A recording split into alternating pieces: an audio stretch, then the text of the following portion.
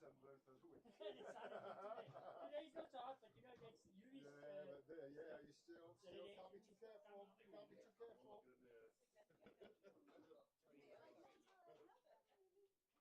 Jullie niet nog zo tafeling.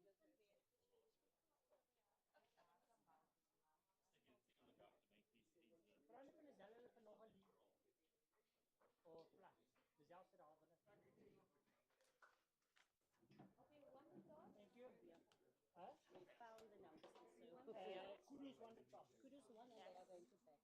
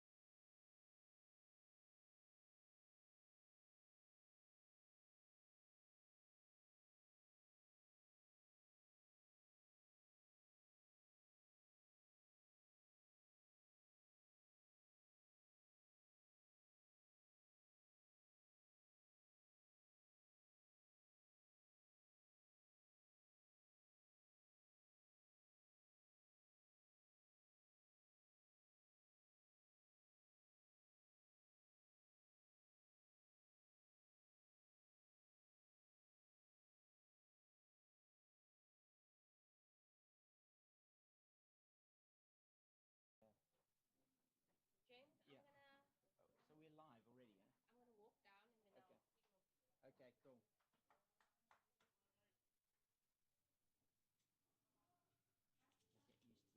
We'll get used to the players. You know all the Welsh players. I do. You. So I've got them all listed down here. It's Kev and Stewart, isn't it?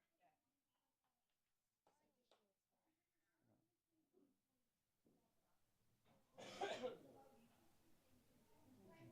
I'm trying to see. We're not live yet. Let's just see.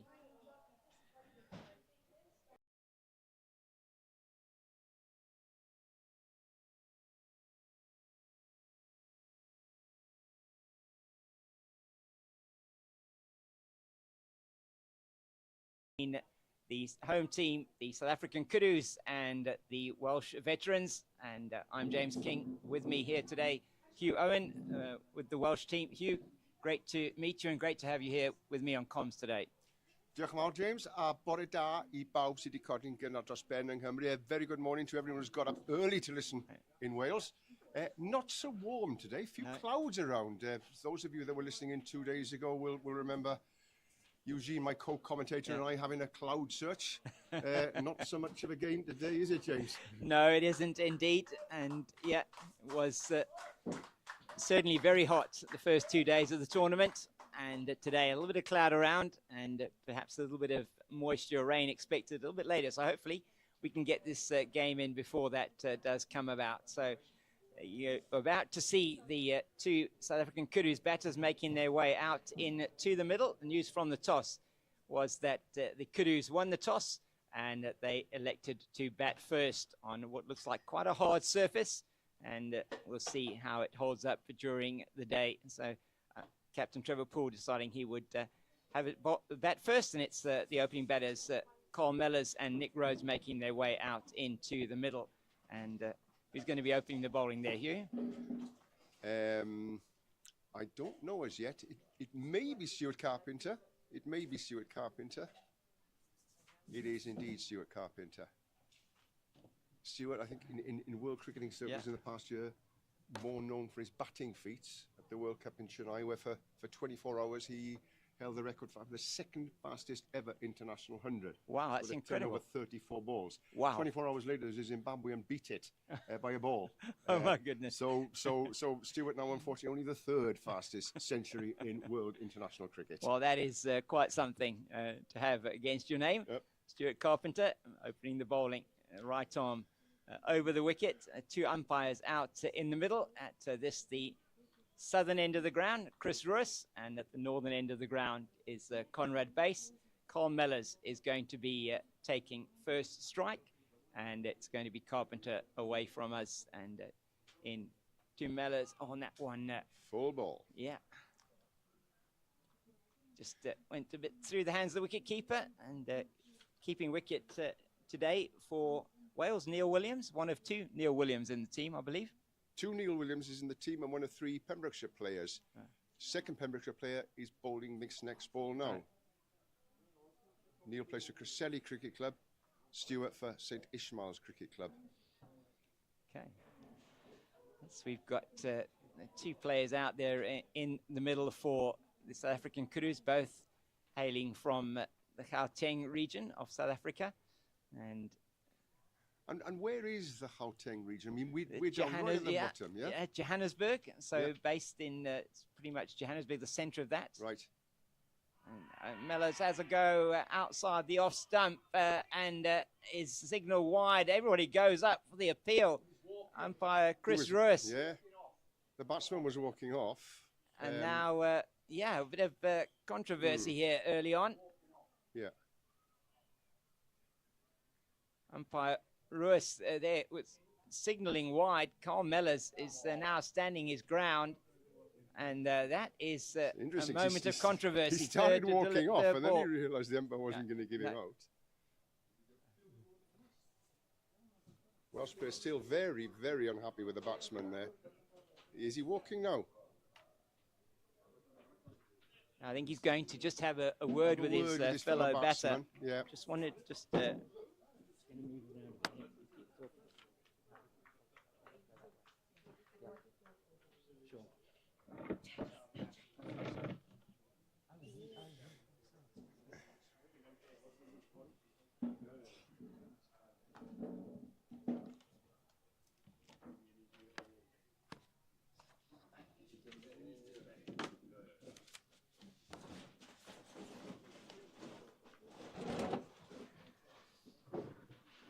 Yeah, sorry, we're just doing a bit of housekeeping here, and As is a norm out here. Yeah. We like a little move around every now and again, don't we, James? Otherwise, grass can start growing under our feet, and we can't have absolutely, that. no, we can't have that at our age. Definitely no, not. definitely So, not.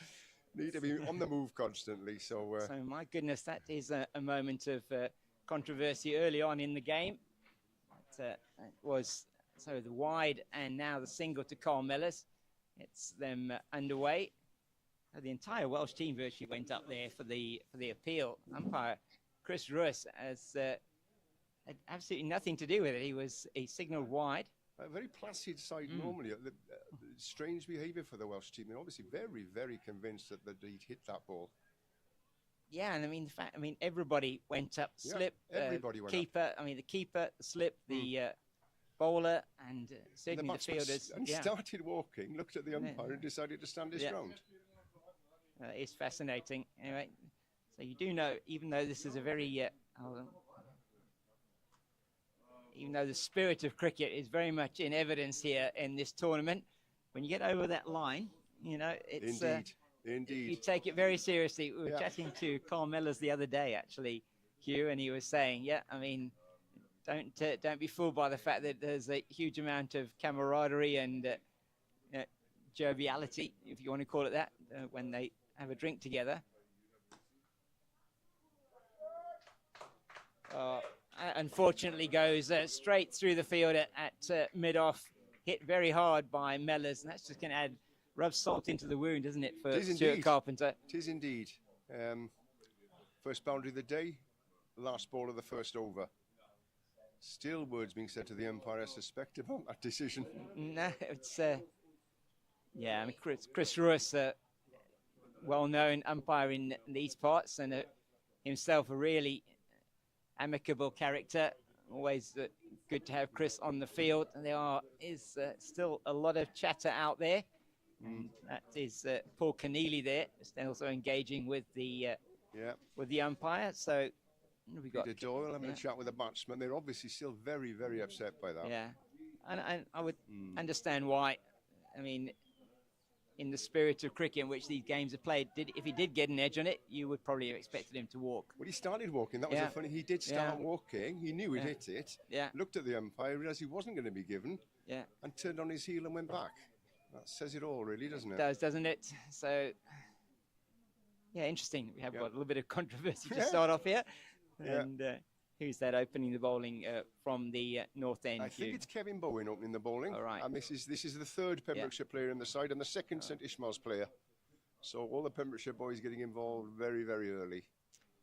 I know we've had a lot of lads listening in from Pembrokeshire. If there's any online this early, you'll see all our boys in action. I say our boys because I myself play a little bit of cricket down in Pembrokeshire. Yeah, wonderful. Lovely, lovely, lovely part of the world. Kevin Bowen in. Yeah, Rose just tickles that one into the leg side, and it's fielded at mid-wicket by that's not Kevin Bowen. So, James, this decision to bat today must have been a bit harder than it's been for the people that won the toss the last couple of days. Bowen's in, defends on the back foot, pushes out to extra cover, no run. Yeah. It's a lot more humid today. We know that this ball swings a lot anyway. It does, yes. And we've seen it swinging already now, haven't we? Yeah, we have, certainly. It does swing a lot early on, doesn't it? And it's down the leg side. So what do you think they're thinking will have been deciding to bat in these conditions? I think looking to perhaps get the best out of the pitch. They might feel that the pitch is going to wear a little bit during the day, and they want to get the runs on the board. It looks like a reasonably good pitch to bat on. But as you know, it's the end of the season here. Yeah. The pitches are quite warm. We had a good look at it earlier, didn't we? And we said it looks good, it looks hard. Yeah. But it's quite clearly worn as well, isn't it? It is worn. So you just feel that. I think they probably felt let's get in there, get the best of the conditions that we can. That's flick that down the fine leg. There's nobody there. I think it's going to go all the way for four. It's just crawling. Yes, it's just hit the boundary. Lovely classical leg glance, that one, wasn't it? Yeah, it was very nicely played by Nick Rhodes. And the two batters that are at the crease at the moment, Hugh, the only two batters in this particular SA Kudus team to have first-class experience. Right. Nick Rhodes, and we were talking a bit earlier on about sort of where Gauteng is. So with the old Transvaal that Nick Rhodes played for way back in the early 90s. So 1993-94 season, he captained the Transvaal B team. Right. Nick Rhodes was played a number of first-class games. That's down the leg side. That'd be called a wide. And he, 12 first-class games for Nick, a top score of 141, and captained them to what was then known as the, I think it was the Bowl tournament in CSA Bowl tournament. It's on the offside that time from Kevin Bowen. And so some first-class experience. And Carl Mellors was born in the UK and came out here to South Africa as a youngster and grew up here in this part of the world.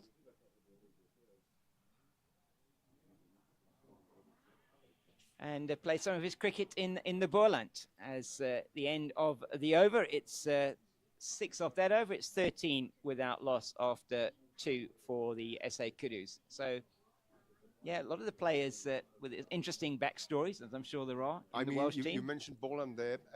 One of the Welsh boys played some first-class cricket in the Boland. As we know, Michael Cann spent 6 or 7 seasons on in South Africa.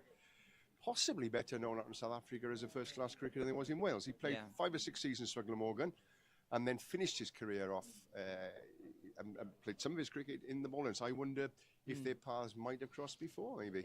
And it might have done. I think maybe Carl was a bit earlier on. He went straight to the Boland after school. So. Right.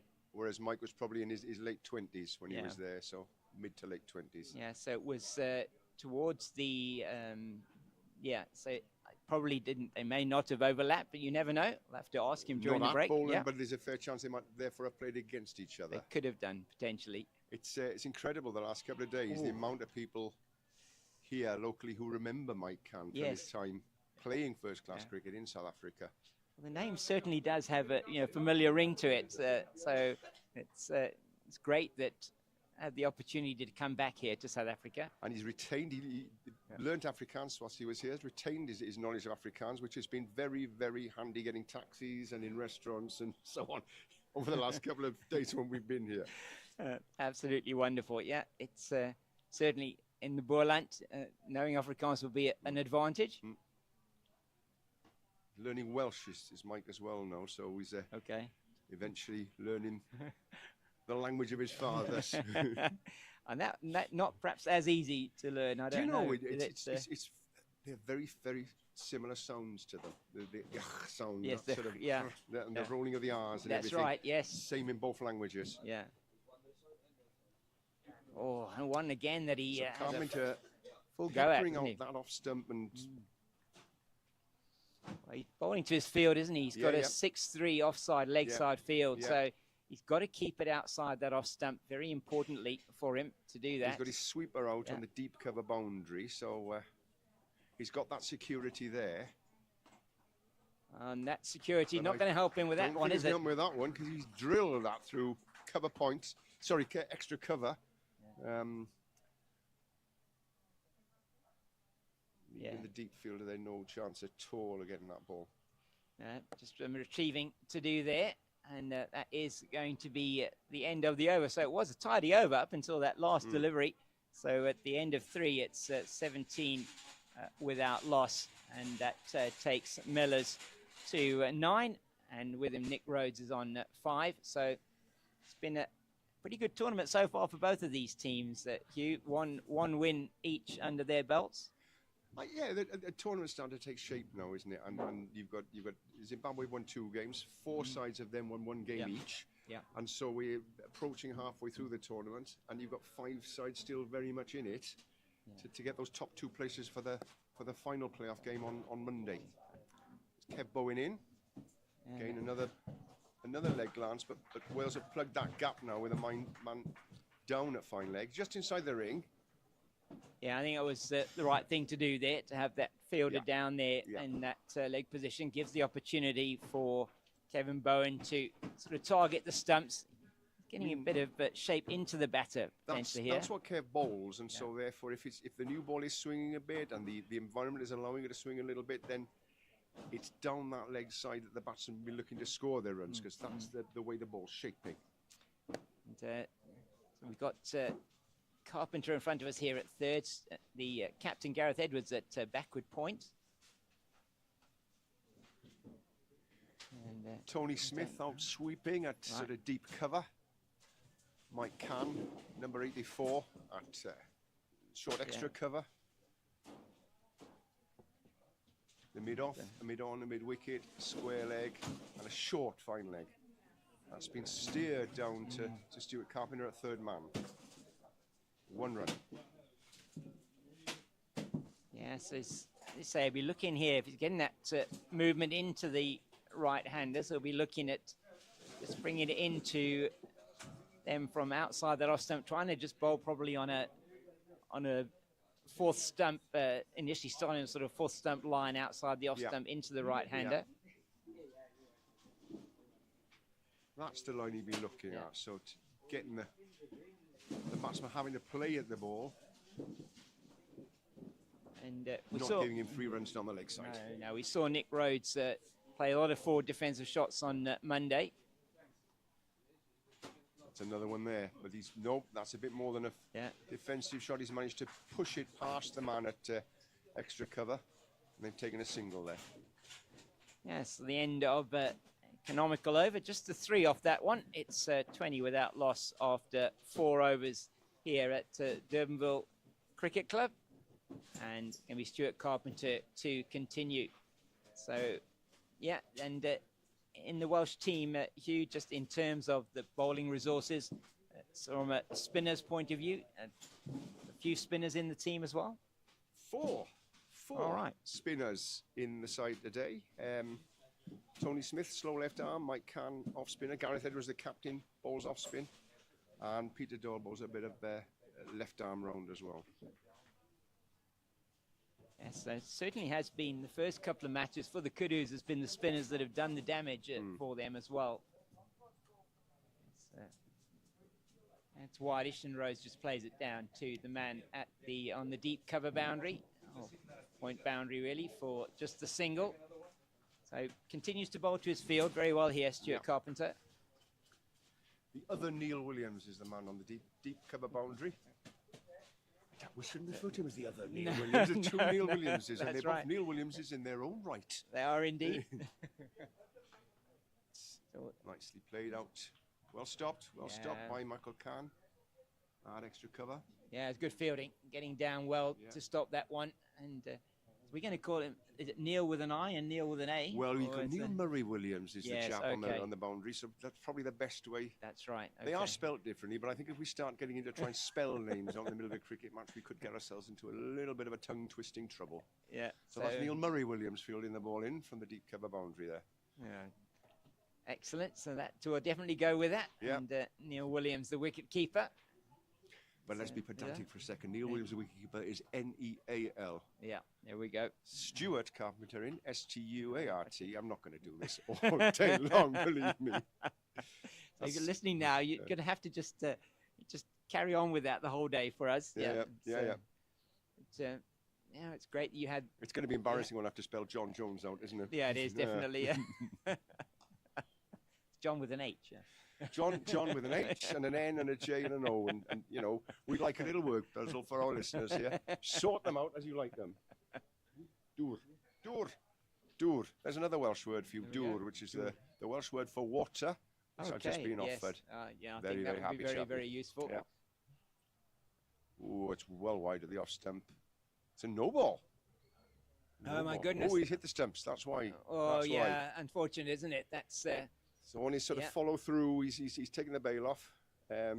It's a relatively new law at cricket. It is, isn't it? It's the Stephen Finn law. The Stephen Finn law, exactly. Remember, Steve Finn used to knock into the stumps all the time, and I think the administration's got fed up of resetting the stumps. If you do that, mate, it's an no ball. And it's carried through all. I think they did, yes. Diolch yn fawr, which is Welsh for thank you very much. Okay, well, I'll get you saying that's well played by Nick Rosa. Pull that away. It's a deep mid wicket. They're going to get 2. Just back. Chased by skipper Edwards. Shuttle throw into Can. And it'll be 2 runs onto the board. And that's the end of Stuart Carpenter's over. So the end of the over. It's 25 without loss after 5. So going at, it's an easy calculation. 5 runs to the over. And yeah, lots of cricket going on around the Cape Peninsula today. And 3 matches in this Over-60s World Cup. And some of those taking place out in the Boerland. The one game at the Coronations Club in Peniel, which is a lovely area of the country, and the other one at Distel in Stellenbosch, so much further out than we are here at Durbanville Country Club, or Cricket Club, should I say. So you mentioned, James, the game taking place in the Boerland. We passed the main stadium there on our way on one of our trips last week. Oh, yes. Would today's match be somewhere near that? Well, the 2 games, so Stellenbosch, probably about 20 kilometers south of Paarl. Right. So if you went past the N1, you would have seen the main Boerland Park with the We floodlights. did, on the N1, so that's right. That's yeah. right. That's right. And that's played down to mid-on, no run. And so there is a 4-day game happening at Boerland Park today. All right. Boerland, Gold Rush Boerland, the home team, playing against the DP World Lions in the Cricket South Africa 4-day series. And that's a very important game going on there today.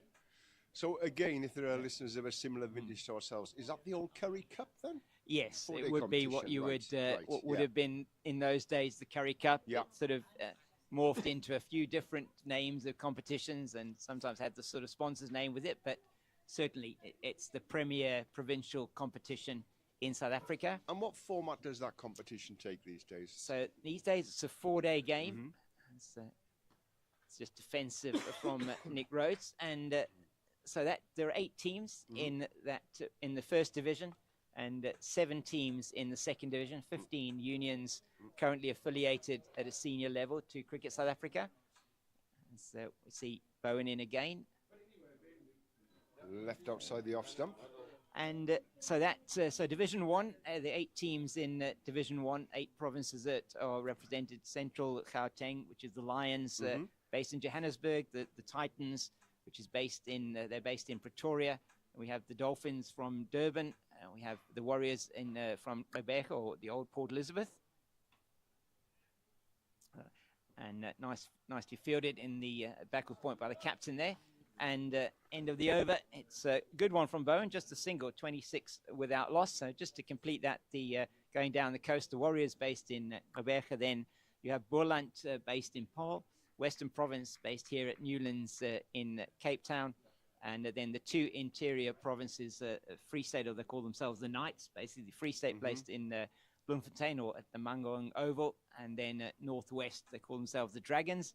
They're based in Potchefstroom. So those are the 8 Division 1 teams, and getting down to the business end of that competition, the last competition. And do they all play each other once, or do they all play each other home and away then in that? Yeah, unfortunately, well, we feel it's unfortunate, the purists, they only play each other once. So only 7 first-class games in the season, which we feel is perhaps too little, and need to be playing a bit more 4-day cricket. And it's really a question of how do you fit that in. And I know Cricket South Africa is looking at it. It's been something they've been looking at for some time. But if you are going to prepare a test team and get the gap between test players and those who are playing in your local 4-day competition to be smaller, what you really want to do is have more first-class games. Right. It's a bit short again from Carpenter, and the misfield just allows them to go through for the single. But it's been good, the fielding so far from the Welsh team. It's been a feature of the tournament that we've seen from teams that have done particularly well. I mean, this Kudus team generally good in the field. We saw the Zimbabwean team were really good in the field on the game we saw on Tuesday. And it's interesting, James. I mean, seniors cricket's been around various shapes and form for a long time, but I think it started properly taking shape about 15 years ago. And in the last 5 or 6 years, we've seen an explosion of international competitions. Yes. And I think that more than anything has led to the improvement in the fielding, because people realise that to compete at this level, you've got to be very good in the field. Carpenter in, fluent shot out. Good stop by That's John Jones out there. Yes, I think it is. That's excellent work done very at good fielding. And mid-off. Really to was. illustrate the point we were making, I mean, Yeah. he's thrown himself at that, got both hands to it, got it in quickly, top fielding. Yeah, I Yeah, mean, that's been, I think, you know, we've come to these international competitions. We've seen that the successful sides of fielding is incredibly important. It, you know, in 45 over games, if you can save 20 runs in the field, you'll win more games than you lose, won't you? Oh, you will, definitely. I mean, I think that was a feature of the Kudus game against Zimbabwe on Tuesday, was that Zimbabwe probably did save at least 20 runs in the field. I just want to get a bit next to you here rather than in front of you. And in a tight game, 20 runs is a huge amount, isn't well, it? it did make a difference. Yeah, I mean, they yeah, got yeah. to the runs off the second ball of the 45th over. So those 20 runs did make a big difference. And, you know, fielding is something that even at 60 odd, you can still work on. You can practice and practice and practice. Careful with what you're eating, lose a bit of weight. Yes. Keep yourselves fit. Here's half a dozen of our boys were doing yoga stretches yesterday on the day off. It sounds a bit strange, maybe. Why is a bunch of 60-year-olds doing yoga? Well, it's because it allows them to bend down a little bit more in the field, to recover a little bit quicker. And it's those little margins, isn't it? It's those little margins you're looking for. And It that's is, what yeah. you can still do, and even at our age, you can find those little marginal gains just by taking care a little bit. Yeah, most certainly is. It looks like we're asking for a bit of a change, substitute in the field. Yeah. So each team allowed 12 players from a bowling point of view. Is limping here, Oh, so dear. we may have seen the last of him for a short while. No, I that's think it's Stewart that's coming off. yeah, it does look like he's walking Yeah. off a little bit gingerly, doesn't it? So Yeah. it's been replaced here by Peter Doyle. Peter it is. Doyle Yeah. comes on for Stewart. So Stewart. Carrying his left leg, isn't he, a little bit? Yeah, he is. Yeah, We'll it find out definitely now looks in like a he's minute what limping a bit. Now in a minute. You Yeah. can tell the Welsh are in town now in a minute. It's only taken us half an hour to get our favourite Welsh expression into play here. Well, we could use a few of those South African expressions as well. They're just now and now, and Yeah, those that's- ones yeah, that you yeah. have those as well. It's the same passages of time we're talking about here. It is isn't it? indeed, Yeah. yes. I like that very much so. That's really good. And so you're talking about getting into shape. Well, the batter on strike at the moment, Nick Rhodes, he's lost 14 kilograms in preparation for this tournament. So really taking it seriously. Yeah. And the guys were joking a bit on Monday. He scored a very good 60 not out in that win over the USA. And when they chased down 166, but they batted for 42 overs. So he batted out there for 42 overs. I reckon he lost another 3, I'm sure. I'm not surprised. I think I lost about 10 kilograms just sitting here talking. It's been very hot here in the Cape. And some relief from that, but we hope it's not going to affect the cricket.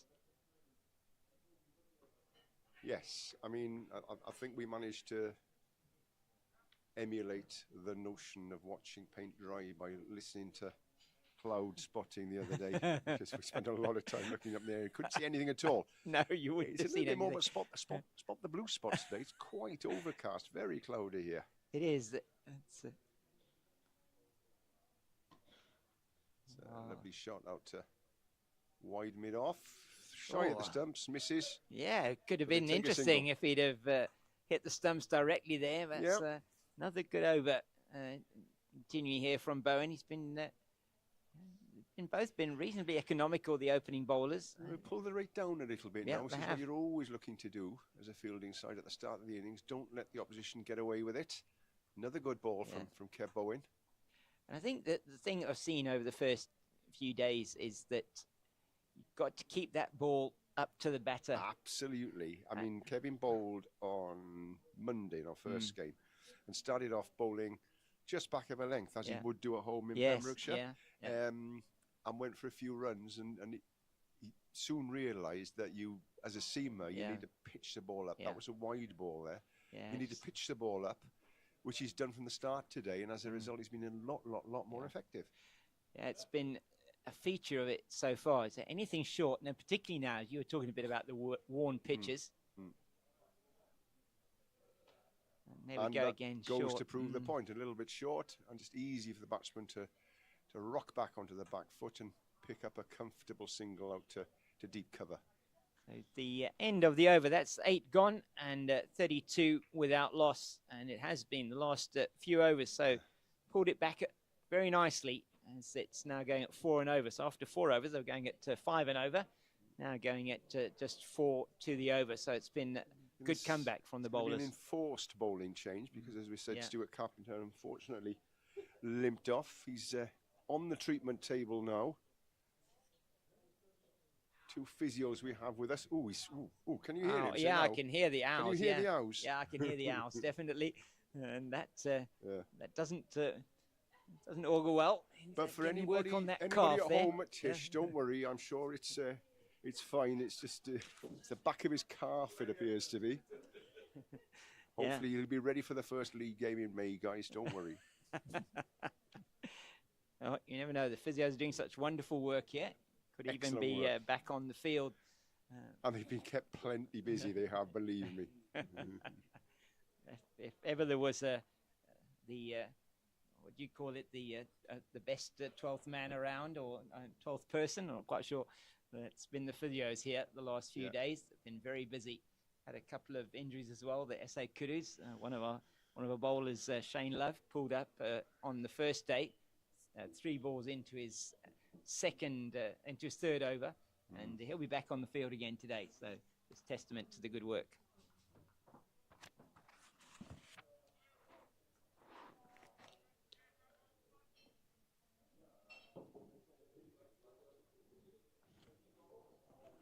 So it's Michael Cann comes into the attack. Or not, as the case may be. Had to think about it, went 3/4 of the way through his run-up, and then decided, no, that something wasn't quite right. So we were discussing Mike's first-class career earlier on. He's in. It's outside off stump, starts with a wide. Yeah, so he's off-break bowler?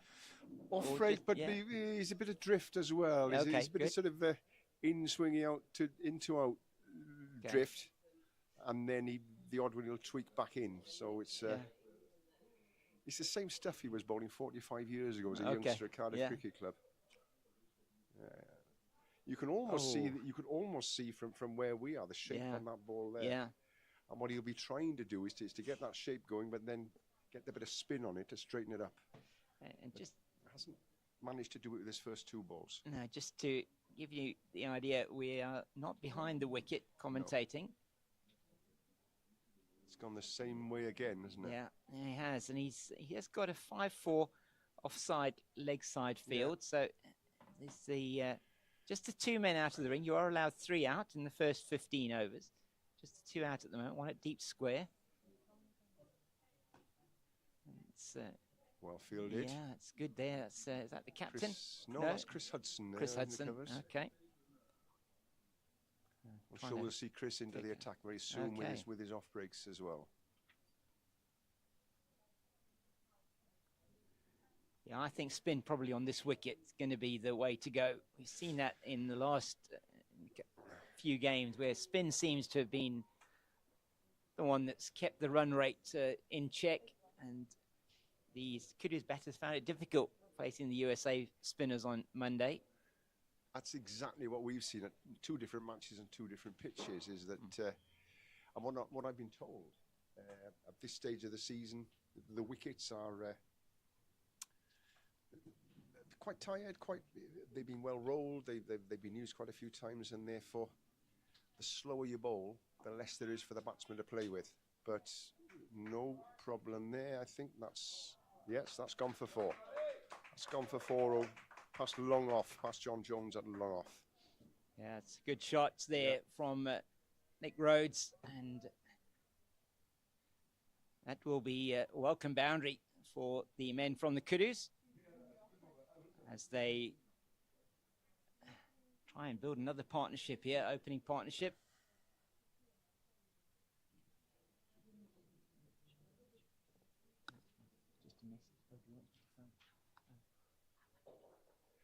Cann comes in, bowls, it's watched, left outside the off stump. That's the end of his over.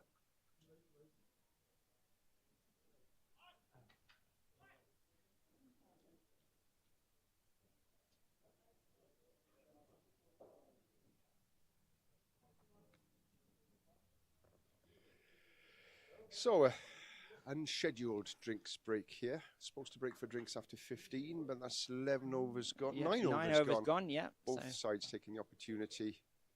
yeah. Spray, I think,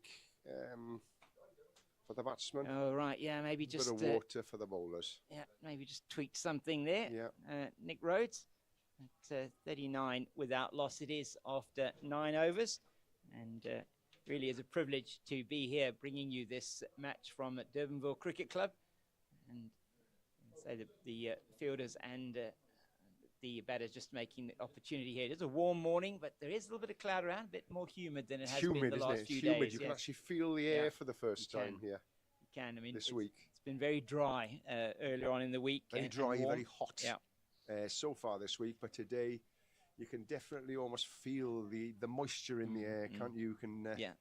feel that you can reach out and grab it. Yes, you can. It's a lot heavier, the atmosphere today here at Durbanville Cricket Club. But it is a wonderful opportunity. These two teams, the Welsh, always great supporters of the veterans cricket, Hugh, and it's wonderful to have another Welsh team out here, having the over-40s here last year for the World Cup and the over-50s here for the World Cup the year before. Great to have you here. And quite a few of these boys were here for that over-50s World Cup, which was sort of had to be abandoned halfway through, didn't it? Yes, because it of the did. COVID That's right, outbreak. unfortunately. Yeah. And then, yes, then they came back again 2 years after that. So 2 years ago they were here for the over-50s World Cup, the rescheduled one. And last year, as we were talking earlier on, the over-40s World Cup, and I had the privilege of being with the Welsh team there for 3 of their games. It's really wonderful to spend some time with them. Wonderful group of people there from Wales that came out. Great support for that team. Quite a few of the boys, James, quite a few of the boys that I've played with Yeah. over the years in the South East Wales leagues. Owen Hopkins I played with at St Fagans for years, and Nick Morgan against at Penarth mainly over the years, but it's been lovely starting to play with Nick for various age group sides the last couple of years. Again, that's another lovely thing about this vets cricket is you can play with some of your idols, you know, some of the people that you've really admired over the years. Kevin Bowen is in, it's defended, they think about a single, but no, fielder's in there at short mid-wicket to stop that. Yes, lovely to be able to play with people that have been opponents over the years. Yeah, it's the guys we're talking about, Carl Mellors, we had him, a guy on strike at the moment. Another full ball from Kevin Bowen, pushed to mid-wicket, stopped, will they come back for a second? No. Fielder recovers in time, got a good foot to it, he did. Yeah, and that's also proved to be very important to make sure you got your footwork sorted out as they try and stop that ball. Sometimes difficult to get down quickly. It's down the leg side, called a wide. Maxwell went for the sweep, didn't connect, but got the run and the extra ball anyway. So just say, chatting to Carl, he was telling us on air that, you know, how the veterans that say over 40s, 50s and 60s often combine. Oh, great delivery outside the off stump, and beats Nick Rhodes as he comes forward. Perhaps a little bit of movement away from him there.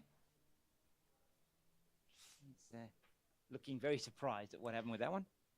There have been a lot of wides, I've noticed, in all the games we've been at so far. And the majority of them have come in the first 10 overs whilst the ball is swinging, because I think it's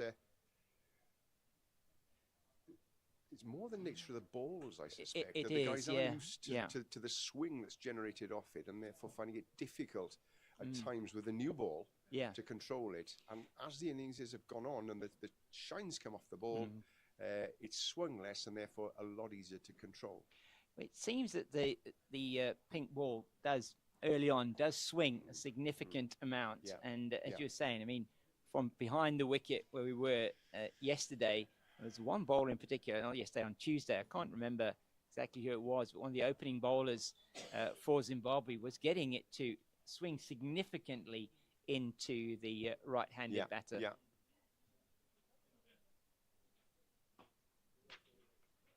That's another great piece of fielding at extra cover there. Again, I think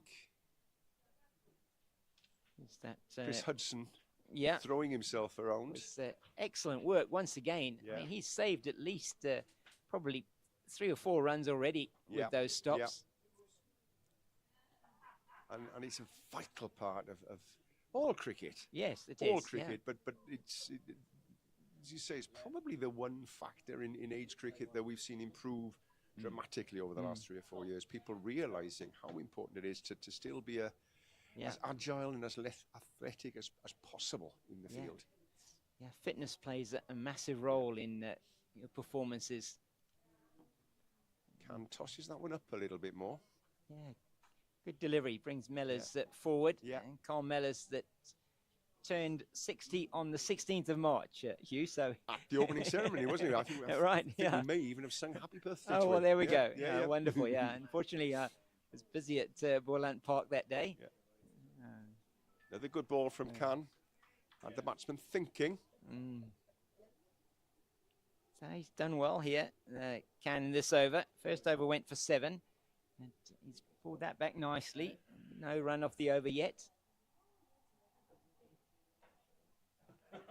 Bit more air again. That's gone out to deep extra cover this time. I'll take a single. It's Neil Murray Williams out there. All by himself. Yeah. All lonesome as a cloud. Hopefully somebody will be walking around and take him a drink, maybe. Well, just talk to him, you know. Yeah, I just can talk get, to I him. can get Why not? lonely in this sort of environment, can he? Can't stay out there the whole day. Yeah.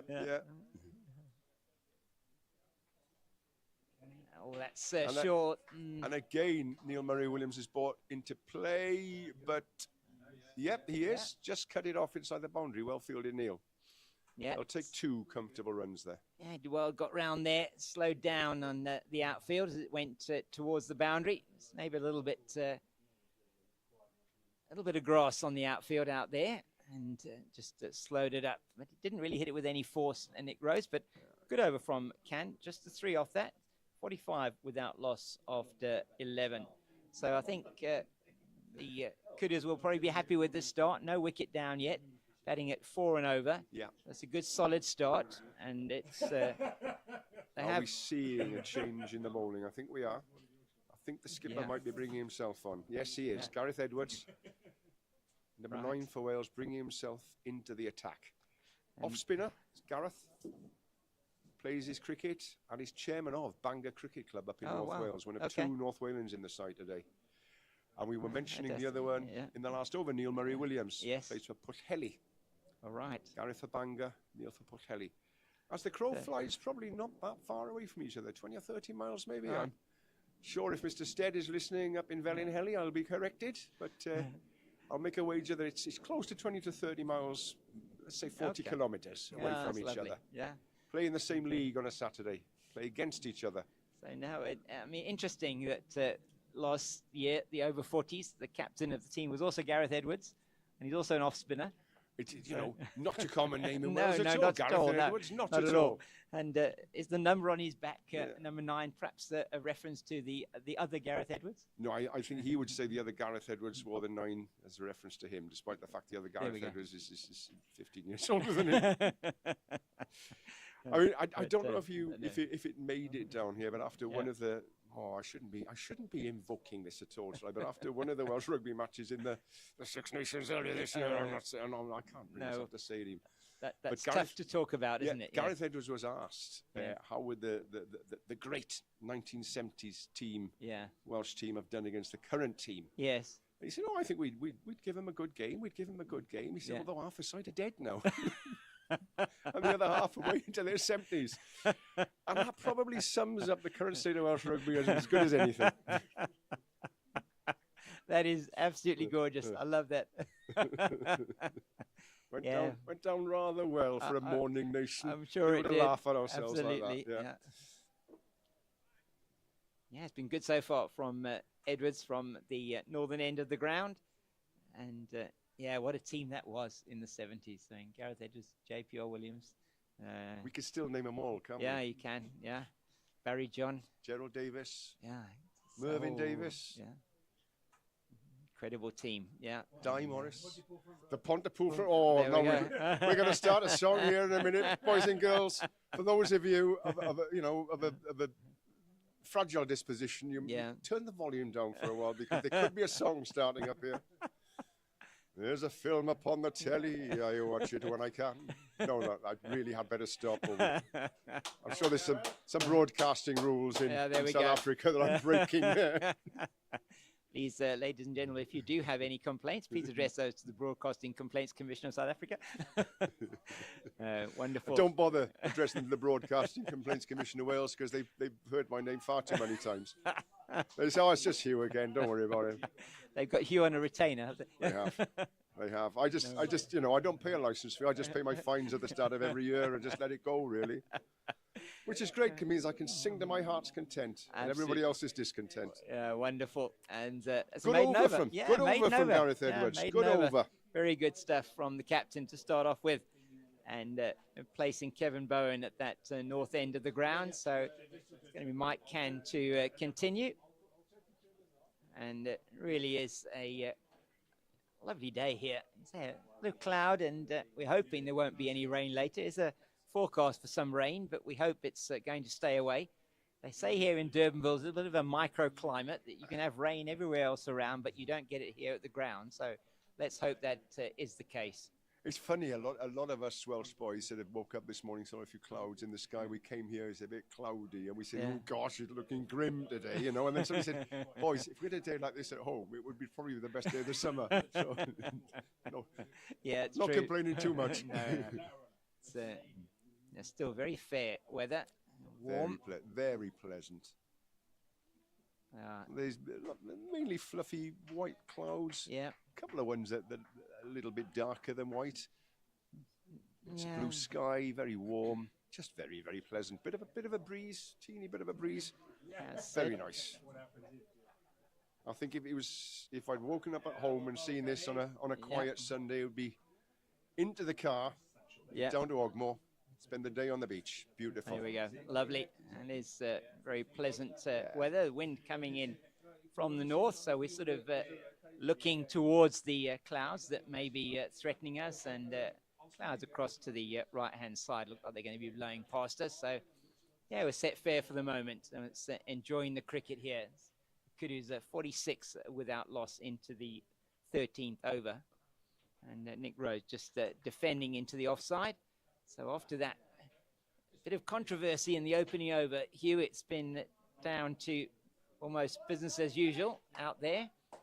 The Welsh team have been keeping it pretty tight in the field, I must say. Some outstanding fielding from them so far.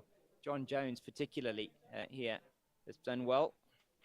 And with the shine coming off the ball and the speed coming off the ball, managing to control it a bit more, but they'll get two there. Yeah, it's Jones that chased that one down to a wide-ish mid-off region. And as they say, through for the two. So they get closer to the 50 now for the Kudus. And it's been a feature of their batting in the tournament and the two games so far that the top order, and it's been reasonably effective. Rhodes a 50 in the first game. Mellors so far has got a couple of 20s. He's into the 20s again today, and possibly could well have not made any runs at all. So James, I'm going to get Stuart Carpenter to join you for a minute or two, and he can maybe talk you through those first couple of overs. Wonderful. And talk you through his calf as well. Yeah, we can do. Thank as you I so say, much, mainly Hugh. for the reassurance of his friends down in Tish that he will be fit for the start of the season. There we go. 48 without loss after the 13 at the end of that over. Stuart, great to have you with us. Thank you. And how's Lovely it feeling? to How's be. it? Yeah, great to have you. Yeah, it's a bit tight. I tore my left calf muscle about 7 weeks ago. Oh dear. And it's the first time I bowled on it properly, Right. so it's probably the impact of planting the front foot that hasn't done it any favours, which is a shame. But I don't think it's certainly not as bad as it was when I did it a few weeks ago. That's good. Good to hear. And a bit of a controversial moment there in the opening over. Well, we could say that. And I don't think I can recall a batsman walking halfway back and then returning. Yeah, that was something that was noted here at in the pavilion. As Gareth Edwards continues, was a maiden over to start off with for the captain. Yeah, so umpire wasn't interested at all, but the batter, as you say, we seemed to see that he was walking towards the pavilion. I think he, like the rest of us, had a fair idea what had happened, shall we say. But it was swinging a bit to start with. Yes. You know, the new ball was certainly swinging. Good wicket, very true. Nice bit of bounce on it. It's carrying through to the keeper well, but certainly a bit of a way swing helped me. Yeah, but he's hitting the ball well. Yes, Carl Mellors, he's they're going to turn for the 2 there, and that is chased down. I think that's who's that there? It's Hudson, is it out there? No, that's Paul Keneally. Oh, Paul Keneally. The substantial figure of Paul Keneally. All right, I've got to get my eyes sorted out here and try and pick up those numbers. So, thank you very much, Stuart. But oh my goodness, he got hold of that one. That's a little bit short from Gareth Edwards. It's gone all the way for 6. Carl Mellors getting hold of that one, and that is the first maximum of the innings, and it takes the score over. In fact, they got to the 50 in that off that previous delivery, and 50 coming up off 13.2 overs. But Stuart, just to talk a little bit about the team and the tour over here. It's really great to have the Welsh team here, the Over-60s tournament, and wonderful. We had the Over-40s here last year for the World Cup, Over-50s the year before. It's really great to have you team back again. Lovely to be here. Fantastic to be playing in warm weather. We've hardly seen a cloud till today. It's been glorious weather, and the grounds have been fantastic. So no, it's an absolute privilege. We've got a lovely hotel on the beach. Oh, lovely. Lovely views of Table Mountain. The food's been excellent. The hospitality's been excellent, and the cricket's been a pretty good standard. Yeah. We had a fairly easy win against the USA A team on the first game, who were perhaps a little below par, but the other sides we've come up against have been strong, and the Zimbabweans look a strong side as well. So I think there's probably 5 teams who are all fairly similar standard, which is great. That's what you want in a tournament. It is, certainly. I mean, Kudus played against Zimbabwe on Tuesday at Greenpoint. Now you were at Greenpoint on Monday. Yeah, we were there Monday. Yeah, lovely ground, wasn't it? It's lovely ground there. Yes, with the the mountain and the stadium behind the ground, and then Table Bay just not far from the northern end of that ground at Greenpoint. And yes, had a chance to travel around a bit. Yes, yeah. We went out to a game park on last Wednesday for a night, which was lovely. Out in the mountains. Yeah, because there's some big mountains around here. There are 2,000 meters up, and beautiful scenery. Yeah, was that Aquila or yes, very nice. Yeah. And then we went down to the Cape Point yesterday. Okay, which very was nice. Very stunning scenery. Yeah, it's lovely out there, down there to. Saw the penguins. Oh, lovely at Boulders, yes. Yeah, sitting on some eggs. So yeah, fantastic. There'll be a few more penguins on the way soon, hopefully. Yeah, let's hope so. That's it's been it's nicely played into the leg side by Nick Rhodes. Just fought the single, moves the total to 56, and we're not far away from the first drinks break here as well. But yeah, it's wonderful. A lot of talk about the African penguins at the moment because they are endangered, and there's been some. There's been an agreement that they've just reached with the fishing industry as well to stay clear of the breeding colonies and try and help to increase the numbers of the African penguin population. But so that colony at the Boulders really is a wonderful. It's wonderful to go there and see them. Yeah. I live in the very west of Wales, and we have puffins, which are very amazing. Special to us. So, and the population's doing really well there. That's good. But again, some preservation of fish stocks does a wonder for bird life. And those puffins, as you say, something. So that's one of the things on my bucket list. I mean, my daughter, who's actually one of her things, one of the places she went to when she was in her scouting career was to Iceland, where she managed to actually see some puffins. So on a tour there. So yeah. Yes, unfortunately, they don't just birds. look at them in Iceland; they do eat them as well. Oh, that is unfortunate. Yeah. Oh, dear. We deliberately avoided the smoked puffin delicacy. That sounds like a good idea. Yes. So along with the fermented shark. Okay, very interesting. Yeah. Well, apparently more people die from eating shark every year than they do that are killed in shark attacks. So okay. Oh, another one outside the off stump, trying to guide it away and doesn't make contact. And that is going to be the end of 15 overs. It's 57 without loss, the Kudus, as it's going to be a bit of a drinks break.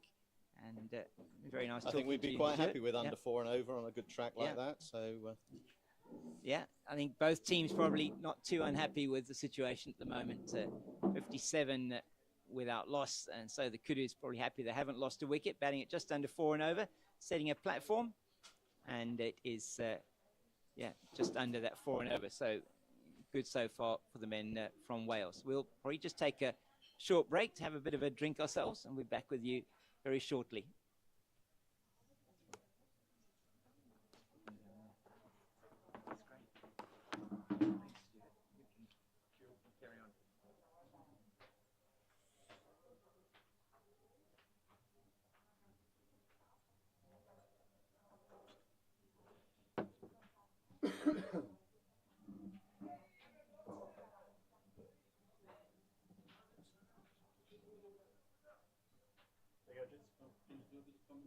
As a very young man playing for Swansea University. Oh wow! 1986. You didn't wear white in those days. Yeah, brilliant. Taking that scrub apart, look, they've gone down. And you don't need, in those days, you just drove over the top of them. Absolutely. You did, yeah. Stamp on someone along the way. Exactly. All part of the game. There's another one as well. You might recognise it, but I'm going to show you a picture of that. In that same game. Let's see if I can find it.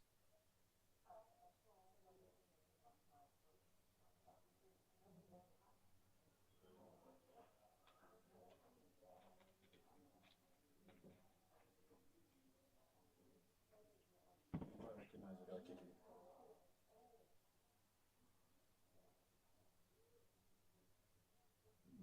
Yeah, a lot for Glamorgan. Alan Lewis-Jones? No. Glamorgan cricket. Glamorgan cricket. Home the Bay. With Hugh Morris.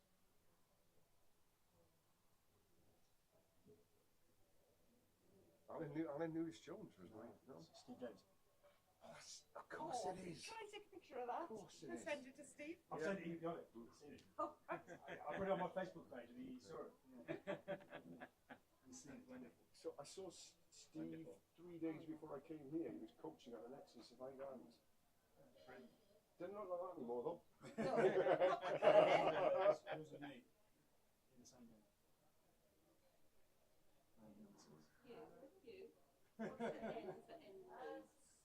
Nick. N for Nick. Nick. N-I-K. N-I-K. Yeah, Nick. So yeah, I was with Kenny. My first year I was with Kenny. Yeah. And second year was with Steve, Adrian Dale, Ewan. Yeah. Ewan Reese. And yeah, we had good cricketers as well. Goodness. We won actually. My last year we won the University Championship.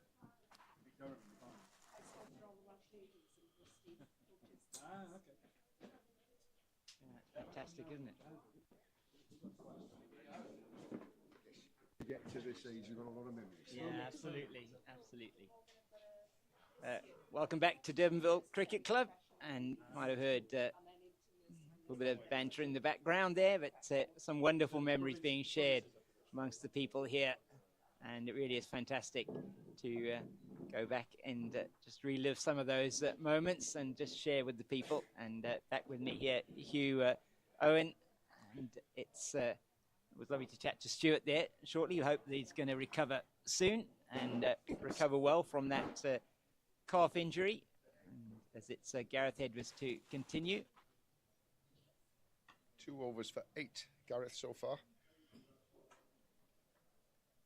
Yes, I think something else, James, that's been remarkable on this trip is that rugby and cricket being the two of the major sports in Wales, the two major sports in South Africa. It's a rarity, but I think it brings both countries together because there are so many shared memories based around the two sports. You know, it's lovely. It's lovely. It is fantastic. As you say, just share so many. That's neatly played by Rhodes into the mid-wicket region. They'll come back for 2. Huge lesson there. Again, he timed and placed that stroke. There was no risk in it at all, but he worked out exactly where the gap was and hit it slowly enough to be able to run 2. Had he actually tried to thrash that, even if he got hold of it, he probably would have only got 1. That's right. So cricket's not always about powering the ball everywhere. See, that time, he's hit the ball a lot harder and firmer, but only got 1 for it. Yeah. And this time, straight to the fielder at deep backward square. So I keep telling my youngsters that I coach is, where are your gaps? Yes, where are your 1s? Where are your 1s and 2s? Yeah, and it's very important to make sure, and you see that a lot now in international cricket, where you do have, and particularly in the limited overs format, field spread very wide on the leg side, and the onus is on hitting fast 4s and spectacular 6s and everything. Well, still say the majority of runs come from 1s and 2s. They do, yes. And as we were talking earlier, you know, lots of games, 20 runs will make a huge difference in a game, and if you can pick up 20 singles, that can be the difference between winning and losing. So still going to hit the boundaries, of course you have, but taking the 1s and 2s are very, very, very important. Now, I would argue we've made a lucky escape here, James, because we were supposed to be sitting under a gazebo about 20 yards to our left, and the gazebo's just blown over. Yeah, they didn't. That could have landed on you or me. That could have done. They didn't secure that gazebo, which is what they needed to do. So, but, you know, the world and life is all about luck. It is, yes. And our luck has been in this particular instance. It has, definitely. Yeah. As it sounds like Carl Mellor's luck was as well in earlier on today. Yeah, well, so, that's gone. That's cricket. Yeah, that has gone, and just got to keep going now. Yeah. And, Nick Rose defends that one once again from Mike Cann out into the offside. That's been, probably at the moment, both teams not too unhappy. I think the Welsh probably would have wanted a wicket by now. Yeah. It was a good. That's a great brilliant stop. Fielding. Brilliant. Great stop. Yeah. Chris Hudson again. Yeah, it's outstanding. He's double figures he saved now out there at, in the covers. He's already got 10 runs to his name, whatever else happens. Superb fielding today from Chris Hudson. I was wondering, that had 4 written all over it. Absolutely. Ball was creamed, it was past him, and he seemed to dive and take it behind him. Outstanding Superb fielding. Piece of fielding. Yeah. As you say, he's in the positive already. Yeah, whatever absolutely. he's going to get at the crease, it can just add I'm sure we'll see Chris bowling very soon. Okay, good. Can he floats that one up again? So you no run.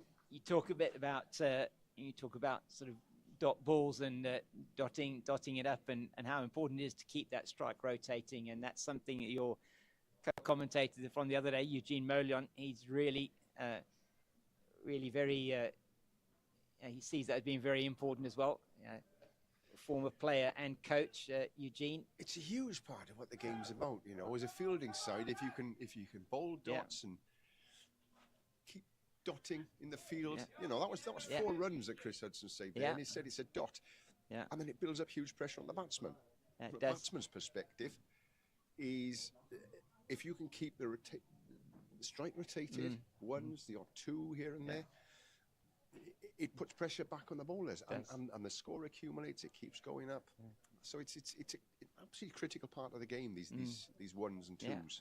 And it doesn't matter whether you're playing that game at this veterans level or whether you're playing the game just from whatever time you're playing the game. It's very important, and that's a lesson for youngsters from very early on to make sure that they identify that and they just learn that game management, which is so important. Yeah, and you know, we were talking earlier about 4-day cricket and 5-day cricket, and then we're also saying that the onus on 20 over bash stuff, and now you've got this 10 over stuff coming in, which is really saying all you want to be doing is hitting the ball hard.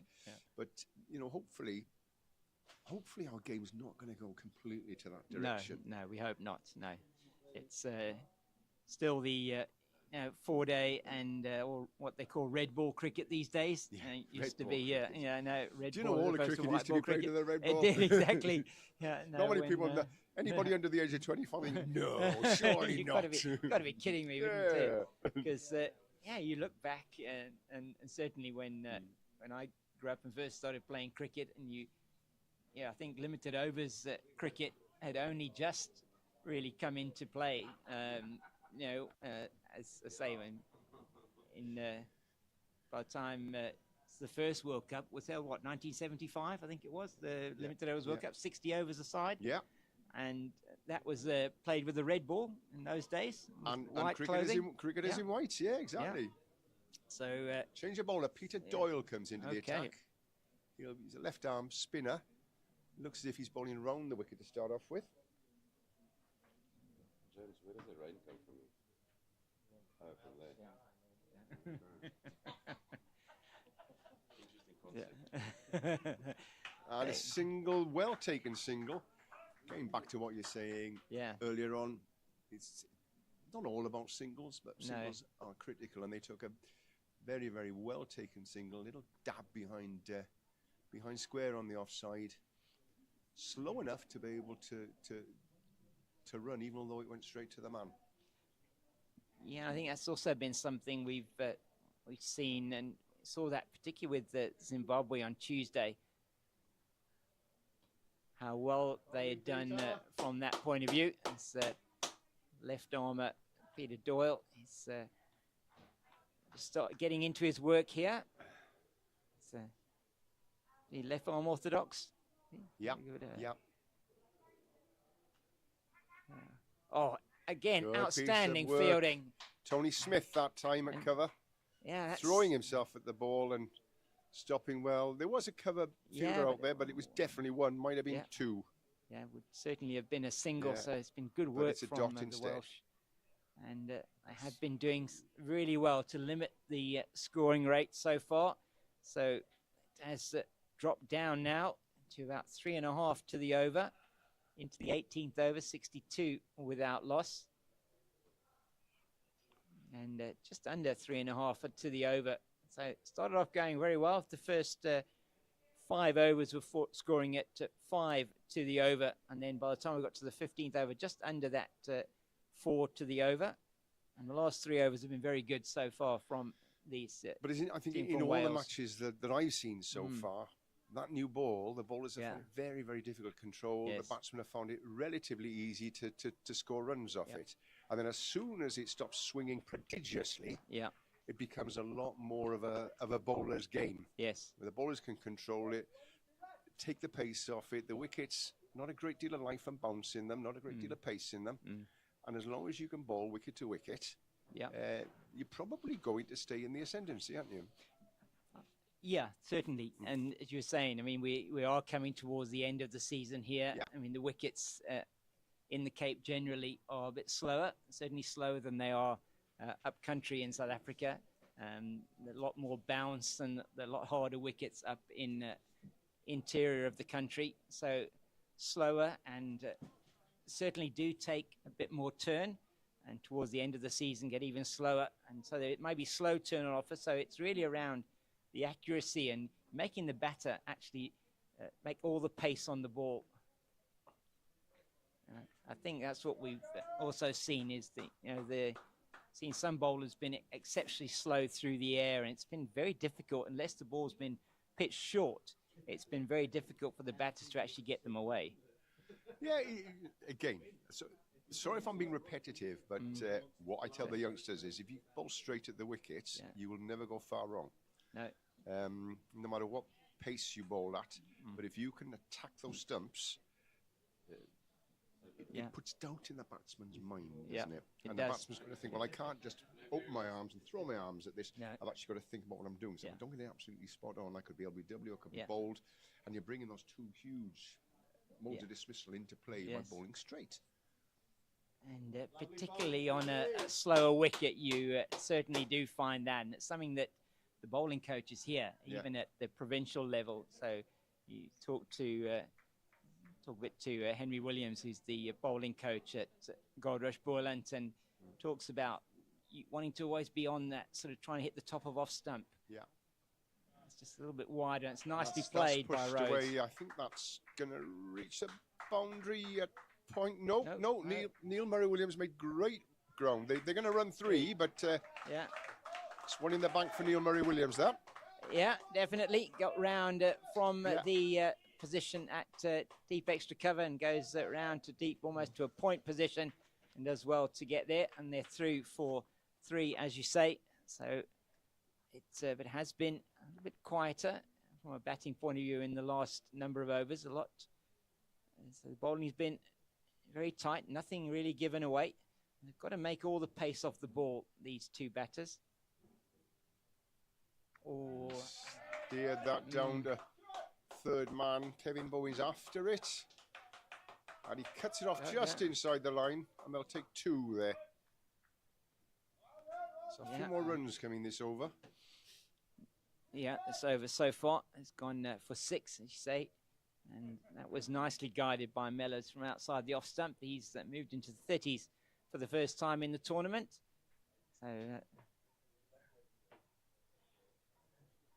So it's just defensive this time, the end of the over.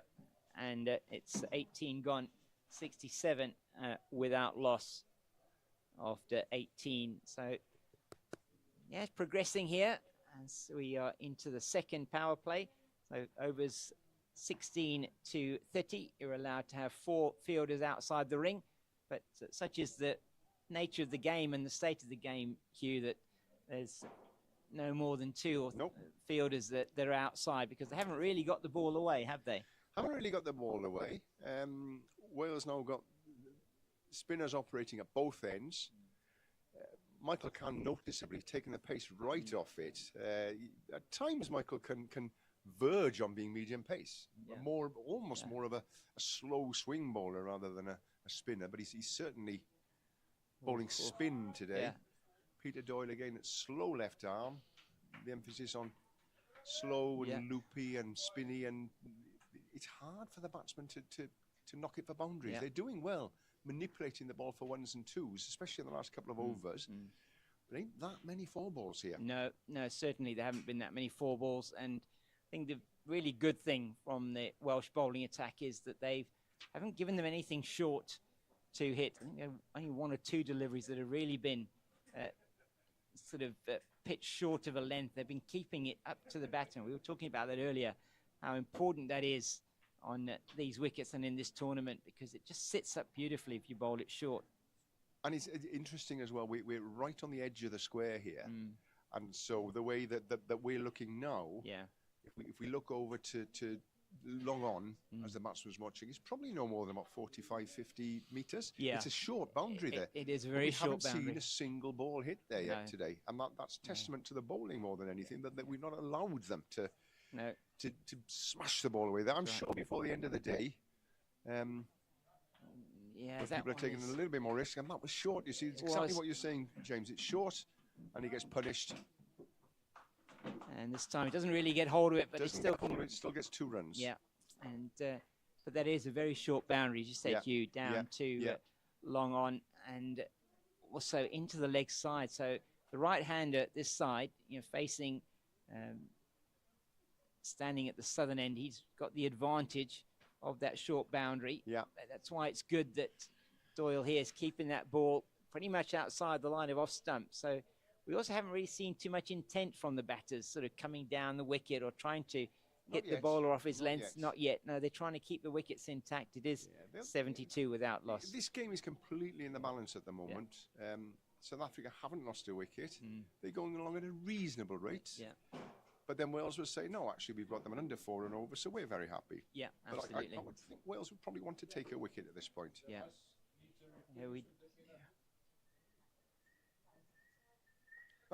And that is the first wicket that's taken. That's an excellent catch from the captain, Gareth Edwards. And Doyle gets the wicket, and that is the first one down. That's Nick Rhodes has to make his way, and he is out for 30. And very well caught there by Gareth Edwards at a short third position off the left-arm spin of Peter Doyle. And so excellent and really good breakthrough there for Wales. Call that short third man, haven't you? I mean, I like to use the old-fashioned term fly slip there. Yeah. Because he certainly wasn't in the slip cordon. He was 10, 15 yards deeper. But it's a fielding position that, although it's still used, the term isn't used so much these days. No, it isn't, is it? No. So if you'd indulge me, I'd just like to say that was caught at fly slip. There we go. Everybody over the age of 40 will know exactly where Gareth was standing to take that catch. Yes, they will indeed, as Rhodes makes his way for that 30. So it's 72 for the loss of 1. So a good opening stand. And it's the end of the 20th over as well. And so they're batting at 3.6 runs to the over, having lost that first wicket. He made 29, did he, Nick Rhodes? 30, yeah. And so it's 72 for the loss of 1.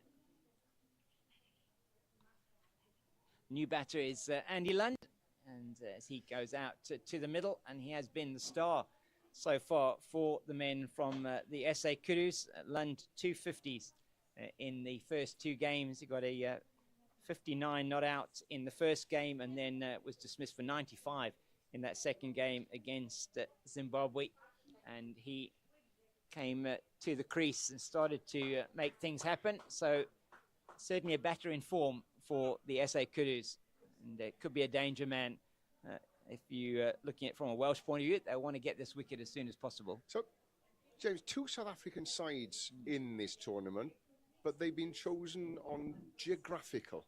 Correct, yes. Yes, and so explain to the listeners at home how those 2 sides have come about. So essentially, you've got a number of unions up in the north. So you have the Titans, which is the union based in Pretoria, and a lot of these players are from that Pretoria area, and a number of them play for Irini Cricket Club, and others around that area, some of them from the east of Johannesburg, sort of Benoni area, and they're called the Easterns Cricket Union, and then the Central Gauteng Cricket Union, which they call themselves the Lions, but the Central Gauteng Cricket Union. So those 3 in the main have provided a number of the players, and then there are some also from KwaZulu-Natal. So Andy Lund, who's come to the wicket now, he's from KwaZulu-Natal, and Paul Gouge as well in the team from KZN, as we call it.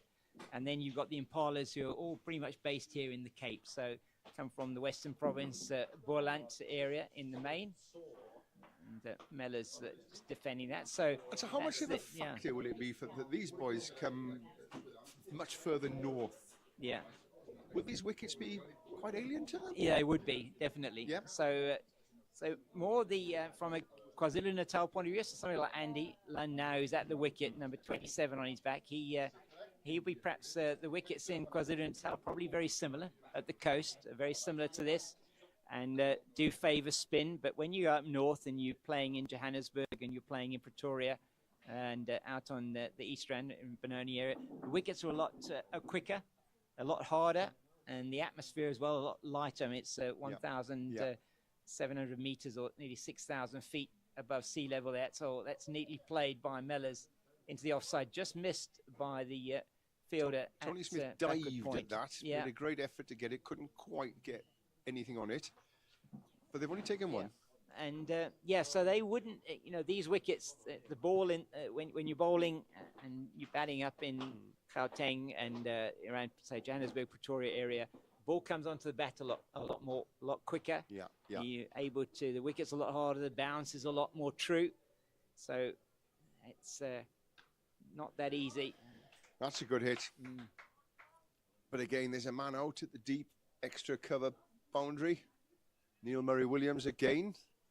Earning his corn out there today. Yeah, yes, did well, got to that one quickly, Yep. prevented them getting back for the second, and it's going to be a good contest here. So it's Lund on strike for the first time, and the Field field being called is in. brought in. So,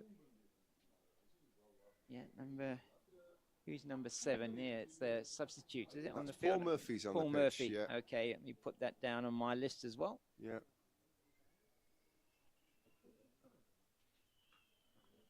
It's very nicely played by Lund. That one's slightly short. Kevin Bowen's come off. I don't know if Kevin's injured. Hope not. No. Just subbed. It's just a sub rotation. Paul Murphy's That's come good. on for Kevin Bowen in the field. So Can now in to his how many overs has he bowled now? This is his 7th over. Oh, that's very well played by Lund. Yes, it's going to make the boundary long on. Well, that was actually Carl Mellors, I think, that hit that one. Very good shot there from the number 23. And it's the first one that's really come down to this wideish long on region, sort of between cow corner That's and... the first shot of real intent we've yeah, seen all it is. day. I mean, Yeah. most of the runs that have come have been from just nicely timed, nicely placed shots, haven't they? Whereas that was a proper biff. It was, wasn't it? He got to it and played it over the man in at mid-on, down to the boundary for 4. And this is a longer boundary this side. Much longer boundary, because we were saying earlier that the track is right at the side of the square, which means on the one side it's appreciably shorter to this side where that 4 was just hit. That was quite a way to hit that ball.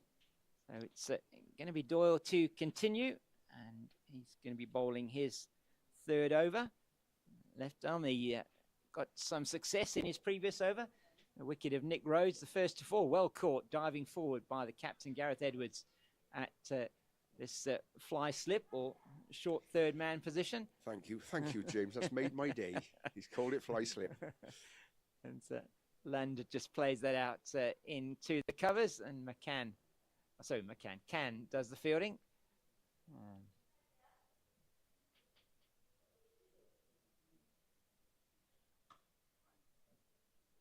It's another good piece of fielding by Can out in the covers, and Murphy it is that cleans up behind him. So that was excellent from the men from Wales there, preventing what would certainly have been 2 had it gone past him. So really good work in the field. Lund is on strike. Just has the single so far. He's forward. I know there's some of my Pembrokeshire friends in earshot here, and I know they'll be delighted to hear that Minky is obviously out of bed and has just tuned into the cricket and has wished the Welsh boys well. Oh, wonderful. Come on, Minky. Jane and Stuart, send their regards to you, Ian, as well. Oh, my word, that one. Whitish outside the off stump, had a full go at it. Well taken behind by Neil Williams. Yeah. Yeah, absolutely wonderful to have you wherever you are watching this broadcast around the world. Oh, again, outside the off stump, and he has another full go at that one that's slightly shortish, doesn't make contact. Doyley bowling very nicely here. Yeah, he's had a good spell so far. You've got to understand this pitch very quickly and what's required to bowl effectively on it. Yeah, 5-4 offside leg side field. The left armour. Again, throws it up, brings him forward. Oof. Oh.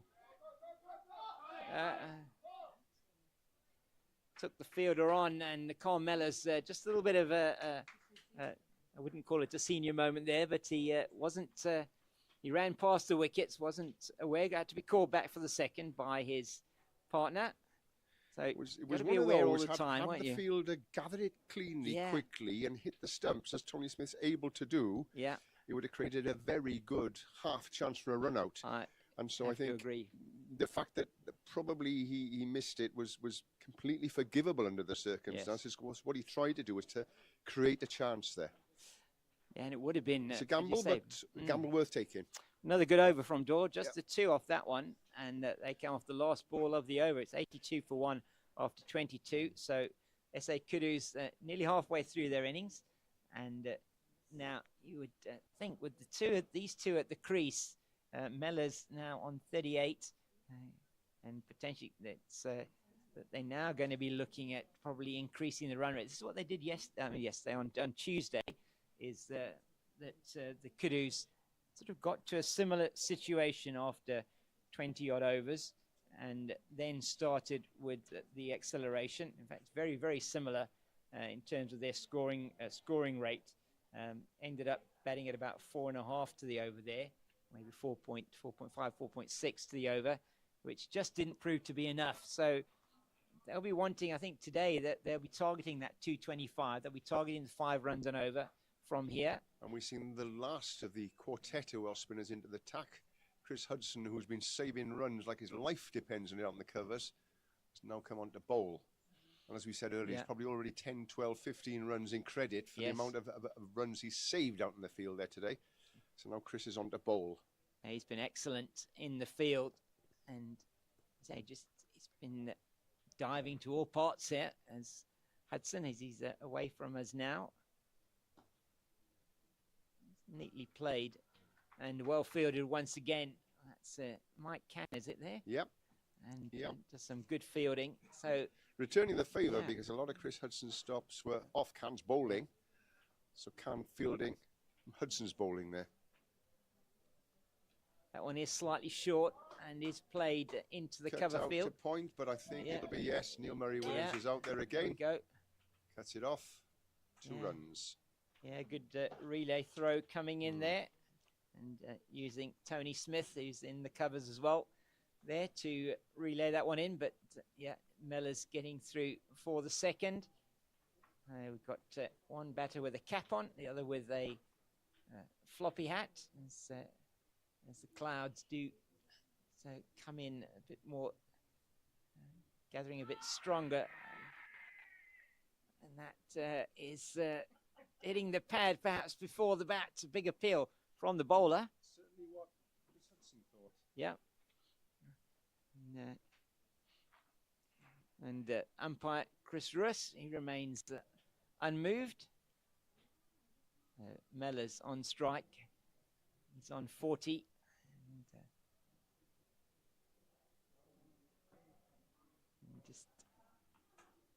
It's good bowling so far on this over. Just a 2 off it so far. Nice and tight. As you say, Hugh, after the initial opening spell, where we saw a couple of wides, it's been very, very tight. So the ball not moving as much through the air. Also got the spinners on. Oh, that's too short. And I think that will go down to this long boundary here. It's a deep mid-wicket Murphy for chasing 4. hard, but he can't reach the ball. Yeah, it was a good chase around the boundary by Murphy. He just can't get around. Well, again, so far, James, the pattern being followed is that ball swinging. Yeah. Almost uncontrollably in the first few overs. And then as the shine goes off it suddenly becomes a lot easier. And we see the wides disappearing almost from the game, don't we? Yeah, we do indeed. It's very noticeable. Yeah. Every game this has happened. Every innings of every game so far this has happened. Yeah. And the spinners as well coming on that just have been very accurate and kept the ball well to their field here. The Welsh bowlers and the spinners have, in the main, they've kept that ball pitched up. And we've seen anything short that Mellors has been quite, he's been rocking onto the back foot. Lund as well is quite strong on the back foot. So it's been very good bowling so far from Wales. That's nearly caught at point there. Did Murphy get a hand on it? He may have got just one outstretched fingertip onto it. Yeah, would have been an amazing one-handed catch had he taken it at backward point there, but probably did enough to stop the 4. Yeah, definitely. By getting something on it. Yeah, I don't know really if you can call. I mean, as you said, it would have been. It's not a chance. Absolute. Not really a chance. You'd say no, not really. I'd rather say it was a cracking piece of field instead of a boundary. Yeah. This is. This is past him this time. Goes out to the sweeper. A more convincing shot from the batsman there. Yeah, there's Adrian Webber. First time we've mentioned his name today, I think. Out there on the It cover is boundary. indeed. It is indeed, yes. So, number 3 on He's his been back. on the pitch from the start. He hasn't has, yes, he has been on the Yes. pitch, but Done a good job of making himself invisible. he out has there. indeed. We had one of those from Zimbabwe yesterday as well. Ah. Kevin Shadwell, I think it was only about the 30th over that we mentioned his name for the first time in the field. So, yeah, and he then came on to bowl and proceeded to take 4 for 17 in about 5 overs to derail the run chase at the end, or the run getting at the end for the Kudus. So We had Adrian on comms interesting. for a while after he'd made Okay. 86 on Monday, and was fantastic. telling us how he was missing his allotment at home in Newport. Okay. Well, hopefully somebody's looking after that allotment for him. Hopefully somebody's looking after it, and I'm sure he'll have been having some thoughts out there Yeah. today about what he's going to plant Right. Yes. this coming So, summer. as it's heading into spring in the UK. It's time we start thinking of Oh. what seeds we're going to plant. Yeah. Yeah. Probably at this very time. But hopefully we won't be too far behind by the time we get back. No, let's hope not. Yeah. And wonderful to hear. The players out there have got those other interests in mind. Doyley floats it up. Lovely. Makes it very difficult to score off. It does, doesn't it? And Yeah. we know the slower it is, the more difficult it is. The more As long as it's straight. As long as it's absolutely. straight. Yeah. You've got it, as you say. You've got to be straight. Yeah. And again, that's a little bit Oh, short. Yeah. And he gets punished as a result. That's it. And Mr. Webber again is There in we action. go. There we go. It's yeah, twice in yeah, 1 over, yeah. and it's played out to the deep cover. Like Cardiff boundary. buses. There we go. None come for hours and then none come for another couple of hours. That's lovely. In which case, Adrian Webber, nothing at all like a Cardiff bus, because none came for hours and he's come twice. Yes, indeed. So 92 for 1 Yeah. after 24. So 4 runs short of exactly 4 to the over at the moment. And Carl Mellors on 45. And But with as him, you Andy Lemon anticipate, 6. Yeah. you get the sense for the last couple of overs they've Yeah. actually started to try and accelerate a little bit, haven't they? It's starting to rain here, It's starting apparently. to have a bit of rain. Ah. And just excuse me, Hugh, for a minute. Yep. Starting to rain, so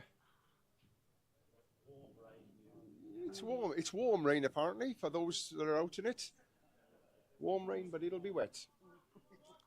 So I think they're beginning to think about bringing the covers on if they need to.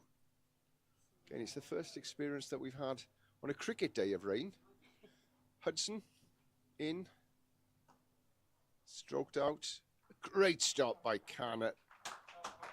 Extra cover. Great one-handed diving stop. Very impressive, the Welsh fielding so far today. No, those of us that went on the safari trip at the weekend did experience some very heavy rain up at the Aquila Game Reserve. Thunderstorms it was, thunderstorms. But this far gentler, far more benign rain. Hudson's in, watched carefully, thought about a quick single, tip and run, but no. Not taken, so it's another dot ball.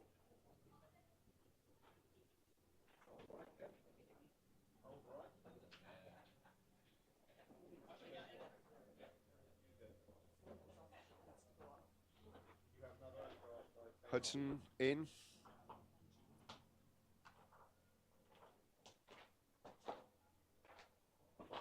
Certainly one out there, but just the one. This one moves on to 46.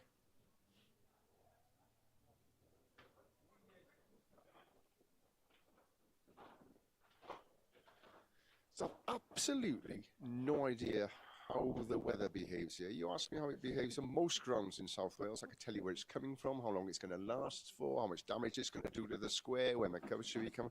Here, I have absolutely no idea at all. I'm in the lap of the gods. Still out at the moment. Hudson's in, bowls, floats it up. Ooh, was that a chance? I don't think so, not from the reaction of the players. It went back at the bowler. Stopped it. So Hudson comes in again. Bowls, plenty of flight. Defended out to Michael Kahn at extra cover.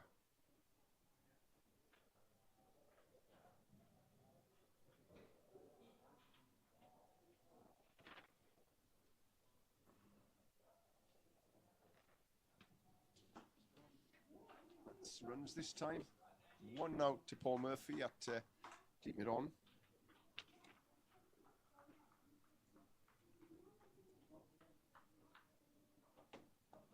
Score moves on to 94 for 1 at the end of that over.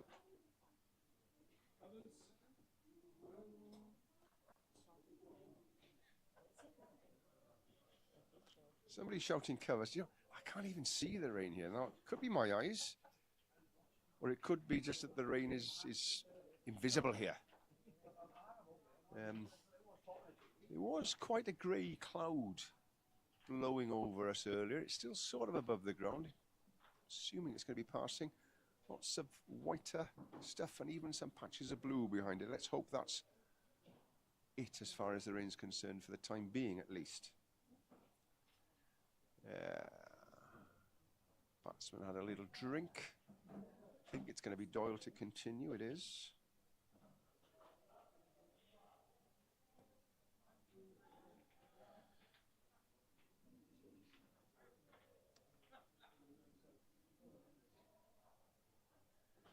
Bowling to Lund, who's 7 not out at the moment.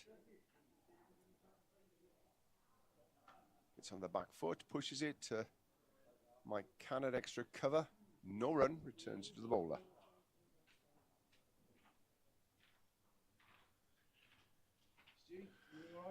Doyle in again. Lund defends. No runs.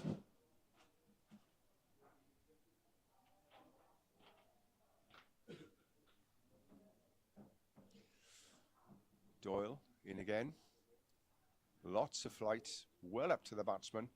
Pushes it for 1. Well taken single. Well taken single. Tony Smith hits the wicket. But the batsman had made his ground. So just a single there to Lund.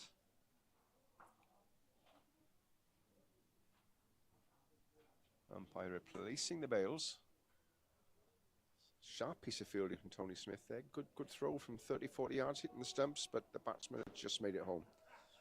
So Doyle in now to Mellors. Ball's plenty of air. And again, Mellors just milks it out to long off for a single. Takes him on to 47.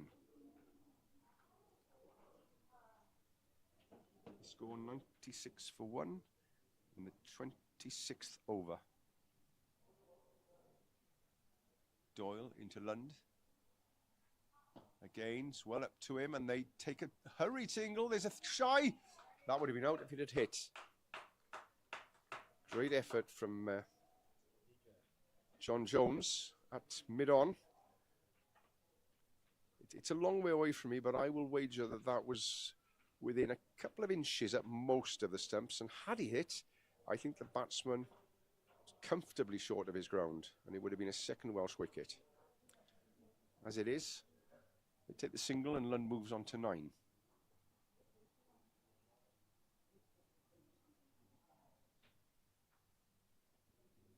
Doyle is in to Mellors.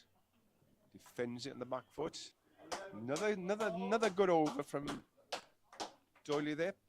97 for 1 at the end of the 26th. So again, Wales keeping the run rate under 4 and over. And although the African team looked as they were starting to accelerate for a few overs, Wales have pulled them back in, and they're still under that 4 and over. I think as long as this remains like this, Wales will be reasonably comfortable. Of course, they'd like to take a couple of wickets, but as long as the batsmen don't get away with the scoring rate, then Wales will be quite happy with the state of affairs. Chris Hudson adjusting his field, moving Paul Murphy round the wicket a bit at long on.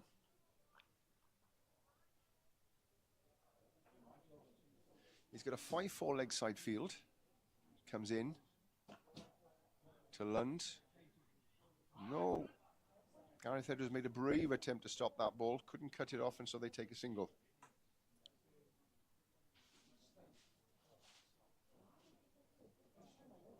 Is Miller's back on the strike? He's on 47.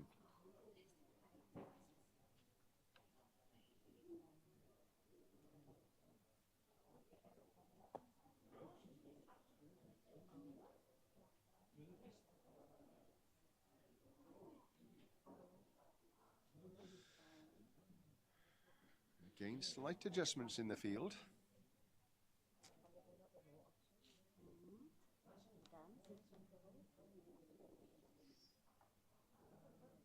Hudson in. Rhodes butchers is out to long on. Great arm from Paul Murphy. One bounce back to the bowler.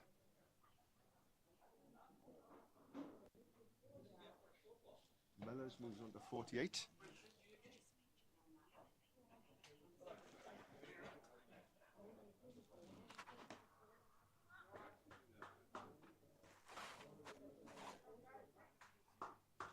That's the 100 up.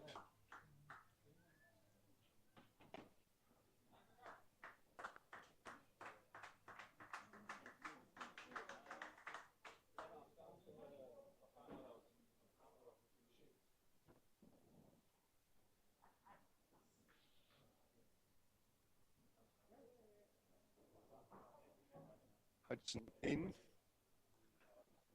Ooh, that's aerial.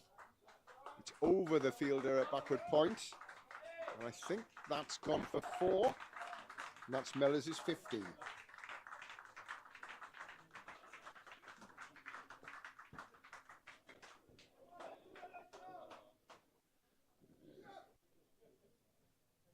Reprieved in that first over.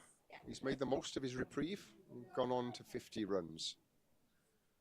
Noticeable that none of the Welsh players applauded his 50 there.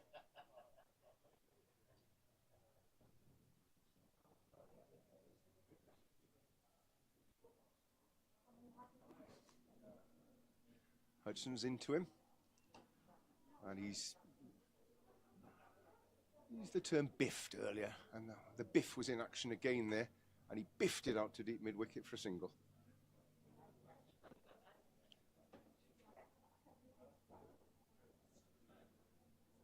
Very tight and effective spell of bowling for the Welsh team. In he comes again. Bit of air. Lund takes him on this time, and I think Lund has won the battle. That's gone for 4. Almost straight. Slightly onto the leg side. 4 runs to Lund.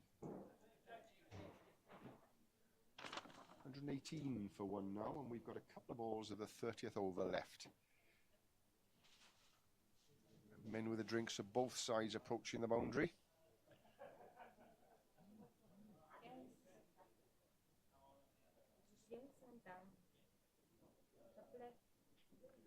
Doyle is in. Outside the off stump, taken by Neil Williams. That's been the narrative for most of this spell from Peter Doyle.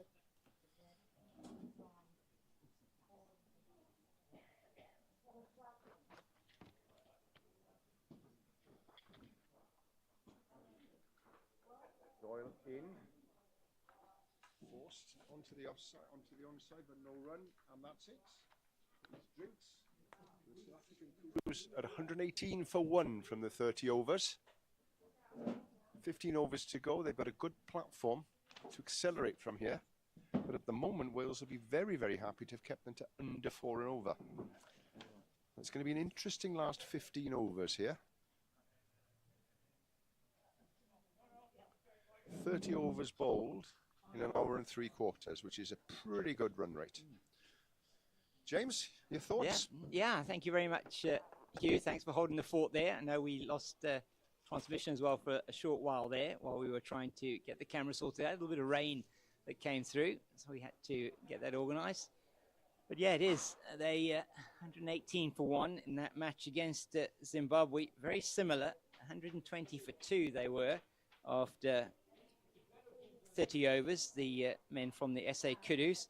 So it's been very similar sort of batting effort from them today. Just the 1 wicket less that they have lost, and I would expect that now after the drinks break, the acceleration is going to start. Mellors on 61, Lund on 16, and they'll be looking to probably bat now the last 15, at least at 6 and over. You feel that that would be a minimum that they'll be looking at. That would take them to about 210. I think they'll be looking for about 225 potentially, as the weather, as we look into the north, which is where the wind and the weather does come from. It looks like the weather is looking a bit better to that northern side of the ground. So we're hoping we're going to be able to get a full game in here today.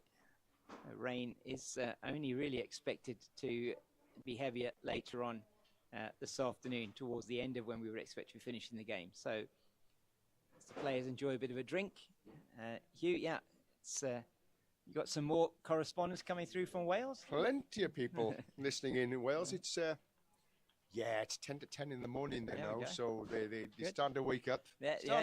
Starting to come out of hibernation in Wales. So a lot of the boys down in Pembrokeshire listening, some lads from Bridgend listening in, Janine listening in Caerphilly, Jimmy Watkins listening in, loads of people listening in, and again, I think enjoying the cricket very much. And again, seeing it as we're seeing it, James, very, very tightly poised. Yeah. It's going to be a very interesting next hour or so, I think, in this game. We've seen enough cricket, haven't we? You get into a situation like this, you think, right, good, now I can start playing my shots. Yeah, exactly, yes. On a track like that, not is that easy. The best way to score? Maybe it's better to just try and wait for the odd bad ball. Yeah. And just try and push singles a lot more rather than going for the big shots. Yeah. Because you can find yourself going for the big shots and all of a sudden find yourself 5 or 6 wickets down and all sorts of trouble. Well, that's exactly what happened to the Kudus on Tuesday, Hugh, when they were looking to accelerate, and they got to a situation where after 38 to 39 overs, they were on, or 37 overs, 160 odd, and then the left armer came on for Zimbabwe, Kevin Shadwell, Shadders, as they call him, and took a few quick wickets and just stopped that flow of runs that they were looking to accelerate. So I think you are going to see from these two now, though, a little bit more intent running between the wickets, and they'll be looking to take on the fielders a little bit more as well. So it's going to be interesting to see what happens next. Well, what is happening next is Tony Smith is being introduced into the bowling attack for the first time today. Tony's been Wales' most successful bowler so far in the tournament. So he's not going to get his full allocation in today, obviously. No, so he'll probably, so if he starts now, he'll get in 8 overs. He'll get in 8 overs, yeah. Dole going well at the other end as bowl 7. I assume that Peter will bowl out. Yeah. Then they got Michael Cann, Gareth Edwards and Chris Hudson all able to bowl.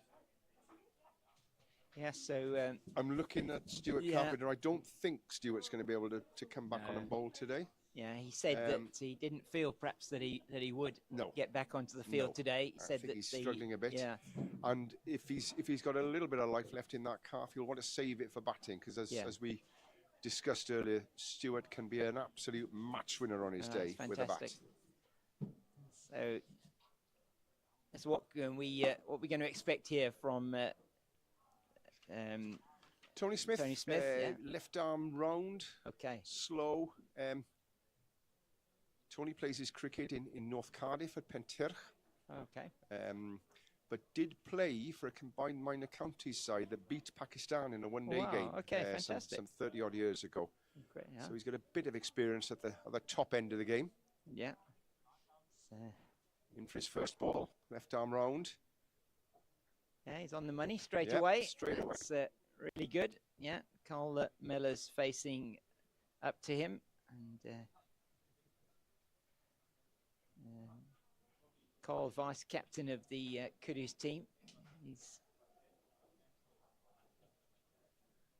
again on the money straight away. He's coming onto that front foot early. He's got the right length again to bowl. So the 5th Welsh spinner we've seen today. We've actually seen the 6th, but he won't be bowling. He's there as a sub. Okay, yeah.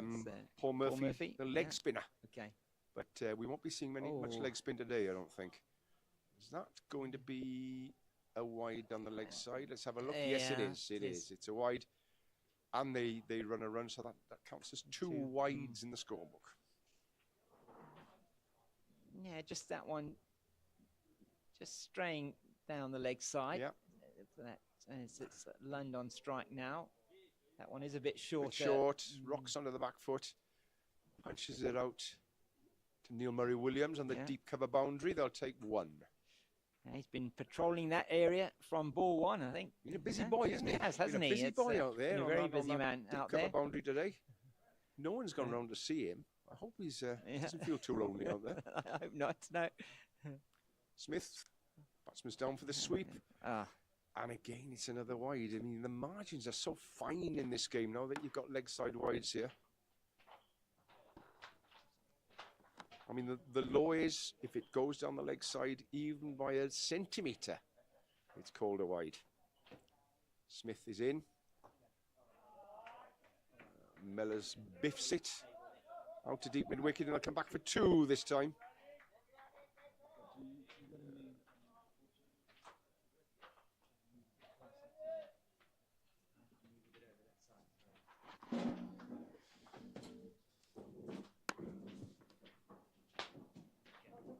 So I'll do a bit of commentating on the move here.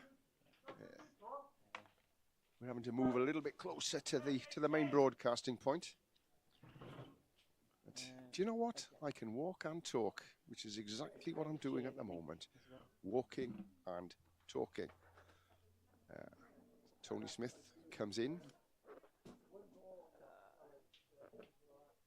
Ooh, Mellors thinks about playing it down fine on the offside, but didn't quite get it, and it went through to keeper Neil Williams. Move sort of where you guys are sitting over there, otherwise you're not going to be able to commentate. Okay. Tony Smith in again, bowls. Mellors steps back, pushes it out onto the offside, and they'll take a single. Let's go,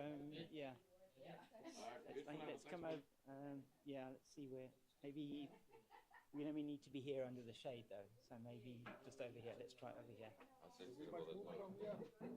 They are quite sensitive, but we'll just see how. Swearing boys, leave it to me. Yeah. Okay. Let's get it. 125 on the board now for just the one wicket at the end of that over. And it's Doyle to continue with his 8th over.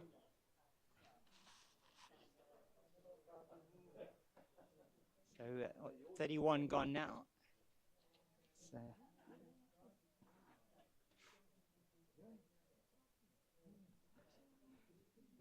So we're now sitting amongst the Kudus players here, and hope that you are getting the broadcast coming through nicely for you here. Doyle is in again. Sweeps, and that's gone for 4 backward a square.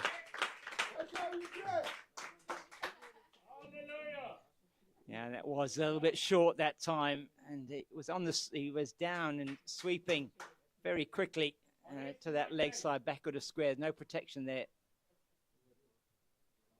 Just a little bit short on that occasion. He was down quite quickly though, wasn't he, to play the sort of paddle sweep shot. At this stage of an innings, he'll know exactly where his 4 shots are. Yeah. He'll know where the gaps are in the field, and he'll be waiting for any one of 3 or 4 different balls to be able to thump the ball down in that direction. That's exactly what happened. And he was a little bit short. He was probably a little bit leg side-ish, and off it went. That huge gap. I mean, they've plugged it now. They put Kevin Bowen down there, but on the last ball, he wasn't there. Huge gap there. So Doyle is in again. Again, he clips it down, but he goes straight to Bowen. So good bit of field placement there. Yeah, then from Wales. Just take the one through quickly for that single. Yeah. And you see the wicket hit directly from Kevin Bowen. That's very good from him. It's 130 for 1, so acceleration has started to come here. Doyle is in, it's up, and that's hit away. I think that's going to reach the boundary and extra cover. No, is it just cut off? Yeah. Just cut off by Tony Smith out there on the boundary. He did well. Yeah, it did very Did well. really well to stop that ball going for 4, but they'll take 2 very comfortably. Yeah, it was a good shot by Andy Lund. He is in good form so far in the tournament. Doyle's in again. For him. Ooh. Goes into the floor and through to the keeper.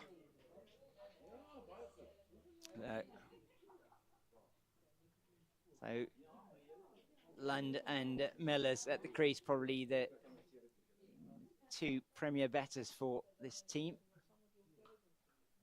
Rocks onto the back foot, pushes it to Khan, and they take a good single there. Michael Khan did very well to stop that ball, but couldn't stop the single. Did well, he got his body behind that and his hands behind it, but 8 off that over from Doyle. I think that's his 8th over. And I'd wager that he hasn't gone for much more than 8 in his preceding 7 overs. Yes, he's done exceptionally well, as Doyle, from a bowling point of view, got the only wicket to fall out of Nick Rhodes, who was caught by the captain, Gareth Edwards, at that fly slip or short 3rd position, and was 72 for the loss of 1. They've moved now to 133 for 1, so 61 partnership between Mellors and Lund. It's going to be Tony Smith to continue. He's also done some good work in the field. I must say, I've been impressed with the Welsh fielding, Hugh. It's been very good today. Virtually let nothing go through. Been excellent. Lots of diving stops, haven't there? And you sort of think that's got 4 written all over it, and suddenly out of nowhere, a figure in red and green appears, and there's a finger on it, or an arm behind it, or a leg behind it, and it's been very impressive. Very enthusiastic fielding, hasn't it? Yeah, they've been throwing themselves around, as you say, which has really been good to see. You know, as we've been saying all the way along, these 20-run savings can make all the difference in a close match like this one looks as if it's going to be. It does, and it does look like it's going to be a close one. It looks like that target's going to be somewhere around that 210, 220 region. Yes, and it's, you know, you feel 200 is a minimum that they need here. Yes, definitely. 250 is probably a winning total. Yes. And they're probably going to end up somewhere between the 2, which is going to make it a very finely poised game, isn't it? It is. I think if they, I think the Kudus will be happy if they can get to 225. They'd be happy. I think if they get anything above that, they feel that's a good chance to be a total they can defend. Indeed. He thought about that. Yeah, he did, Smith didn't he? tempted him outside the off stump. And he thought about it, and then he decided against it. So it was a dot ball. Another good delivery from Doyle. Just the 2 off the over so far. And 12 overs and a few balls left.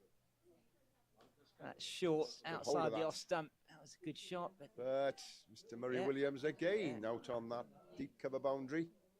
He's got a good arm as well. Neil Murray Williams out there. He's done sterling duty out there. Rudy Birkenstock's having a bit of a walk around there to have a chat with him. I mean, isn't that nice? That's great. That someone's going to have a chat with him at long last today. I think so. He's going to try his best to distract him from fielding the ball. No, surely not. Surely not. No, Rudy, what a character. He's Cricket South Africa match referee, Rudy Birkenstock, and stood as an umpire for many years. His son plays cricket for Namibia. So, they share the same number, 55. Oh, he's walked straight past Neil. No, he's going to have a chat with him now, I'm sure. That's pushed away to deep backward square. Is that Keneally there? Yeah. Which is probably the first time he's been mentioned today. Yeah, he's only had a couple of balls to field, but that's not a bad over, actually. Just the 4 off that. And I think at this stage of the innings, you'd be happy with that. We'll... Strange how these things go, isn't it? On Tuesday when we were commentating, Paul Keneally in the field was probably the name that was most mentioned. Okay. Very, very, very busy on Tuesday against the Impalas. Today, he's been on that field all day, and that's probably the first time we've mentioned him. Yeah, we haven't really mentioned him. You introduced him earlier on in the day to me. I introduced him, but he certainly hasn't really fielded the ball much, has he? So. Which again, given the fact that it seemed to be he was fielding every other ball on Tuesday, strange that it should be the 34th over before his name's mentioned in anger today. Yeah, absolutely right. So Doyle to come in for his final over now. It's been a good spell from Peter Doyle today. Very controlled piece of slow left-arm bowling. Yeah, he's done really well, hasn't he? It's difficult sometimes for the right-hander to get the left arm spin away on the sweep. But so Wales have the fielder out there now, Kevin Bowen, so it's just the one. Yes, that's an excellent fielding position there that the captain's employed. We noticed this as well earlier on in the week, how well the captains have been doing just in terms of just reading the batter and where they're going to be playing the ball to, where they put their fielding positions. That also helps to prevent the runs coming. Well, you see, we 60-year-olds, we might not have the bodies that we had 40 years ago, but the memories of how to captain that much straighter.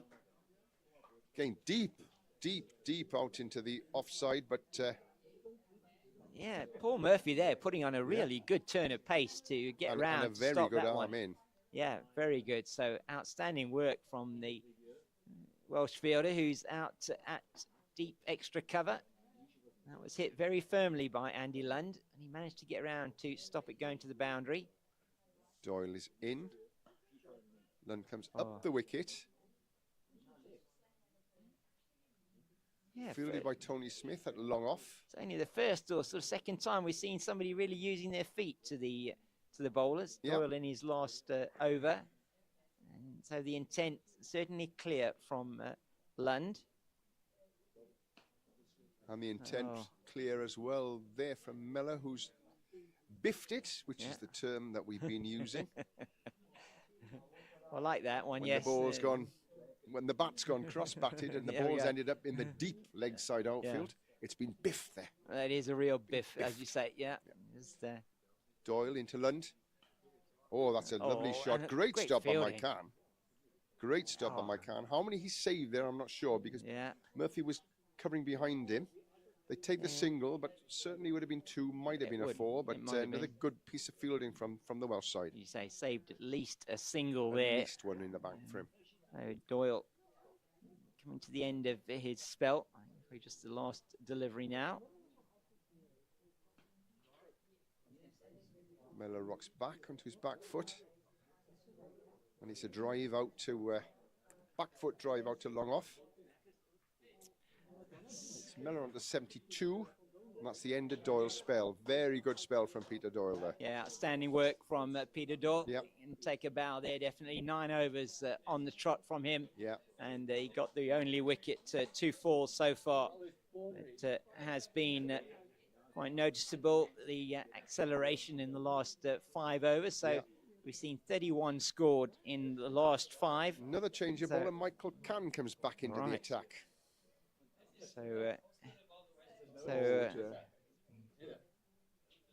He's bowled 7 overs so far, Mike Cann, so he's probably going to bowl his last 2 from the same end he bowled his first 7.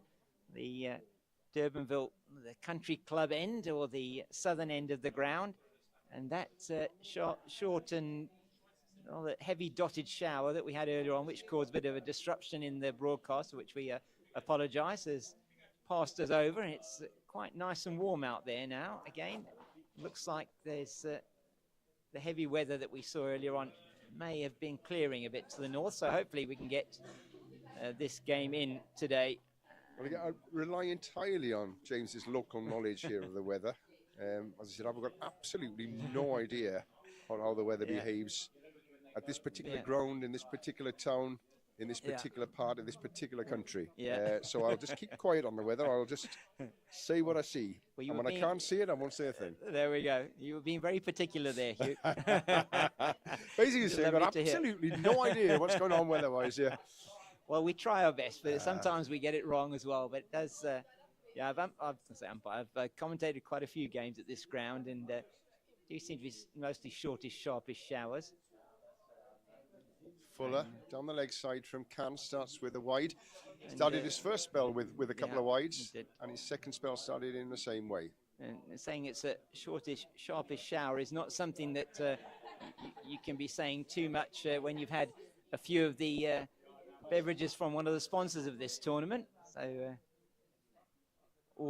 too close, you think, for Miller to cut that one. Gets away with it though. Through to the keeper. Missed the off stump. Yeah, so the Devil's Peak Beer Company, one of the sponsors and providers of beverages here for the tournament, always welcome. Oh, he gets a hand on that, does he? Stopped it. Yeah, good Took work the pace by off Can. it. Took the pace off it. It's gone through to Kevin Bowen. They're coming back for 2. Very well taken runs. Well taken runs then. And you can hear the appreciation from their teammates here who are around us here. We've had to move our commentary position just a little bit closer to the feed so we can actually bring you commentary that you're going to get, hopefully hear a voice, plus you'll hear the not comments perhaps, but just the cheers from the team here as they get closer to that 150 mark. And a couple of people have pointed out to me that you did lose the feed at home for Yes, quite a while. you I did, didn't yes. realise the feed had gone, so unfortunately, I said loads of brilliant things in that You did. time. You but, carried on regardless, which nobody heard it. Which is what we do, Nobody heard isn't it. that terrible? Yeah, we tried to keep the feed going, but unfortunately, that's pulled into the leg side. Oh, it's good fielding. Should, of course, have taken the opportunity to sing again, shouldn't I? When nobody was listening. Yeah. So I'd have got the satisfaction of singing, and nobody would have the displeasure of having to listen to it. But missed out there. We all missed out. Never mind. That's the way life is. We all did miss out, definitely. Yeah. As you see, Stuart Carpenter walking in front of us, got that magic tape on that calf of his. Whatever did we do before that magic tape was invented? No, I don't know. No, you know the stuff that all sports people seem to wear these days. They this do, sort of don't tape they? that's placed strategically across the. It's usually the limb, but sometimes it's the torso. But usually the affected limb. Yeah. And this gaudily coloured tape is esoterically placed, isn't it? It is indeed. I've got a clue. I've got a clue how it works. No, I suspect nobody does. It's but it looks great, doesn't it? It does look good, doesn't it? I think it just and it shouts, "I'm an injured sportsman." Absolutely, and I'm brave though. I'm continuing to carry on regardless. Despite the fact I'm having to be struck together. I've got the tape here. It's helping me to get going. I think it just expands and works that as the 150 does come 150 up in the 35th over. So 6 and over from here gets us to 210, 8 and over to 230, 10 and over to 250. Yeah, so and that's sort of the range I think we're looking at, isn't it? Yeah, I think they do very well to get 10 and over against this attack on this wicket. That's 7 or 8 and over is probably. I think so. Yeah, realistic. So 225, as we were saying. Yeah, I think 225, which should be sort of bang on par. Would be. I think they'd feel. I feel that would be a total. They would have a chance to defend the Kudus. Yeah. They feel their bowling attack is probably stronger than their batting lineup. Right. You have got the 2 batters in at the moment. 2 of the top 4 that have all put some runs on the board. Right. Every single one of the top 4 now, with Mellors getting a half century today, posted a half century in the tournament. And man in next will be the captain, Trevor Poole, who got a half century in the last game against the Zimbabwean team. And so the end of 35, say 151 for 1.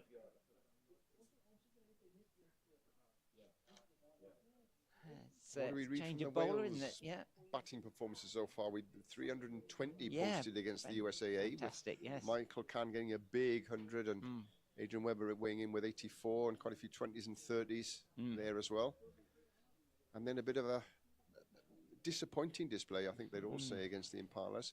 Yeah. Neil Williams, the top scorer there with 41. Michael Kahn reaching 20, but nobody else really weighing in with the sort of runs that we needed in that game. Yeah, and getting sort of between, wasn't it? Between 3 and 3, about 3.5 or 3.6 and over, which is what the...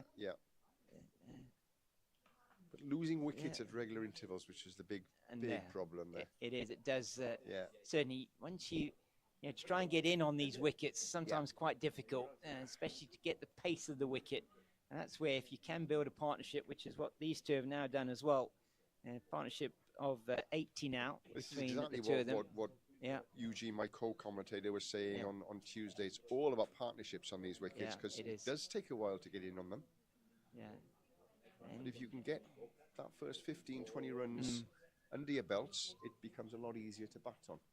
And that's what the Kudus have done exceptionally well today. 2 very good partnerships. And they did that well in the last game, and then they lost a flurry of wickets towards the end. I think there's Andy Lund, the hero on that day, and just plays that down nicely to long on, sorry. And what then did happen is exactly as you said, is that when the new batters came in, they struggled to get going and ended up not scoring what they would have wanted perhaps in the last sort of 5 overs of the game. Good ball from Smith there. Yeah, Miller Mellors not interested in the single. I think Andy Lund was wanting to call him through, but Mellors has been there from the beginning. 78 not out he is. His first 50 of the tournament so far. Man who captained the Titans. That's the team out of Pretoria. Captained the Titans over 50s in the last season, 2024. And, now is the youngster in the team, having just turned 60 in this last week.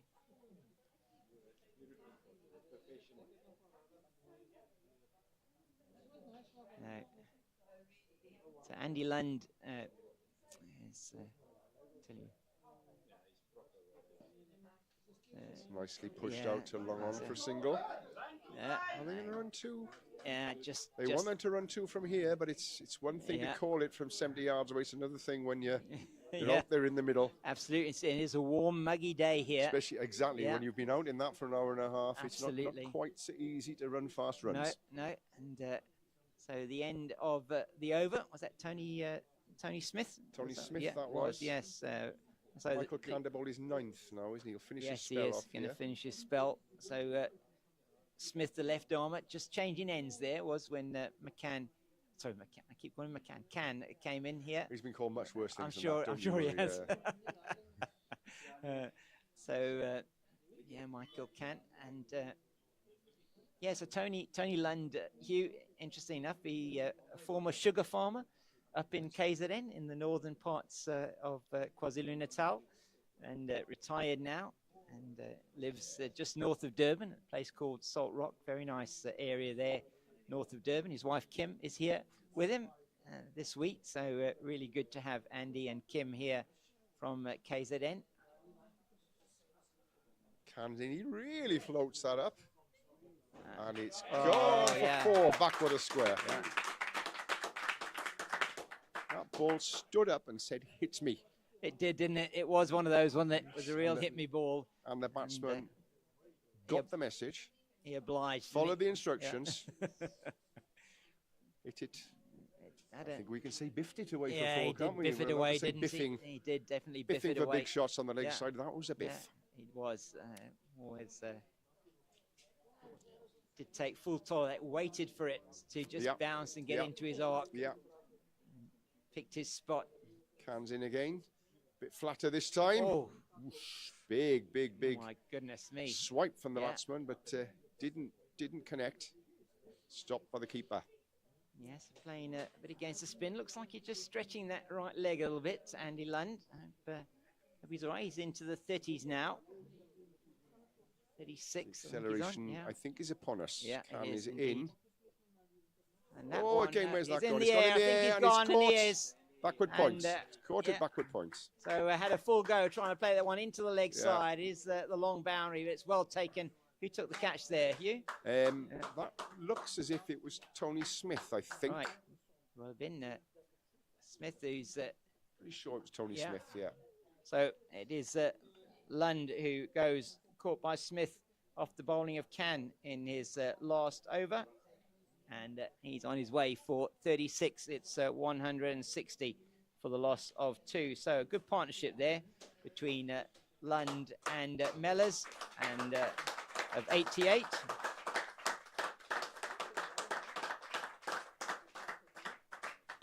And well-deserved round of applause there for Lund.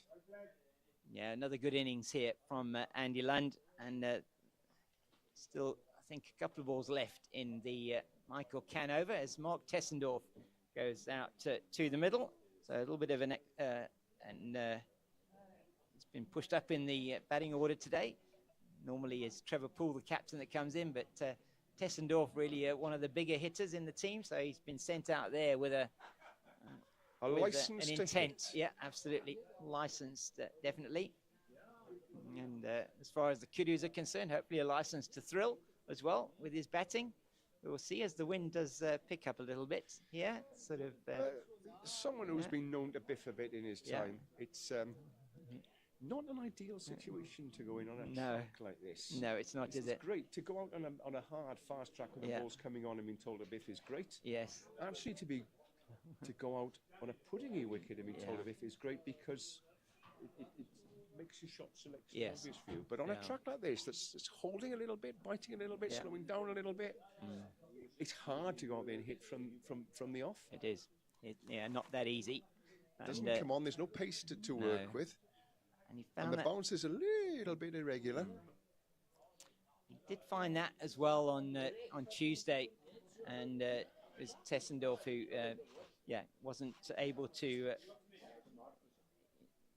he did trouble the scorers because he went out there and batted for a couple of deliveries, but in his effort to increase the run rate, perished on Tuesday. See, there's another cricketing cliche that I'd like to challenge. Yes. Didn't trouble the scorers. Exactly, he did. But though. of course he did, because the scorers are good in bold, so-and-so, the name of the bowler. Exactly. It's the scorer that writes that in. And the number they write after that doesn't really matter if it's 0 or 200. It's just a couple of pencil strokes, isn't still it? troubled, aren't they? So They're that's still what troubled. They're still that's troubled. what they tell us, and there he's First stand ball. and deliver. Yep. Biffed it out. He did. To long on. So Chris Hudson. Yeah, he's fielding here. Throws it back in to Michael Cann. So 161 for 2 now. Can in his last over get some success. 37th over, 8 overs left after this over. Yeah, so 8 overs left. And they'll be looking at batting at probably 8 and over will get them to that 225. So that's minimum they'll be looking for. Stood that's up. In the air. Oh, it's just dear. over Kevin Bowen's head. He probably picked it up a little bit late there, did Deep Kevin Bowen. extra cover. Yeah, just over his head. Just over his head. Don't think even had he picked it up early enough that No, he was really ever going to catch that. Yeah, it landed 10, 15 yards over his head, didn't it? He was on the edge of the circle, wasn't he? And it was certainly not a chance by any means. There were a lot of trees in his eye line there, which I suspect is where the ball went. Yeah. Sometimes difficult to pick up, and that's again over the head. Biffed. Oh, my goodness. For the first time today, Chris Hudson doesn't manage to dive and cut the ball off. What an effort that was, though, from him into the deep. But even though they did lose the wicket, they got 9 off the over there, Hugh. That's so what they'll be looking for at this stage of the innings. And if they lose a few wickets but still get 9 over, they won't mind too much, because wickets against doesn't count for anything in a competition like this, does it? No, it doesn't. So runs on the board is what it's all about. It's all about that. And, if we do get down at the business end of the competition to net run rate having an influence on who gets into the different playoff positions, then it doesn't affect the wickets. It used to be like that. Sometimes they had the wickets in. You've got a sense with the way that things are shaping up. 4 teams on 1 win each. That net run rate could actually come into things, couldn't it? It could well do, as you say, from a tournament point of view. And should there be the influence of a little bit of weather as well, which we think might happen tomorrow. That we could have some games that perhaps are shortened, and that may throw a bit of the cat amongst the pigeons.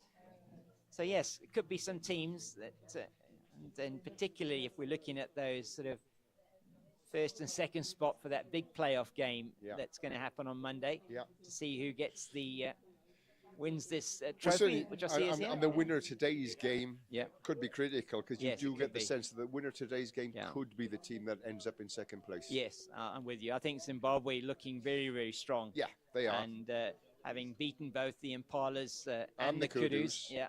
And 2 teams that already also got a win under their belts, both of them. That's good hit. Yeah, good hit from Tessendorf. That's what he's been brought in to do. Yeah, out. Is that deep. Still Neil Murray Williams out there? Still Neil Murray Williams out there. Yeah, he's doing a great job in the deep. And again, he throws that in very well. I'm delighted to report there are about 4 or 5 people now who've gone to sit under the tree near Neil to keep him company. So that's very important. Good encouragement. From a well-being situation. Yes. I'm pleased to report that he's no longer been left out there by himself. Fantastic empathy shown by those people there. Indeed, indeed. Tony Smith, it's in the air. It's in the air. And he's fallen just short of the fielder deep mid off. Well, they've run well there. They've run well there. Yeah. Yeah. Good running, but and you'd have to say good fielding there from the man out on the boundary. I mean, he did come in, picked up, and he got the throw in quickly. Went for the catch, but I think realised that it wasn't quite going to carry for him, so stood back and made sure of the ball, and of his throw back into the bowler. And that,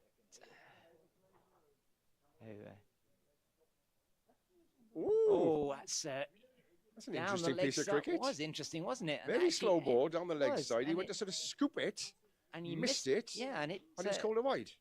Ended up coming down to the offside of straight, didn't it? So must have been a significant amount of turn, or maybe it deflected off the keeper, but who knows? I don't think so. But interesting piece of cricket. Very interesting, wasn't it? So 2 wides is the total. Much flatter ball. Pushed away. Keneally's after it. Yeah. It's not quite going to reach the boundary. But they're going to run 3. They're going to run 3. And again, illustrates the point that the score runs, you haven't got to hit the ball hard. No. Sometimes just guiding it into the gap has happened there. Yeah, was well played into get you good runs. The fielder. As Paul Keneally here at in front of us at short third. He's just moving a little bit wider. That's that's just short of the man. Just short of Gareth Edwards at point. He did well there, didn't he? Did well to stop that one, yes. Yeah. Well, he got his body behind it. He's taking a bit of a blow there. Horrible. Yeah, nasty. One of those, we all know that you sort of dive in front of you and it pitches 2 inches in front of your dive and you think then, oh, goodness, I might be in trouble here. Yeah, absolutely. And indeed, Gareth took a bit of a blow, I think, to the hand. He did. He's just ringing that left hand of his. Seems to be okay. Yeah, let's hope so. Lots of chatter around us here from the Kudus players. And that's again played. Sorry, I've got. Sorry, people standing in front of us here. Can't quite see what's going on. No, it was hit down to deep mid wicket for 2.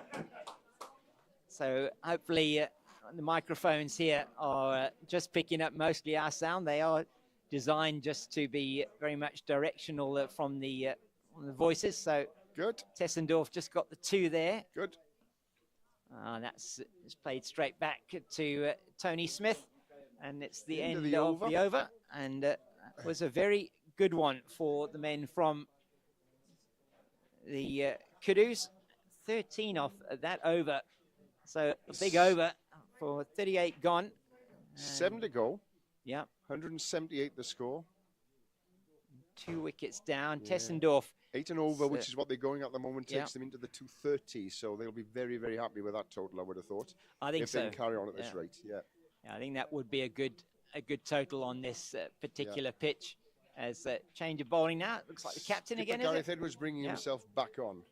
He didn't bowl many earlier, did he? No, I'll give you an idea. 1, 2, 3, just the 3 overs from him earlier on. So he'll be able to bowl out now, and he's got 4 overs that he can bowl from this end.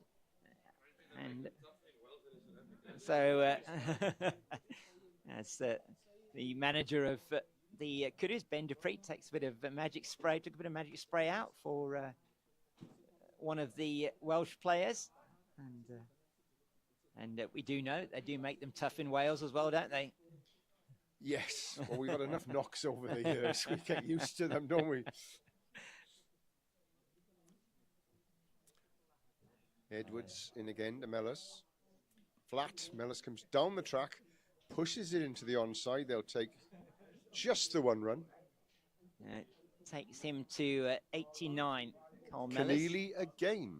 Yeah, Keneally again. He's no mention at all for 35 overs. And all of a sudden, every other minute, we seem to be talking about it, which is exactly how it was on Tuesday. Yeah, and I think he's going to get a fair bit more of the fielding here. He's backward of square on that leg side. Tried to guide that down in the same as he did in the over before. Yeah. Deftly trying to guide it down to third man, but didn't connect that time. Yeah, we're in for an interesting last 7 overs, I think. Yeah. Flatter down the leg side. That'll be called wide. It's well taken by the keeper, Neil Williams there. Say excellent take down Yeah. the leg side. Yeah. That really wasn't an easy take at all. Obstructed by the batter. He came around, and that's outstanding glove work done Good there. piece He's of been keeping good there behind from the Neil. stumps, hasn't he? Yep, Neil he's Williams. been very, very good today. Not our first choice keeper. Okay. Hugh That's, Quick injured his finger on Tuesday, on Monday. Yeah. Sat out Tuesday. Sat out today. He's hoping to be fit for tomorrow. So Okay. Neil, very much our second keeper, But yes, and he's done a great job today. done exceptionally well. I mean, no buys that I can remember. I mean, a couple of the wides down the leg side have been a bit difficult for him. Yeah. But, well, that's Just be one, I think. yeah, just the one. They won't take Murphy's arm on. No, Nope. definitely not. Nope. Good arm there. There's Murphy. And Murphy still throwing like he did as a 20-year-old. there we go. Yeah. And Adrian Webber also out on that boundary. He's been very good. He fielded the previous one Yeah. in deep mid-wicket. So just a 4 off the over. It's a good one from Edwards. I think this might be the last delivery. Again, gives it air. Oh. It's the pad. Fielded by the keeper. Good over from Edwards. Yeah, good over. Just a 4 off it. And at Advantage this, Wales in that one, I think. yeah, definitely. This stage of the innings, exactly what you'll be looking for. So 6 overs left, and they are, 40 odd short of that 225. So that's 7 and over will get them to 224. So certainly we'll be looking for that as an absolute minimum. It was at this time on Tuesday that they just started losing their way a bit and made it a bit more difficult. This is a great platform. Yeah. But it's one of those platforms on one of those tracks where it can all go badly wrong. Yes, it can. And that's the thing. You start trying to hit out now. Yeah. Yeah. You lose your shape a bit as a batter. Yeah. Put it up in the air and lose then, your wicket. And you've got new batsmen coming in on a difficult track. Yes. And that was exactly the same situation on Tuesday. Tony Smith. Mellors is that's a up the lovely wicket, shot. but well stopped on the boundary. Yeah, it was very well stopped there. He came in And he just quite take quickly. a single. It's good work on the boundary. Thought he'd hit it better than he did, actually. I thought he'd hit it better I than thought he he'd did. hit it very cleanly. Yeah, me but, too. But we couldn't see the ball because it was against a background of trees. Yeah, And a big green shed there. and he is quite straight there, isn't he? Yes, At long off. Oh, Oh, that's it's a weird one. I don't know if he hit that, but It hit went something. over the It's wicket gone- keeper. It's just popped over the keeper's head. Off the pad. Yeah, So leg bite. just When two we say off. off the pad, it could have been off the Yeah, thigh, it could have been could off have the been, arm. yeah. Even. So it certainly hit something as it went Hit something. through. Because it popped up strangely, didn't it? It did, didn't it? Just over the wicket keeper's Looped head. over Neil Yeah. Williams' head Yeah. behind the stumps. Tony Smith is in. Mellors. Oh, that that's would a have been great attempt at a my catch from word. Gareth Edwards. Would have been a brilliant catch. He's upset with himself, Very isn't he? upset himself, but he'd have made Yeah. a lot of ground. Did. And, He was at full stretch and got his again fingertips of his Yeah. left hand onto it. stuck that left hand Very out, annoyed didn't he? by himself, but Yeah. that would have been a wonder catch if he'd taken that. Would have been brilliant. High standards up in Bangor, you see. Yeah, very high standards. up in Bangor. Yeah, would have been an absolute specky, as they say. Yeah. Yeah. Smith's in. Oh, big heave. Yeah. Big Tessendorf heave onto the leg side. Across. Didn't connect. crossed the line there. Yeah.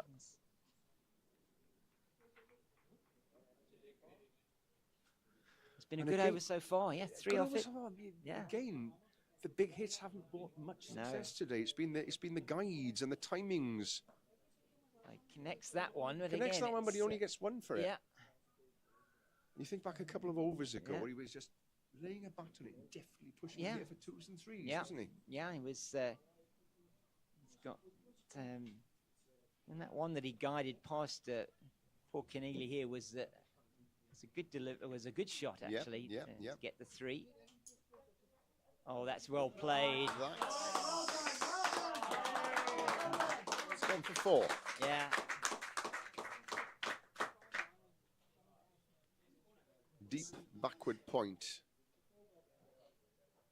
He moves on to 96. So that, yeah, just ruins a really good over there from Tony Smith. He bowled exceptionally well up until that time. Just a little bit short and wide that time. 5 overs to go. 8 and over gets him to 230. 7 and over, 215. No, that's wrong. No, 225. 225, yes. So that's exactly the target, isn't it? See 225 as a minimum. Sent me to the wrong school.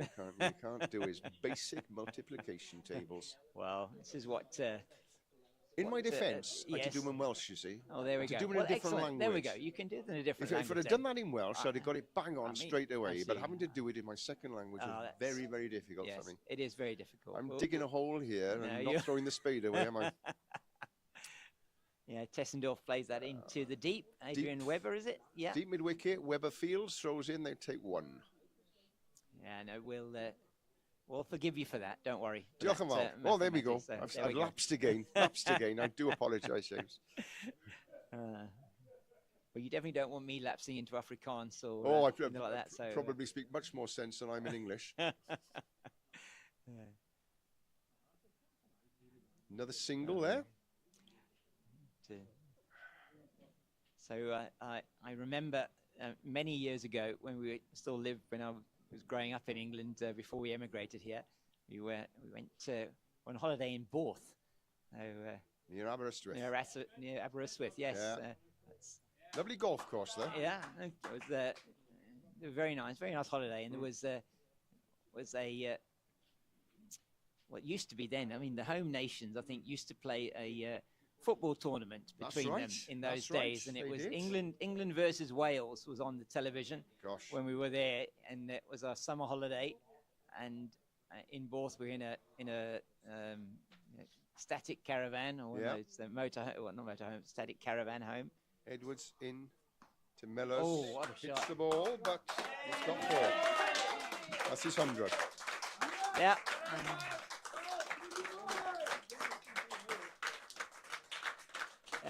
Excellent innings from Carl Mellors. It's the first 100 for the Kudus this week, and it's his first score more than in the 20s, and he gets the applause, as you heard, from his teammates, and well he might. That takes him to 101. It's been an innings that's been needed for the Kudus to get them to this total now, which is close to that 200. A beautiful shot to get him there as well, Hugh. Yes. Probably the first ball that's gone straight for 4 on the offside. Yeah, I think, right, he played that really beautifully straight, hasn't he? There haven't been that many boundaries this innings. No, they haven't, no. As we said, it's very, very difficult to score runs quickly on this track. And very, very difficult to score runs straight in front of the wicket. Oh, dear, that one. And I will vouch to say that here in the 41st over, that's the first 4. Yes.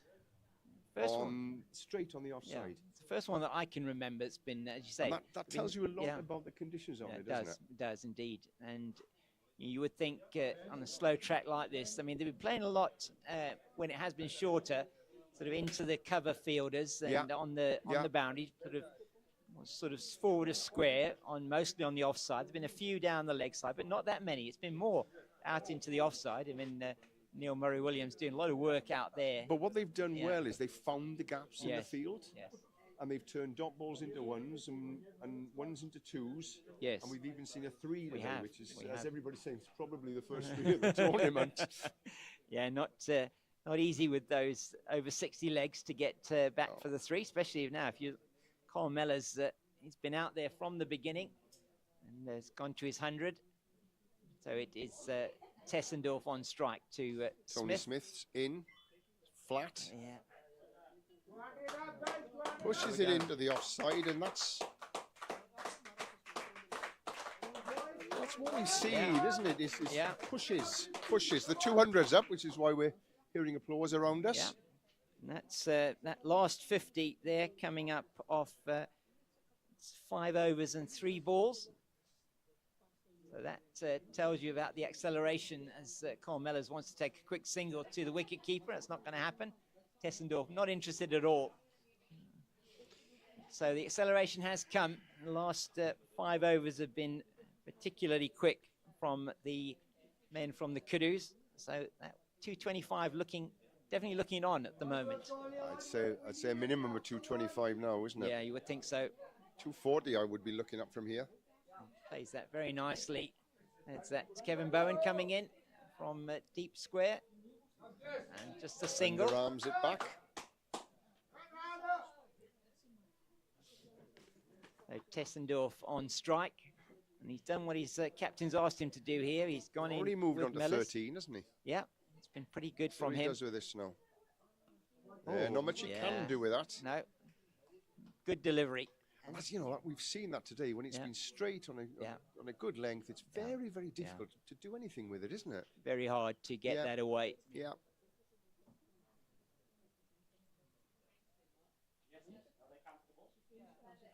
Oh, it's well played, but he's got a hand on it. Yeah, he did well to get a hand on it. Say 4, but they'll take 2.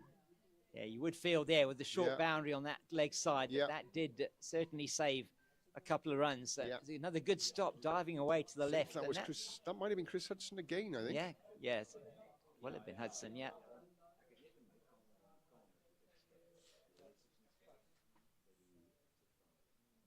I think that's bowled him. Yes.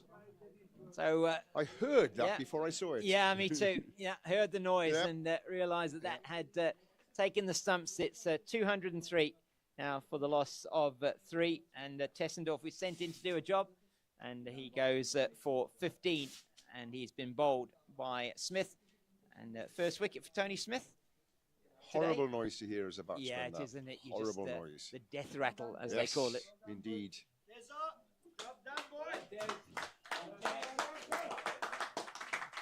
But yeah, good partnership between Mellors and Tessendorf there.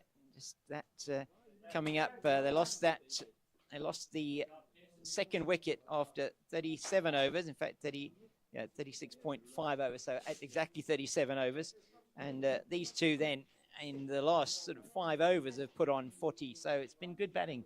Very good batting at 8 and over. 8 and over, exactly what the Kudus needed, really, to get past that 225. But that delivery there, just showing exactly what you were talking about earlier on when he defended that one down the track, is that if you're pitching it up here and you're bowling wicket to wicket, you're going to get some reward. You're going to be able to keep it. It's difficult for the batter to get you away, and that's exactly what happened there with Tessendorf. So 203 for 3. Went for the big shot there, but not really on this track, is it? No, you've got to make sure you get yourself right to the pitch of the ball, and that's also not always that easy. No, not at all. And this Smith who bowled well. That's the end of the over there as well. So the end of 42, and that over just went for the 4, which is an excellent over from Smith, and 203 for the loss of 3 now after 42 overs. So 3 overs to go. So they need 22 to get them to that 225 mark, which is 5 runs to the over. You just feel is a competitive target on this track. I think we've said that from the word go, haven't we? That 225 is a good score here. It's a good score here, and it looks as if they should make that from here. 18 balls to go. Yeah, it's Mellors on strike. Poole has joined him there in the middle. Plays that very nicely down to. But they'll only get a single. Long off. Thought about a second, and then they realised that it was Tony Smith fielding. Bit of an arm on him, as he's shown. So they didn't risk it, and I think a wise decision. It was a wise decision. I suspect he wouldn't have got close to getting into his ground there. No, I don't think he would. Great throw coming from Smith. And Poole, even though he has got the fresh legs out there. Yeah. Trevor Poole, captain of South Africa, and Kudus out there in the middle. A man who's played for the South African Over-60s in a couple of World Cups already. Edwards into him. Good hit. He'll get 1 for that. Nicely, yeah. So Chris Hudson fields. And just to try and say maybe finish my story about in both we were so they only had 1 television, and it was in the communal area of the caravan park. They had 1 television. One television, yes. It's another single out into the deep. So they had 1 television there. One television in the middle of the caravan park, and of course it was England versus Wales and playing the football in the home nations, and my dad says they were all talking in English before we went in. He said as soon as we went in and started speaking English, then everybody started talking Welsh. So. See, I mean, that's a myth. Because when you think about it, before you went into the pub, you don't actually know what language you were speaking. No, you don't, do you? And in both, back then, the majority of people would have been Welsh first. That's right. They would have been, definitely. And so they'd have been speaking Welsh all the time, actually, because it's still, in many places in Wales, it's still the community language. Yeah. So, oh, that's gone high. It's going to, yes, reap over the boundary. Keep going, Colin, keep going. Yeah, really well played by We are back to Newport buses here. That's another straight 4. Yeah, that really nicely played down to the leg side of straight. Yeah. It's not an easy shot sometimes into this area. Not on a track like this. No. Where the ball's stopping a little bit and standing up a little bit. So, to get to the pitch of it and to hit it straight like that is batsman with his eye in. And he's gone again. He's gone again this time. Oh, no. Oh, dear. Just creeps over the boundary. Tony Smith, valiant effort to keep it in, but too much power on it. Yeah, he did try hard, didn't he, there? Tony Smith got his body behind. It's an excellent shot from Mellors, and that's 2 in a row now. And he is accelerating onto 113. The opening batter for the Kudus. What an innings this has been from him. It's the end of the Edwards over. It's 2-1-5 for 3. It's 12 off that over. So, I mean, I have to say that was a lovely holiday that we had there in Borth and Aberystwyth area that was really lovely. And lovely down there on the coast in Wales. And nice part of the world. I mean, it's a lovely part of the world. The Welsh coast is pretty spectacular all the way around it. Yeah. And we went up to, is it Denbigh up in the north as well? You may well have done. Yeah, so say I was probably like 5 or 6 years old at the time, so I don't remember too much of that, but got the picture still in the albums that my mum sort of loyally and very happily put together over the years. So it's a lovely country and lovely people in Wales. Did you see some sun there? We did get a little bit of sun, not too much from what I can remember. We did, yeah. Okay, I can believe that. Yeah. I can believe that you might have seen a bit of sun. If you told me it was, if you told me it was boiling every day, I said, well, it must have been 1983 then. But no, it's the only year I think we've had a summer where it's been boiling every day. Sometime in the late 60s, early 70s. Right. Oh, that's well fielded there as well. Well by Michael Can. Yeah. Turns a 2 or a 4 into a 1. So the Welsh fielding still going well. To the 44th over of this 45 over innings. They do get closer to that magical 225 mark, 216 for 3. Oh, Mellors under edge on that. Under edge on it. A little bit too full probably to be playing that shot. Stage of an innings, when you've got that many runs under your belt, you've seen the ball like a balloon. Yeah. You're also a little bit tired. Yeah. Can't quite execute. He's that is a little bit short from Edwards this time. And that is another 4 through the extra cover region. Yeah. Dive by Michael Can, but for once couldn't get a hand on it. Tried hard to get to that one. It was really well played by Mellors and just rocked back. That one was a little bit shorter, so was able to play it, and he found the gap. And haven't we seen the whole innings? Every time the ball's been short, yeah, exactly. There's a scoring opportunity that comes from it. Yeah. Short again, he misses shortish. It's not as short, but misses that one this time. So 220 for 3. Yeah. Highest total so far that the Kudus have put together in the tournament. They chased down 165 on Monday, and then there's a bit more air there, and it's gone aerial. They'll take one down to deep long off. Throw comes in. Just a single of that 221 for 3. Mellors moves to 118.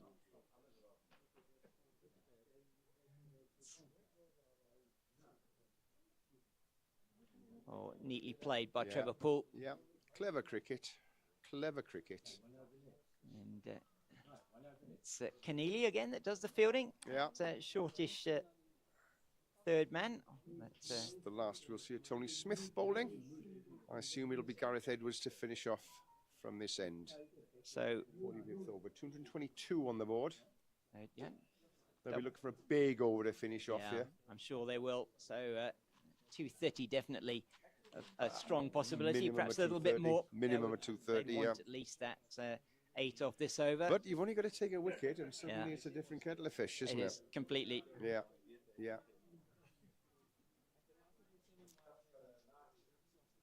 So 222 for 3. And you do say that Wales will field 220, 225, 230 area. Still a chance to get that total. It's game on, isn't it? Yeah. It's game on. It's just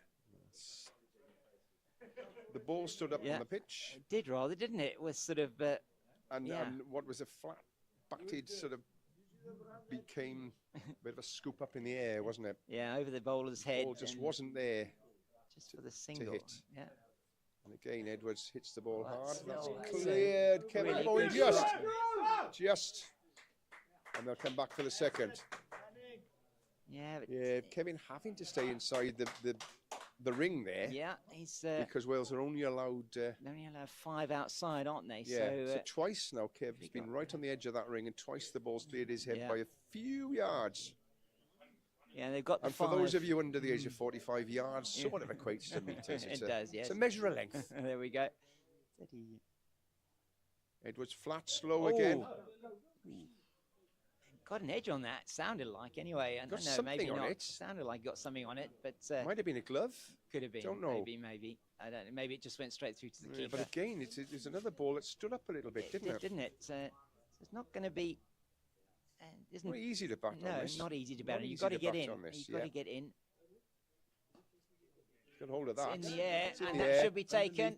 And it is. Underneath What a great catch that Good is catch. on the boundary. Good catch. And a brilliant innings comes to an end for Carl Mellors. He perishes on 120. It's been outstanding from him. And he makes his way off the ground. He's been the mainstay of this SA Kudus innings, and it goes for the shot over the man at long off, and Tony Smith takes a good catch. Gareth Edwards gets his first wicket, but not before Carl Mellors has scored that to 120. What an innings that's been, Hugh.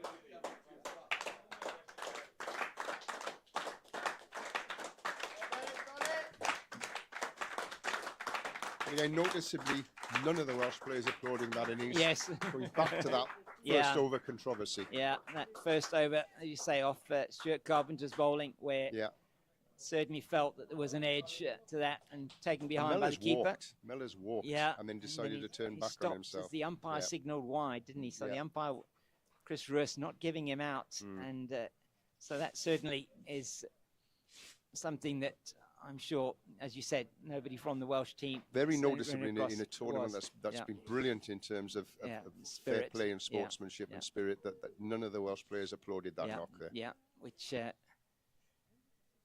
so the US went on, he was, hadn't scored at that point. Nope. And went on to score 120, so. But that's cricket. It is cricket. That's cricket. And, yeah, it's, we do have, at the end of each of these games, a Spirit of Cricket Award, as well as the Player of the Match Award. So it's going to be interesting to see how that is treated in this particular game. So Edwards, it'll be just a couple of deliveries left. And Frank Auger is out there in the middle. The first time at bat in the tournament. Oh, that's played straight down the ground. Looked like Gareth Edwards might have got something on that. Got something on it. And I think Trevor Poole was back in his ground. I don't think he'd left his ground. No, and we... Because again, we could have had one of those horrible. We did have that. We did have that on Tuesday. Yeah, I had one on Tuesday. Carl Mellors, the player who now got his 120, was run out, backing up at the bowler's end. And the bowler just... And it was actually a very good decision by the umpire. And Wilma But Jones. it's a horrible way to get out because it was there's terrible. There's no intent. Terrible way to fielding go side out. at all to get you out. Yes, they may have had something to do with what happened today. You never know. Well, as Trevor Poole plays that one straight into the hands Kevin Bowen's hands. of Kevin Bowen this time. That time being inside the ring was the right place for Kevin Bowen to field. And that is the end of the over. It's the end of the innings. It's 226 for the loss of 5. And Gareth Edwards picking up 2 wickets in that final over. And it was 226 then. So that 225 mark was reached and just is going to be a competitive total on this track. Hugh will be back in about 45 minutes. Excellent. Let's have a bit of lunch, shall we? Yeah, and they have bowled their overs very quickly of Wales, coming in about 7 or 8 minutes ahead of schedule. Yeah. They'll be back at probably in 45 minutes' time, and we'll be back with you at about 20 to 2 o'clock South African time, and wherever you are in the world. And hopefully you'll be joining us for that. And from us at the moment, it's just goodbye.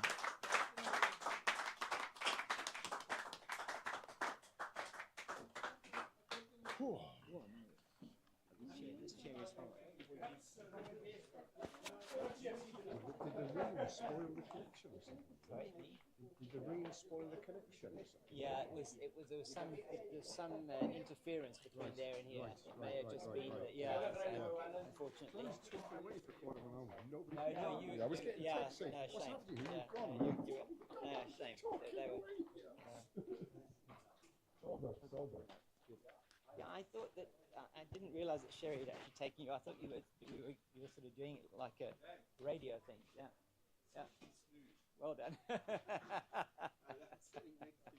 Okay, thank you. That was good stuff. Enjoy it. Enjoy it. Enjoy it. Thank you. Thank you. Thank you. Yeah, it's something I've always wanted to do. So Really? Yeah. From when I was like, yeah, no, I heard you in the Welsh Cup. yeah. He's great as well. Nice to. You fit off one another a lot. Yeah, no, you do. Okay. Fine, yeah. And always good to tell stories and whatever, which is great. Yeah, I mean, I have plenty of stories. Yeah, plenty of stories. Well battled again today.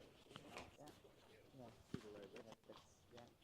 Good. You know, you had to. You were going for it. Yeah, that's great. Yeah. Good. Thank you so much.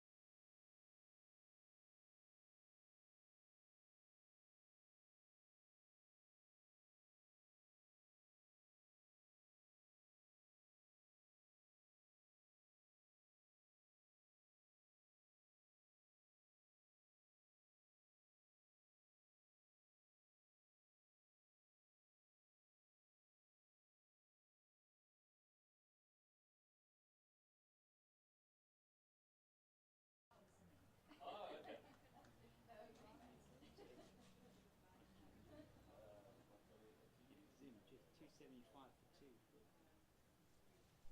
Against.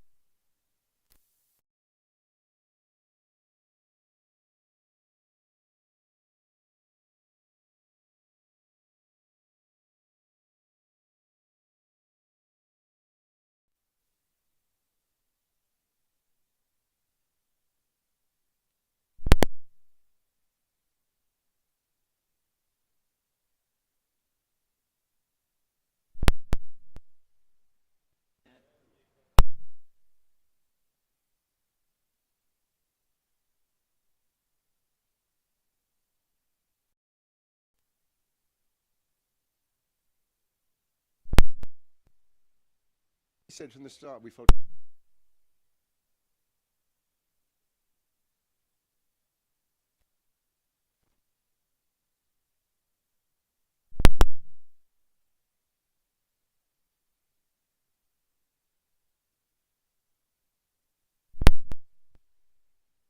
But it's cricket.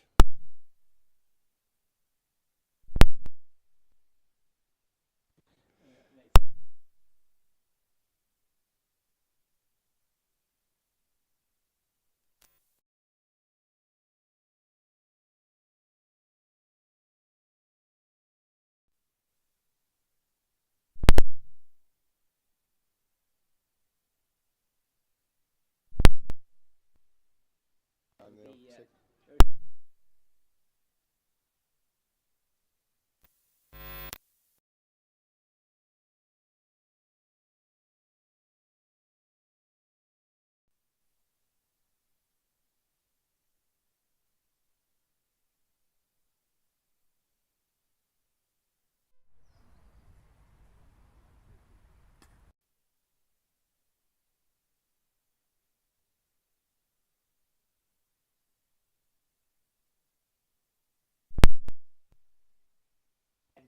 No.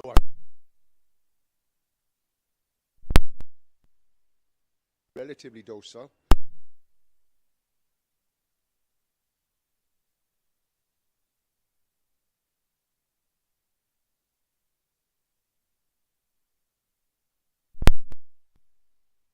Could well be.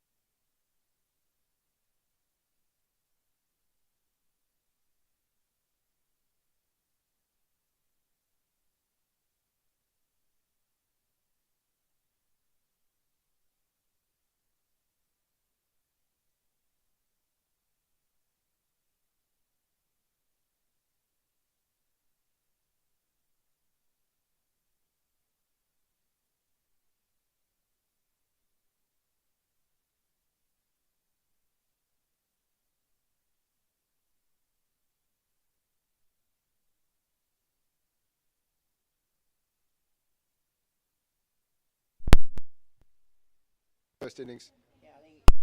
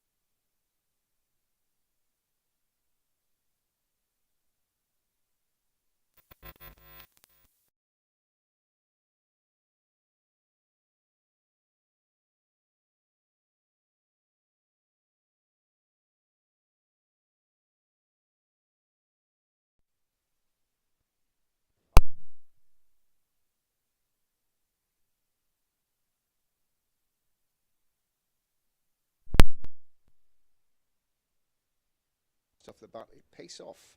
It's going to be interesting to see. Yeah. Might get a bit more bounce. It's very nicely played into the offside. It's timed nicely. Is he going to come back? No, he's not. No, And probably just as well. yeah. There's a good arm in from the boundary there. It's a good arm in. He's feeling it now. I think Frank Auger out there on the boundary. Oh, Shane Love. Okay, Shane back into the. Thanks very much, Nick. Nick Rhodes here, just helping me out with the fielders. Shane Love back on the field. He just pulled up with a calf injury, or a knee injury, should I say? The batter just pulls away.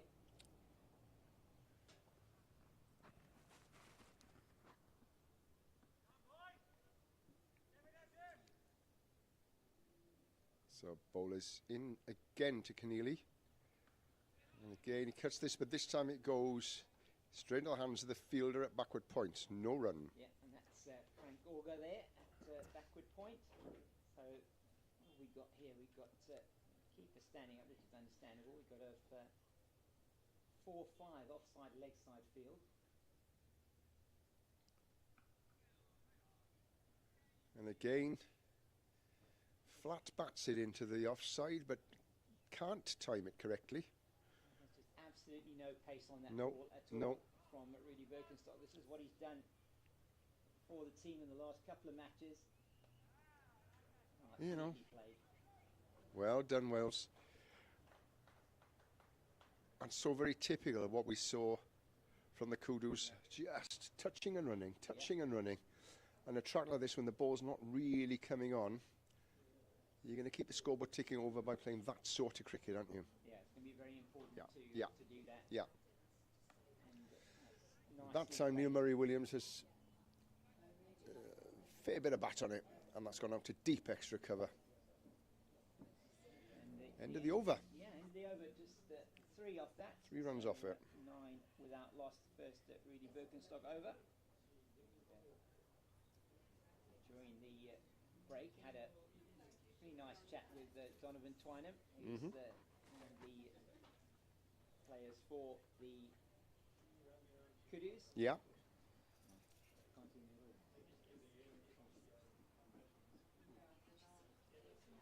Neither of us.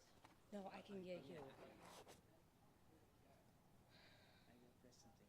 this time. Sorry, I think I pressed something there which I shouldn't have. Today's not my day. No.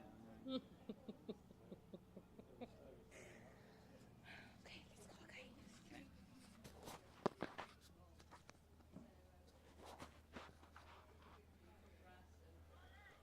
So hopefully technical problems a little bit of the past.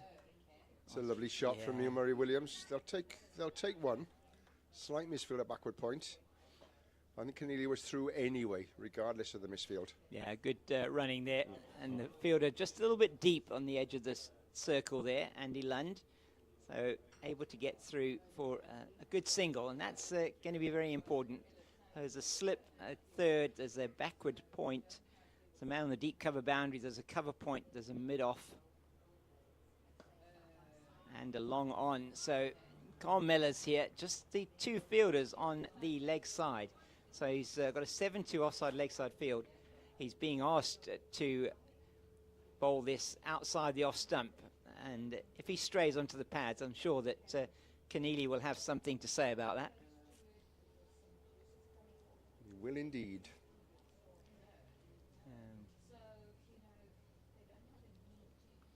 Yes. And I'm again going to apologise to 4 corners of South Wales, Newport, Caerphilly, Swansea, Cardiff and Pembrokeshire, that I haven't replied. I'm really sorry to your WhatsApp messages. I still can't get online. As soon as I can get back online, I will be replying to you all. So my huge apologies there. And, bangs that in. Keneally hits it away, but the man's out there.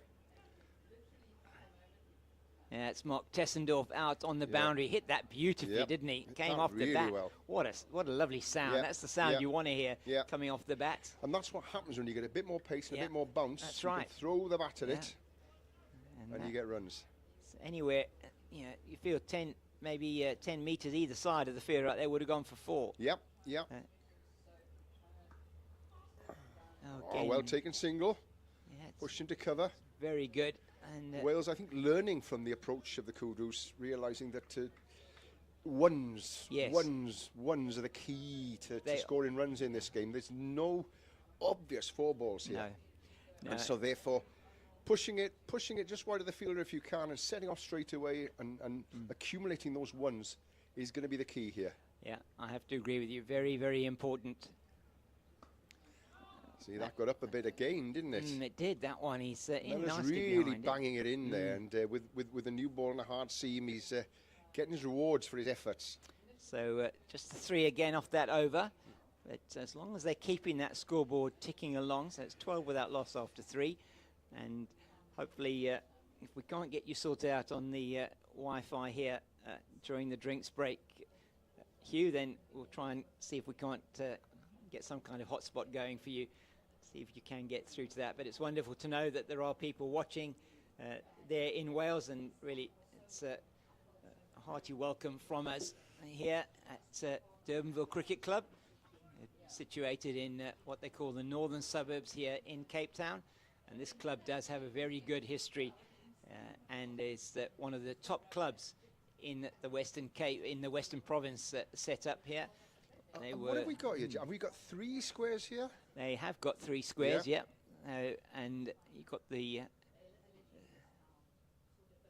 Saying earlier, they run 8 senior sides. Are they all playing on Saturday then here? Yeah, they would play. So they would play. I mean, it would be home and away. So they probably could have 4 ovals, 4 fields playing. They've got very good junior setup as well.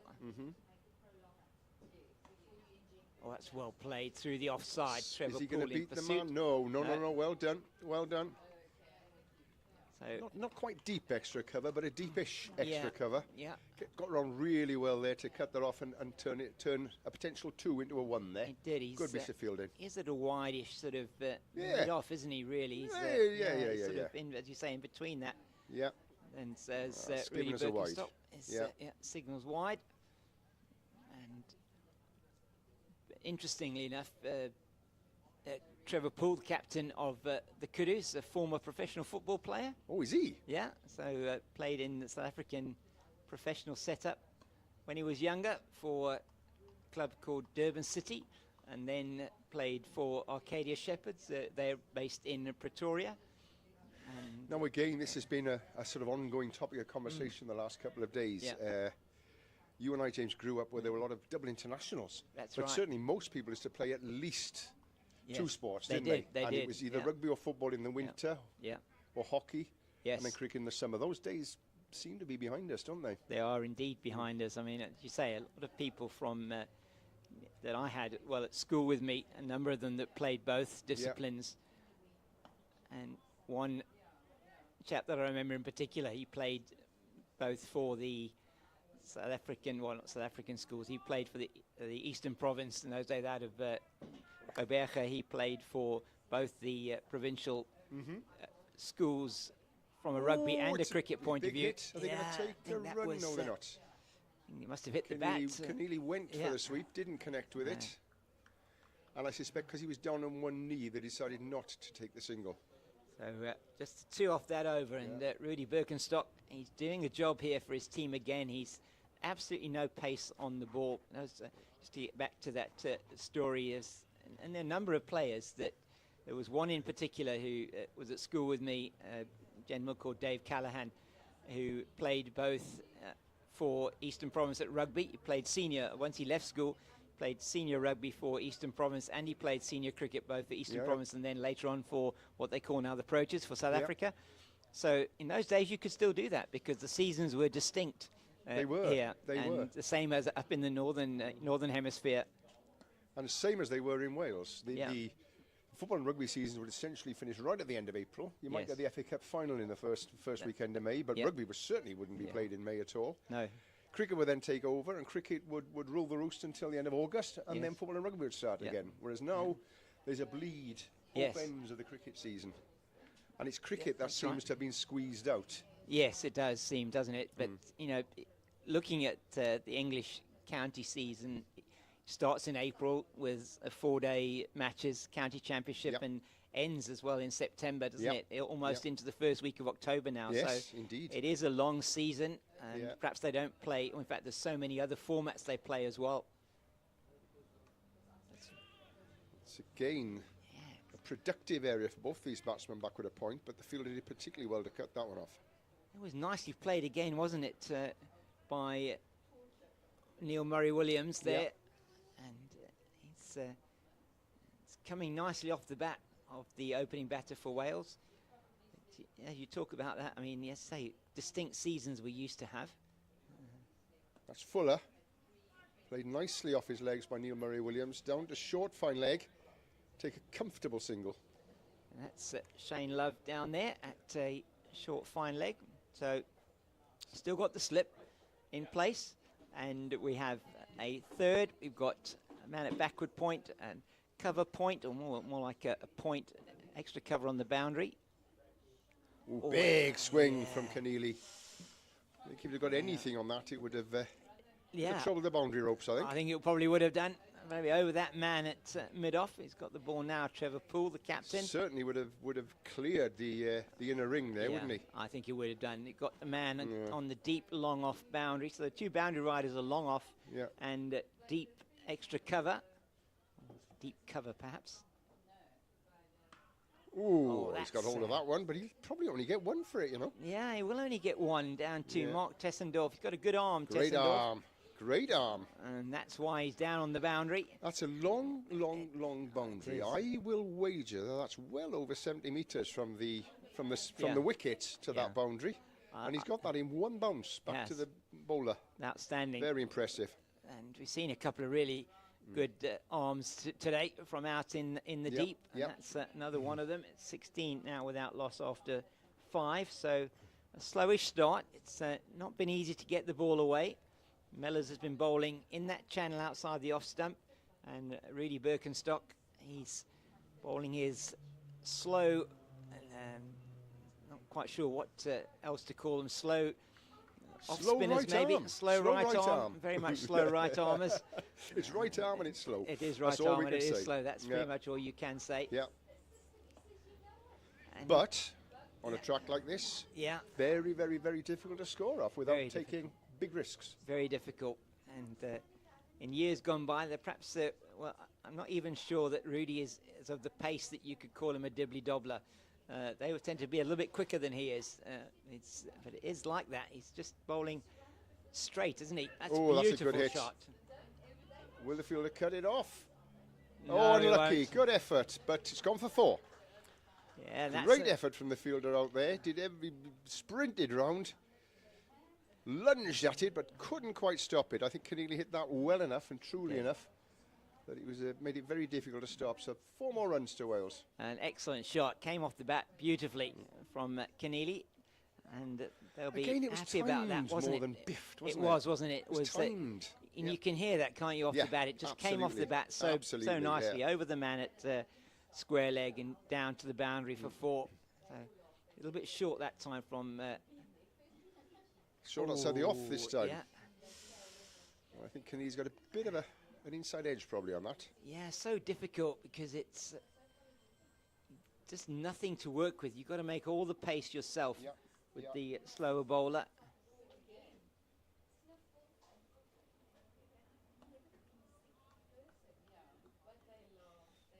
You keep this stuff fairly straight, and it's very, very, very difficult to score off. It is very difficult because you don't want to give yourself, necessarily step away and give yourself room, because you're always worried that maybe it's going to die on you or it's not going to quite get up to the kind of height. And it makes it difficult. Oh, that's a great piece of fielding.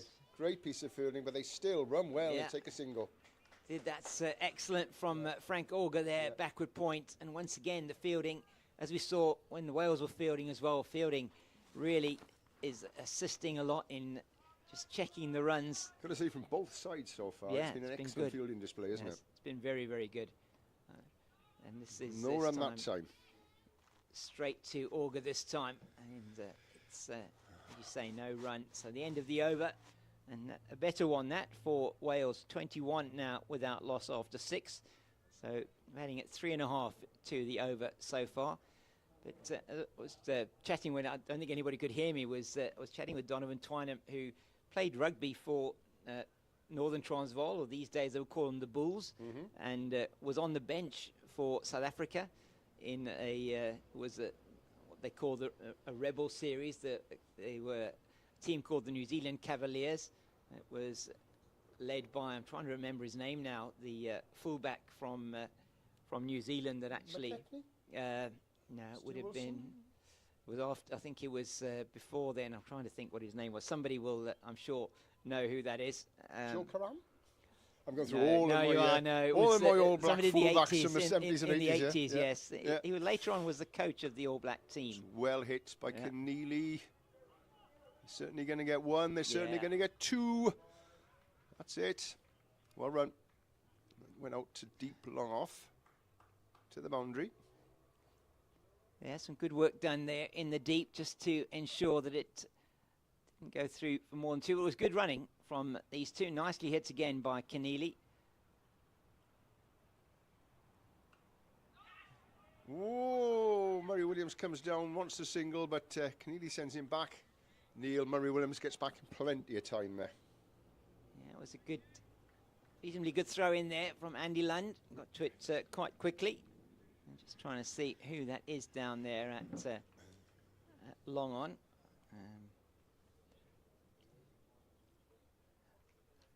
Sure. Oh, just tries to guide it down. Guide that one down again, yes.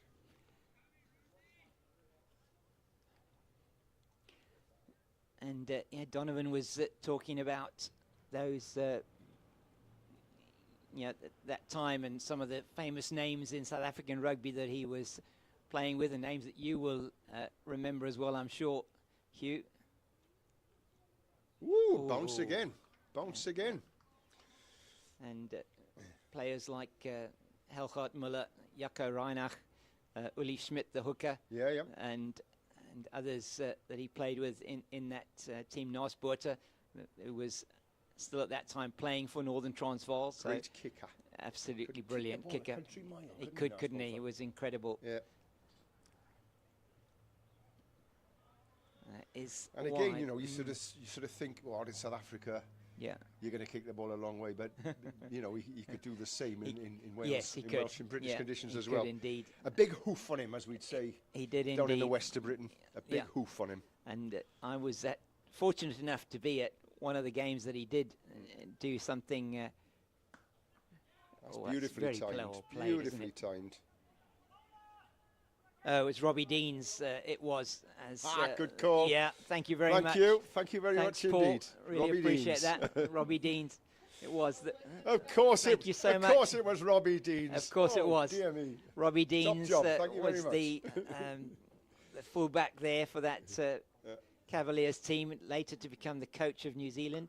Oh, that's well over played. the top. I think that's going to trickle over. Will it get there? Deep backward square. Is it? Yes.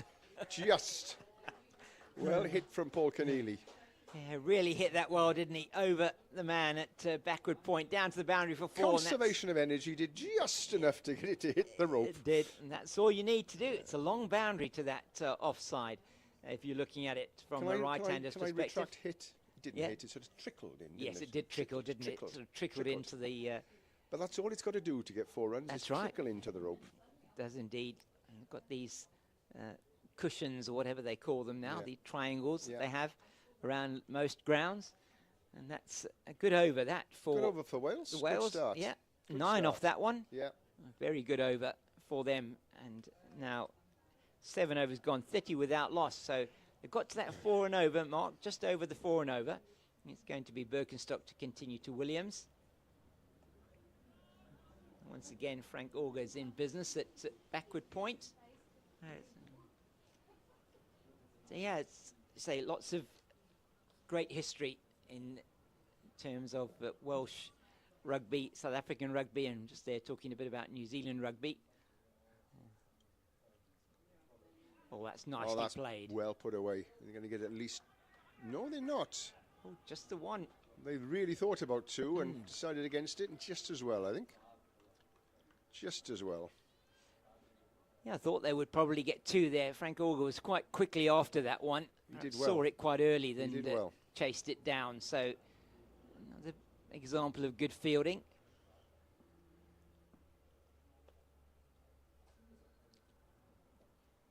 And Birkenstock again, just outside the off stump that time. A little bit wide, but not called wide by the umpire. So 31 without loss. Oh. Keneally tried to go big again, Yeah, but no pace on the ball. He was through the shot before it reached him. So hard to hit those, isn't it? You've got to make all the pace. Yeah. You've got to maybe even try and get to the pitch of the ball if you can. But again, absolutely. It's very hard. He's really tossing it up high. Yeah. Oh, no, that one Shorter, he doesn't. a lot shorter, and Keneally's going to That should be 4. make him pay for it. That's 4. That's 4. Yeah, yeah. That didn't tickle the boundary. That fairly hopped over it at quite a lick.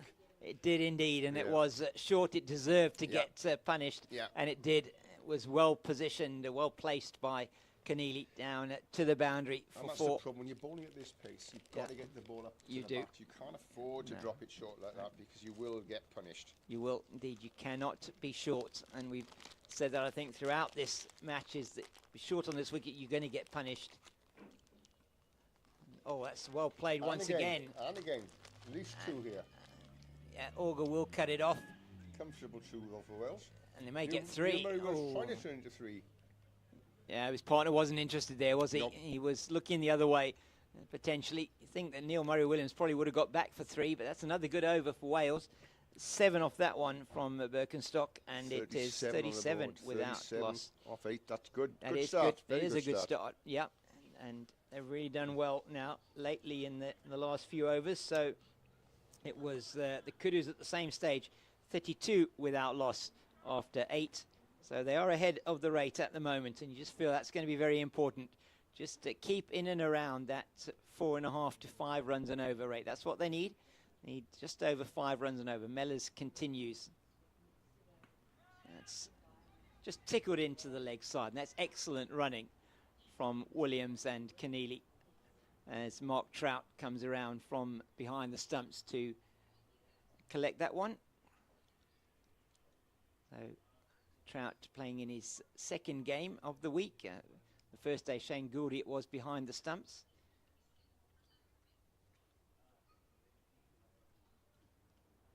Oh, it's outside the off stump, trying to guide it down to 3rd. Again, we have Irshad Ul Haq in front of us here. And just a mention for Irshad Ul Haq is the sponsor. He's his company, Unica Steel and Iron, has sponsored this Kudus team.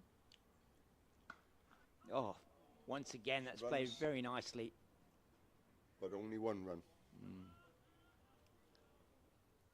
Certainly there to be hit, wasn't it? Outside the off-stump, full toss. But, couldn't find the gap on the boundary side. Mark Tessendorf doing the fielding.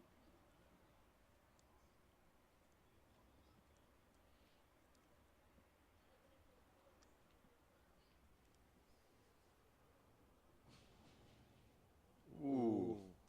Murray Williams tries to guide that down to the 3rd man area, but couldn't get anything on it. Yeah, it's a little bit shorter that time from Carl Mellors. Didn't get up much, though. Which is a change from the earlier overs where he was going that length and he was getting to come up above thigh high. I wonder if the ball's losing a bit of hardness. Yeah, it may well be. Now into the 9th over. He doesn't stay hard for too long. Yeah, that and one again, look at that one. Creeping through almost. Just that back one. of a length, and it barely got shin high, did it? Didn't get up at all. A bit of warning signs perhaps here for the Welsh batters. Very, very, very perceivable difference in the bounce from the early overs. You're just hitting a couple of those bare patches, which there are at this end of the ground. And again, they kept low. That's, oh my goodness, that one thrown in by Muzaffar Ukaye, and it goes through the wicket-keeper, but it's tidied up behind by Shane Love. End of the over. And that was a better one from the Kudus. It's 39 without loss after 9. just And two again, off that. you know, interesting, James. Shine off the ball, hardness off the ball. Ball's not doing so much, scoring rate drops. Yeah. Pattern every game this week so far, every innings we've seen in every game so far this week. Very difficult to get away then, because you've got to make that pace off the bat. So just nothing to work with. Nope. And that does make it a little bit more difficult. As we see a lone swallow making his way around the ground at quite a low level. Hopefully that doesn't mean that we're going to get a bit of rain, as it's getting a little bit cloudier overhead. Let's hope that's not a bad sign. Short outside off stump. Keneally puts it in the air. Going out towards the cover boundary. And yes, again. Tickled the ropes. But enough. A tickle is enough in this game, isn't it? It is tickle is enough. More than enough to get that one. It just needs to touch that rope, and it does that really well. And Shane Love on the boundary, he can't stop that one. And once again, shortish, wide outside the off stump, and Keneally's done the right thing there. He's made the bowler pay for that being outside the off stump and a little bit wide. The width here is certainly nothing that you want to give him. You don't want to bowl it short. Oh, when he's put that one straight. He'll get one for it. Come out to long on. Throw comes in. So that's Keneally's starting to get going a bit here now. Yeah, it's looking really good out there. He's got a few boundaries to his name already.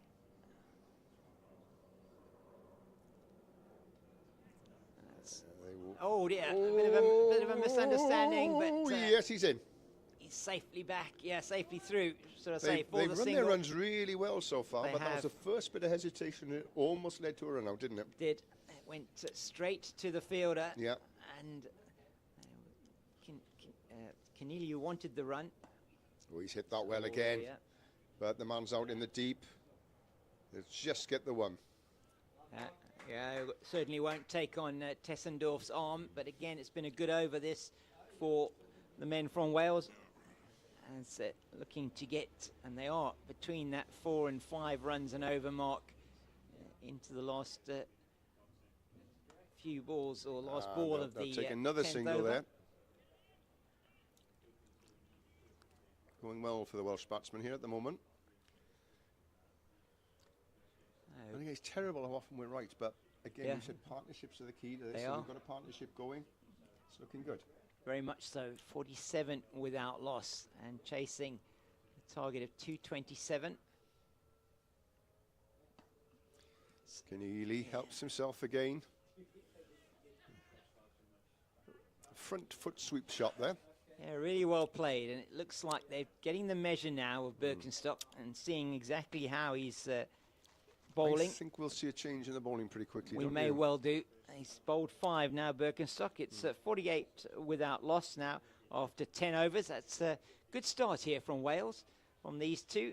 It was not so quick after 5. It was just 16 without loss, but 32 runs in the next 5 overs. So they've been batting at 6.4 to the over for overs 6 to 10, and that will be very heartening for the men from Wales.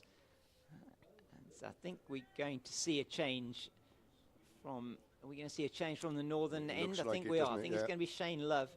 It's going to be coming onto bowl, is it? No, it's not. Let's just see. So James, you said earlier Shane Love pulled up. It's actually he did. It's actually Rolf van der Merwe who's going to be coming in. So Rolf, who's the father of Roelof van der Merwe, the South African Irishman, man who's played in many places around the world, played for Somerset, county level. He's played in the IPL. He plays at the moment for the Titans franchise up in Pretoria, and he's playing today in a 4-day game. I had the privilege of meeting him on Tuesday when he was here supporting his father at the game there at Greenpoint. So Rolf now going to be bowling. He's got 52 on his back. That's the same number his son has. As Rudy takes a break here. Rudy Birkenstock coming off the field in front of us. And so I think we can assume that Rudy's off for the time being. I think so, yeah. In more ways than one. Expecting to have a break, and so it's Van der Merwe from the northern end of the ground First time he's going to have a bowl in the tournament. Now let's see. His son is a left-arm orthodox spinner. Looks to me like he's just a pretty much a right-arm. I don't know what to quite call it. Also, right-arm slow bowler once again. Not quite as slow. He's not as slow. No, he's not. He's earlier times, but just coming in and putting it there. Doesn't look like he's necessarily giving it a tweak necessarily, quite but round-armed. he is. Yeah, it's a bit of the round arm sort of slinging type of action. But, through for the single. So just 1 run away from the 50 for Wales. They're doing well. They're ahead of where the Kudus were at the same stage.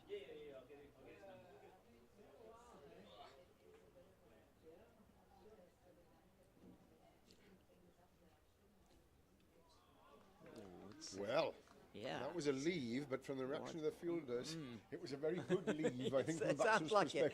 Not too far away Not from too that far off from the stump, stump. No, potentially. indeed. So,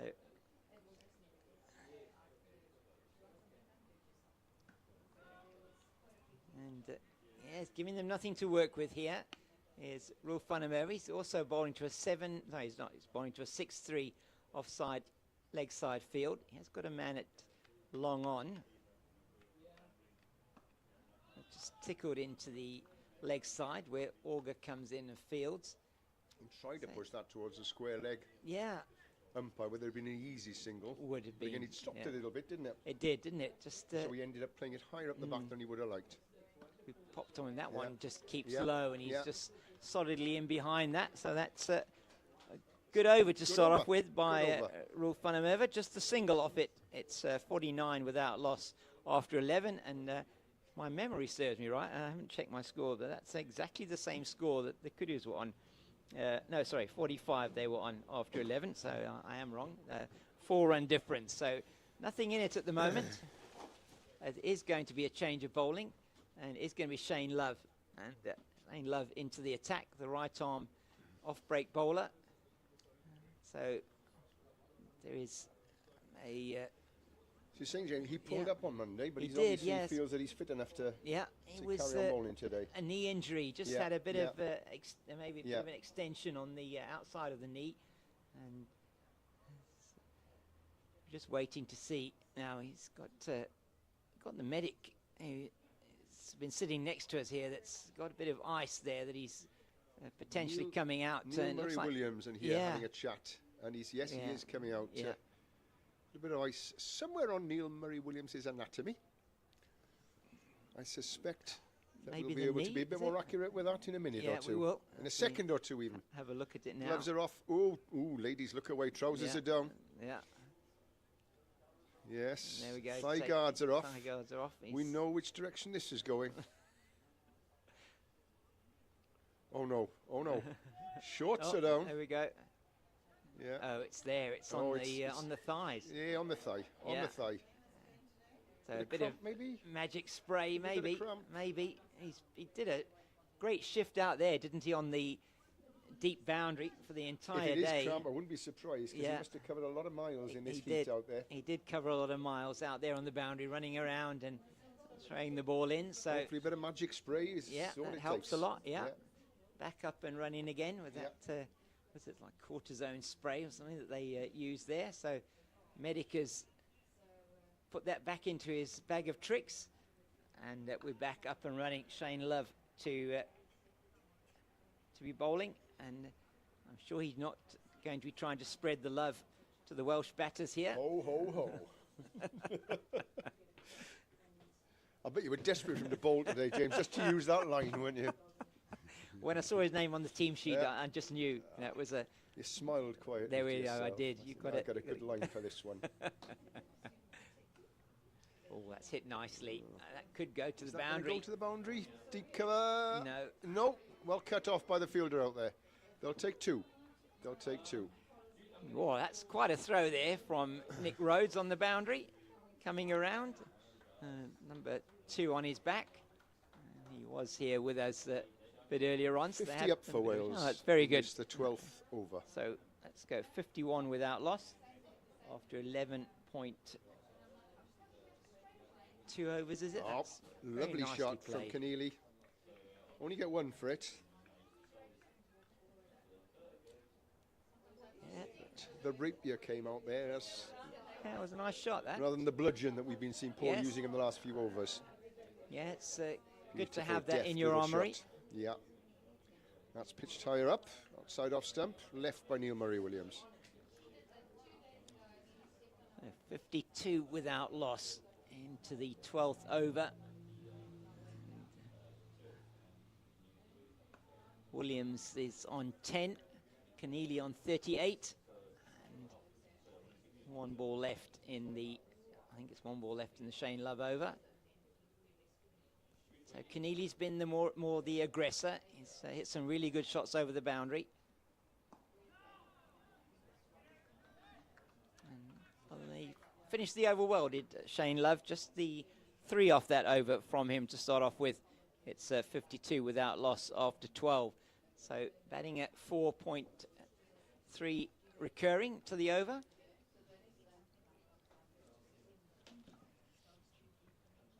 It's been a good start, Hugh. I think Wales will be very, very happy with this start.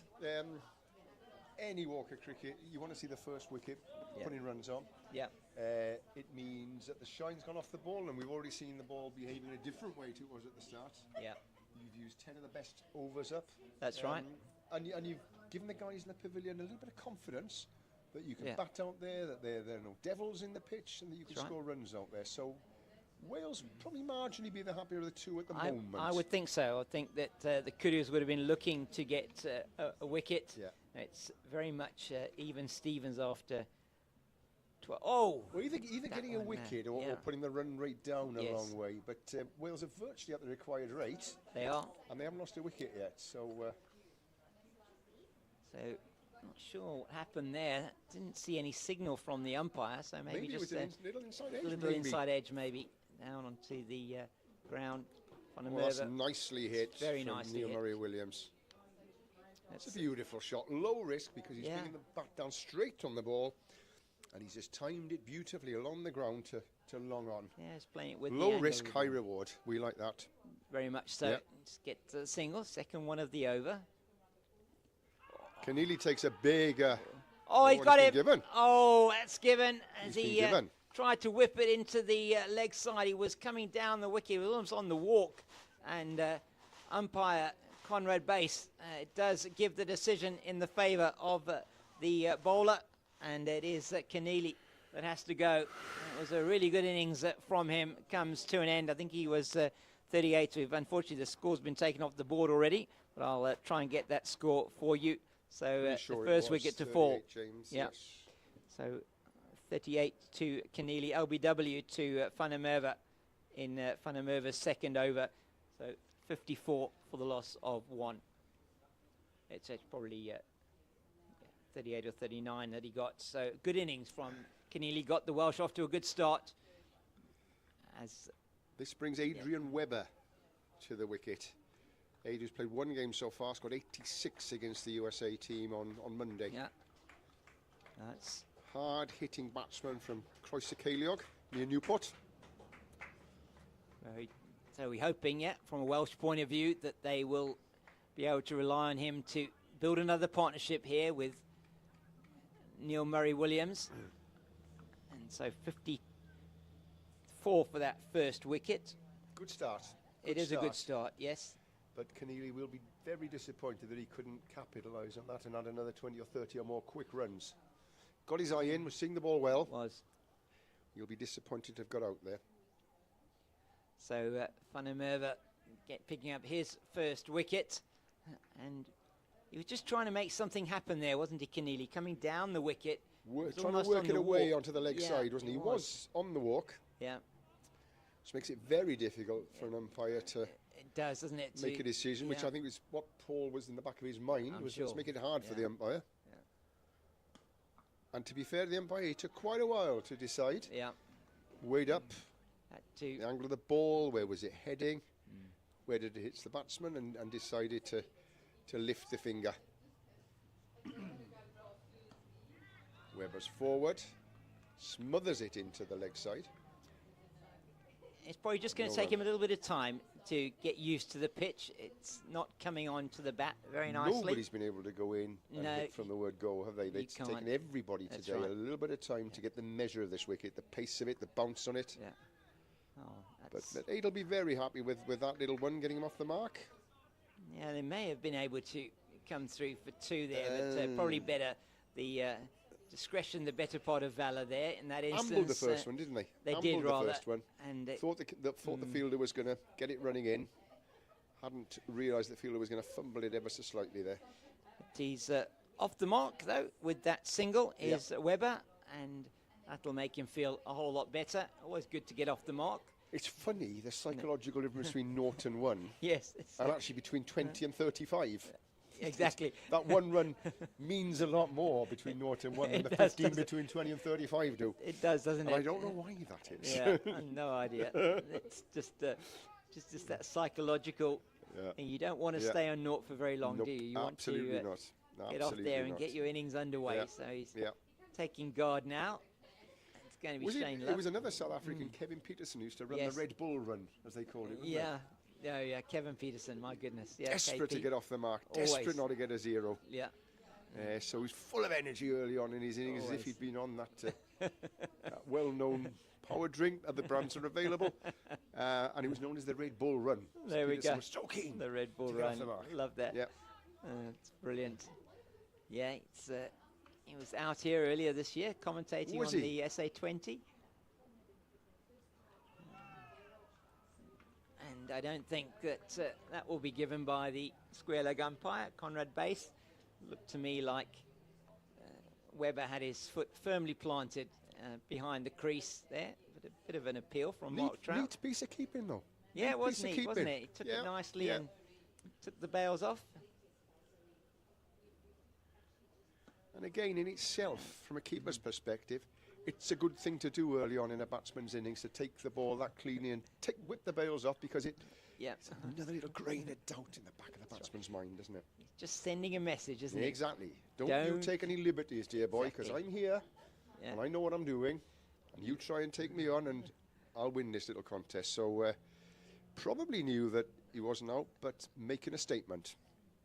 Yeah, good keeping from Mark Trout. Yeah. In more ways than one.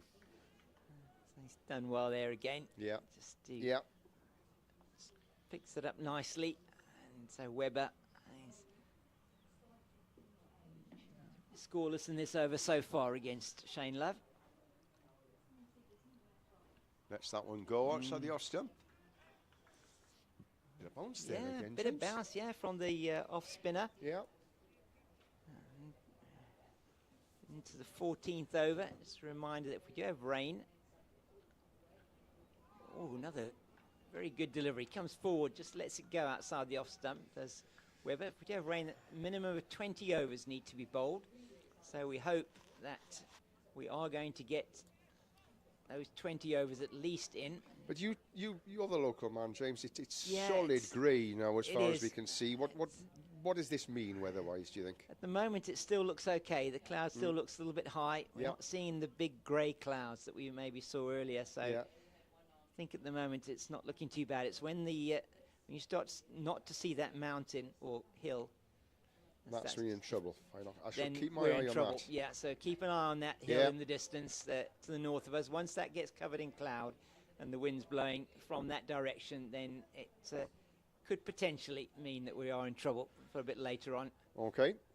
So end of the over from Love. It's a maiden, in fact, and the first one of the innings for the South African Kudus. It's 55 for 1 after 14. So and certainly the run rate's under 4. Yeah, it is just under that 4 to the over, and it's very similar scores. 56 without loss were the Kudus at exactly the same stage. Right. So it is very much adjacent at the moment. Nothing in it. It's Funnermerva to continue. Oh, it's very nicely played. A late sort of glide to backward point from Neil Murray-Williams, and Adrian Webber very alert to the possibility of a single there. Turned it into a 1. Yeah, it's good running once again. Yeah, played just to the right of the fielder. And they'll take a single there again. to that lovely fly slip area that we enjoy. Yes, that's Irshad Ul-Haq there. And even though he got to the ball reasonably quickly, it was always going to be a run. Neil Murray-Williams threw very quickly there. Or was it... I got them wrong here. No, it you're was absolutely right, James. So very alert to the run. I think that's important. You've got to take off immediately, don't you, to try and make sure you get to the end. Huge. Yeah. I mean, I'm sure some of my youngsters listening here today, and I tell them, you know, when you're at the non-striker's end, you're as much, if not even more, in the game than the striker is. The striker knows what he's got to do. He's got to play the ball on its merits. Yeah. The non-striker can turn noughts into ones, and even ones into twos if he can sense that second run might be on, and he runs that first one quickly. Run that first one quickly, boys. How many times have you heard me saying that? Very much so. And that's exactly what happened there. Neil Murray-Williams very alert to the possibility of the run. And indeed, that's out.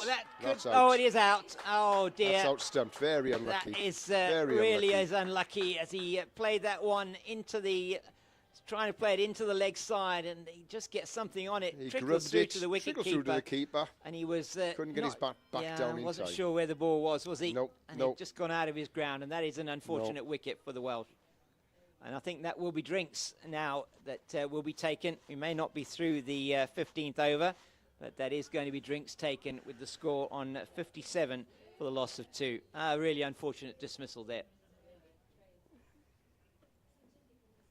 So 57 for 2. We'll just check on those scores. It's going to be Mike Cann coming out to the wicket. We'll be back with you in a couple of minutes.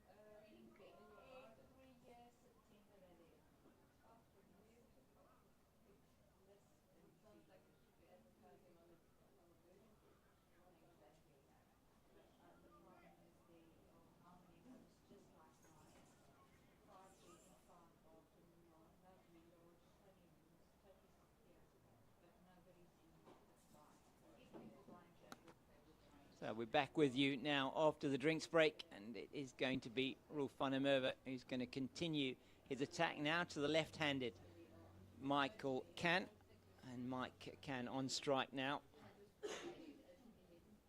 Scored 100 first time out on Monday. Ooh. Oh my word, how unlucky is that? Can you believe that? Run out of the non-striker's end. Oh, not again. That is now the second time we've seen that. And asking for ice now as that came off the hand of Rolf van der Merwe. Must have really hurt him, but that is really unfortunate. Adrian Webber run out at the non-striker's end as the ball comes off Rolf van der Merwe's hand onto the stumps, and Wales lose their third wicket with a score on 57. And desperately unlucky there. And so that's the second time we've seen that. We saw Carl Mellors run out in the same fashion on Tuesday against Zimbabwe, and now it's Webber that has to make his way. And the first ball after the drinks break, it's hit very powerfully by Can back towards the bowler and just get something on it. And this game's been turned on its head in the completely, last couple of hasn't overs. it?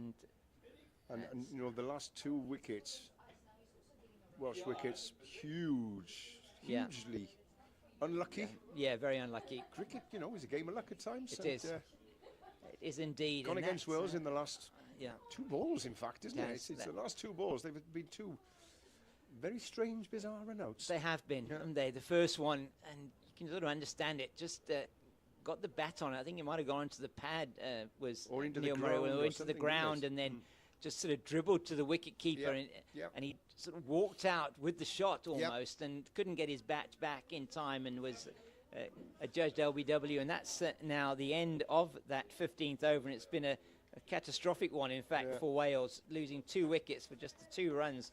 It's 57 now for 3 after 15 overs. And then the very next ball, Mike Cann's first ball, he drills it back at the bowler. Yeah.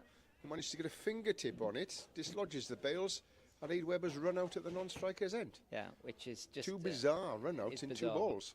Completely bizarre. Yeah, and isn't this a great sport that it we is, watch, isn't it? James? Isn't it a great sport? You can never tell what's going to happen. Yeah, you can't. And you see the strangest of things happening, and you sit here goggle-eyed and wide-eyed and wonder at it all. But it's great. You wonder how on earth can that sort of happen. So it's John Jones out there now. John Jones comes in now. Now, John and Mike played many years together for the over-50s. John came up to the over-60s last season. Mike's come up this season. So they're reunited. A partnership that would have batted together many times. I'd hate to think.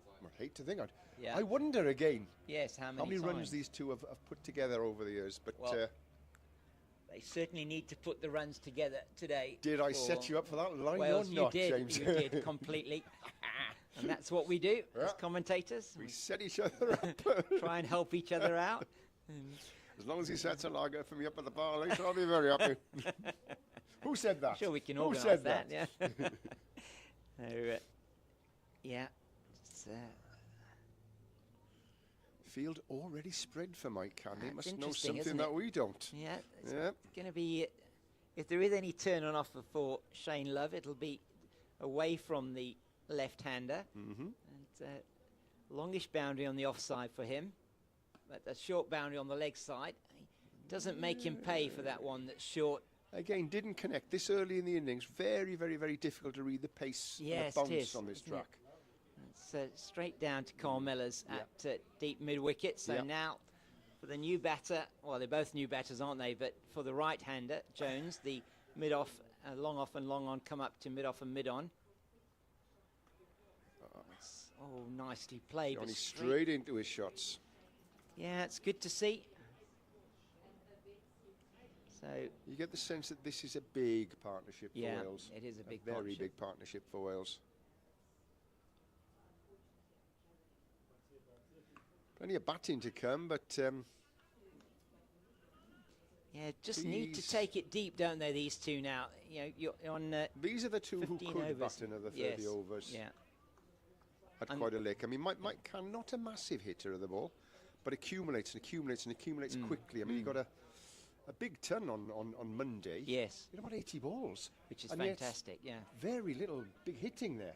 He was just pushing and stroking and cajoling and all this, and you think, goodness me, how many runs has he got? How many balls? And that's how he's always batted. I think that's what you can do. I mean, and this we've seen already on this, not just the pitch, but also on the outfield, that it's not the fastest outfield. No. Doesn't run away from you if you're a fielder. It's a bit thick, the grass in places. Is it looking a very good outfield considering this time of the season with the heat they've had over the last little while? The groundsman very green, isn't it? Done a fantastic job, Marnus, here with the pitches. It's Funimova to continue. It's nicely Jones played. Confidently forward, pushes it out to mid-on. The fielder comes in from the boundary. Comfortable single.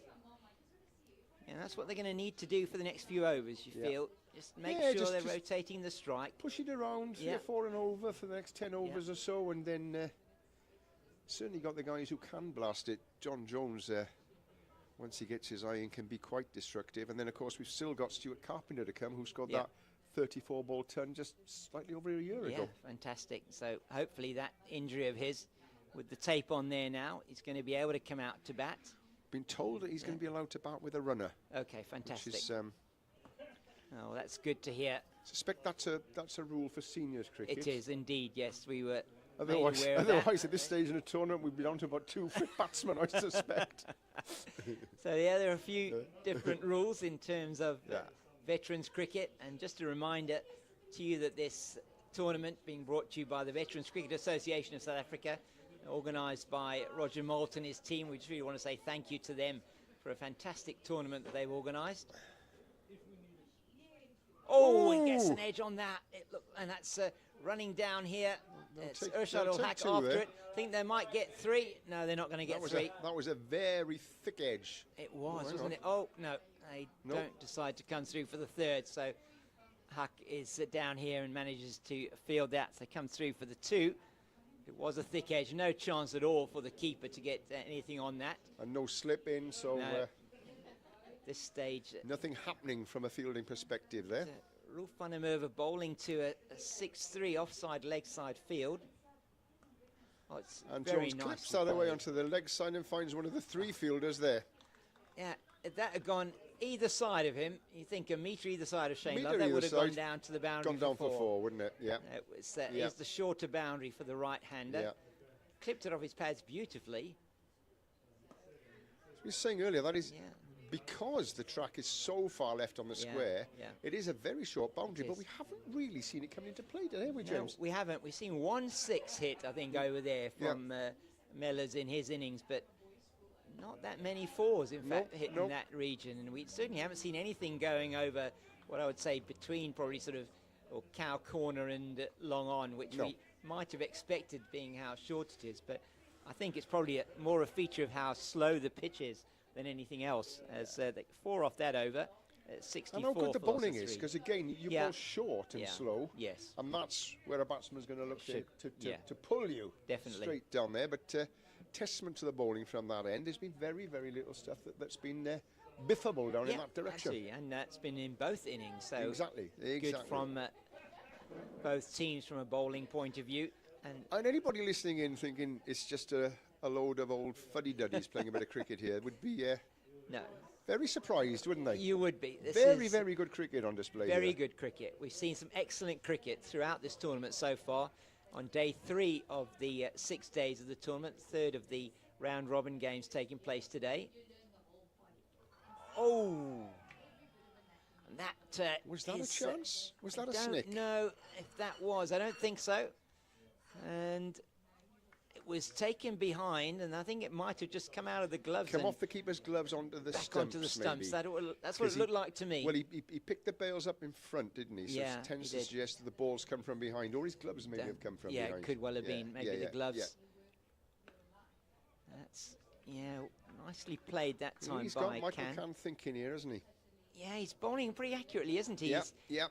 He's bowling over the wicket with his off spinners. Yeah. He's keeping a very good line and length.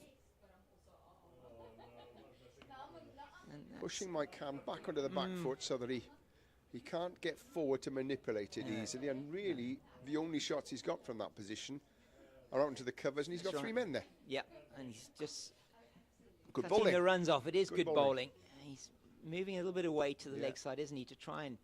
Yeah, that's well played. Just getting in over the ball, head nicely in position, front foot coming forward. But he is giving us something to think about. Shane Love's put in a very good spell here so far. That's nice and well fielded. Cuts off the single. Good over. Good over from the bowler. So just the single off that over from Love, and it's been good. 65 for 3. So batting in now about 3.5 to the over. So those 2 wickets in that 1 over, the 2 run-outs have been particularly difficult now for Wales. It's meant that run rate has dropped back quite significantly. And just to give you an idea of those bowling figures now, Shane Love He's bowled 4 overs and only conceded the 7 runs in his 4 overs. 1 maiden, and 0 for 7. Rolf van der Merwe 4 overs and no maidens. He's got 10 runs off his bowling.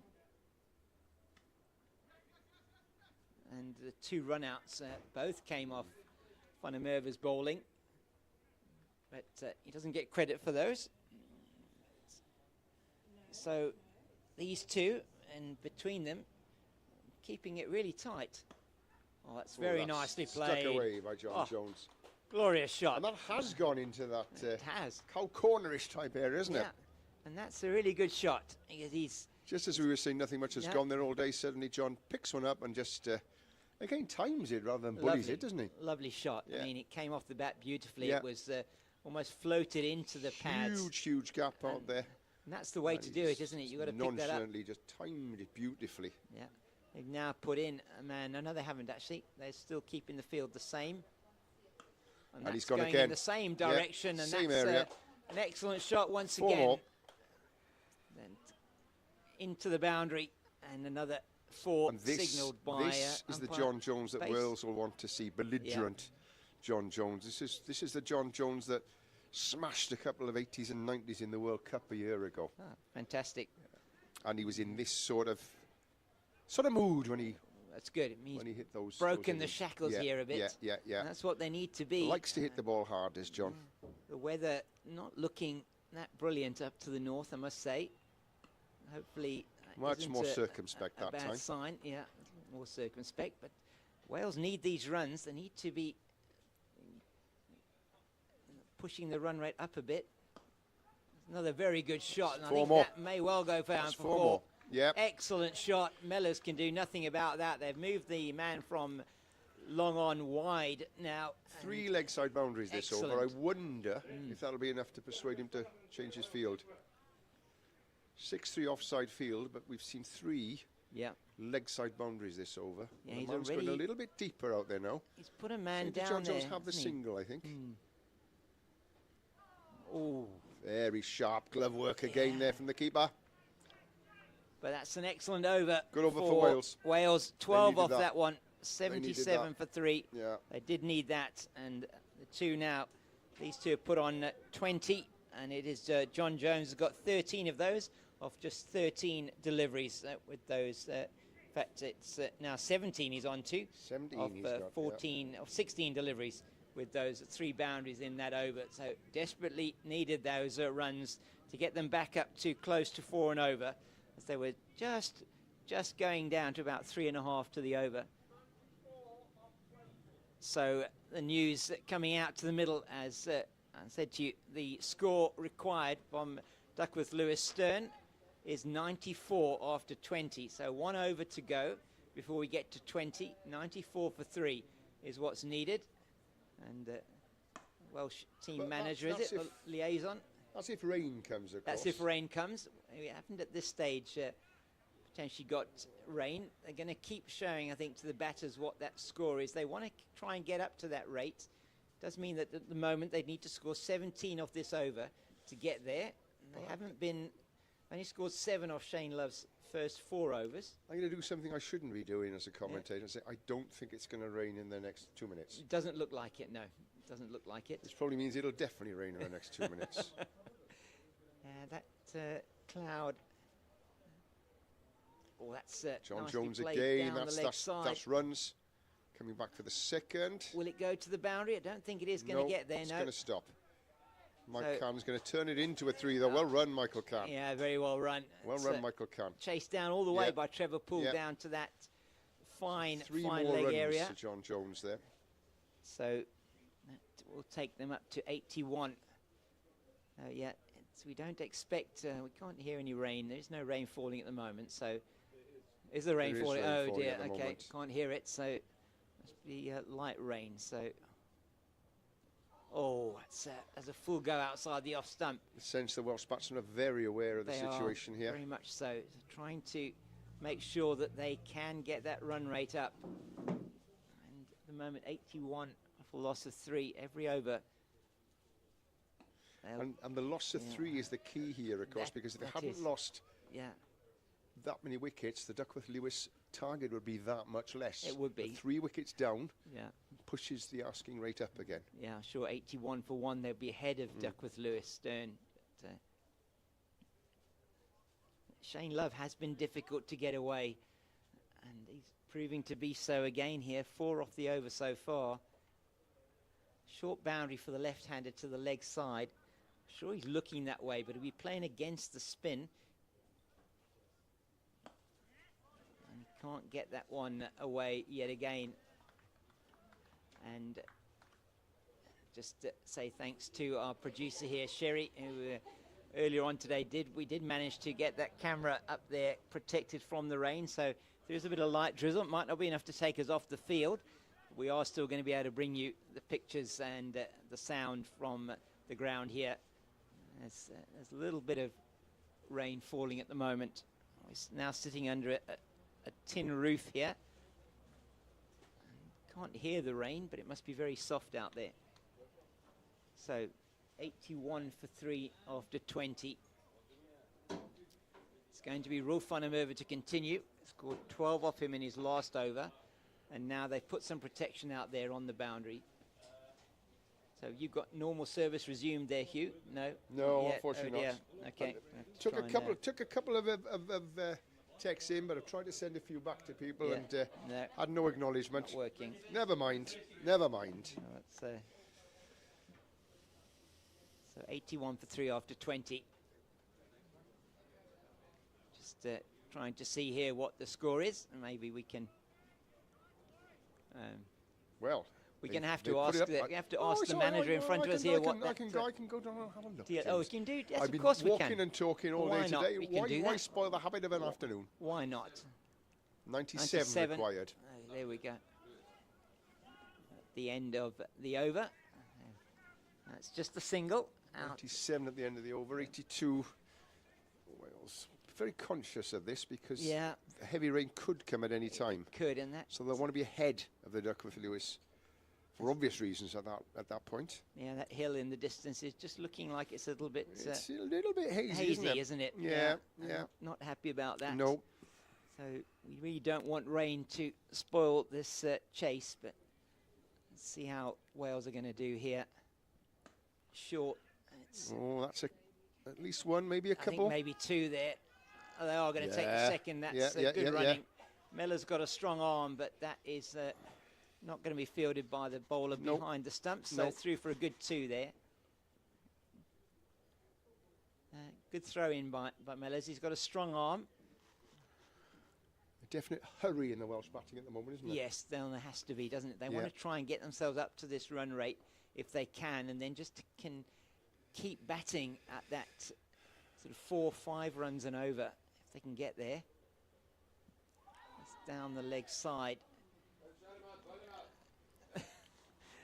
So we hear love that from Ben Dupree, manager of the Kudus. Don't shout him out, bowl him out.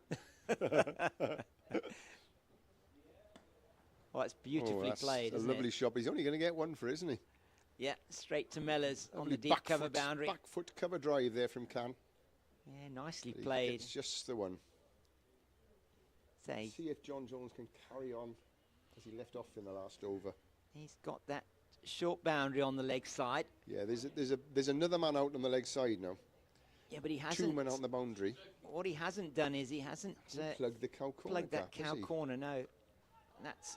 Oh, what a catch! He's taking a catch. He's taking a catch. He had to take the catch.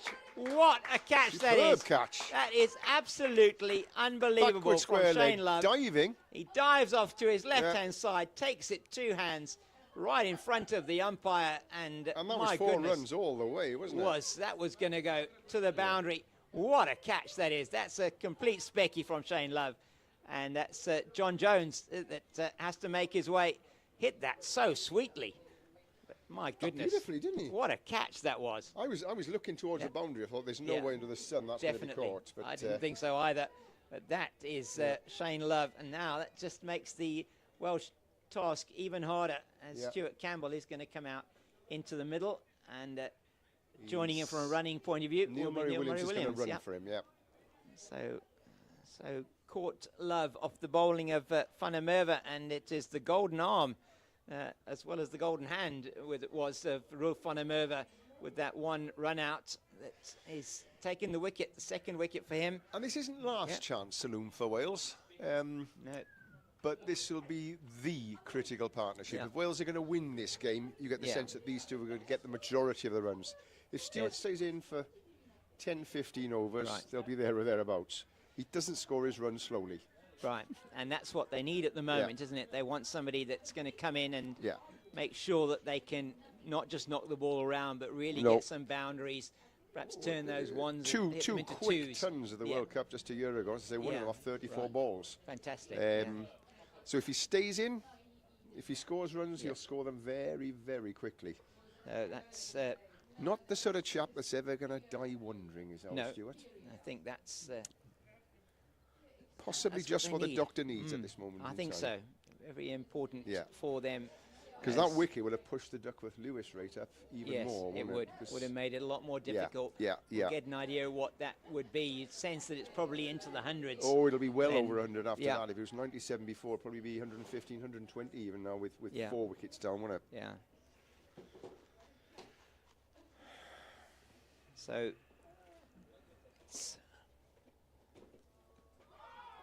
Carpenter just playing forward to that, and there's a half an appeal from notably nothing from the bowler or the keeper, but it goes through, and it's the end of the over. So 21 gone.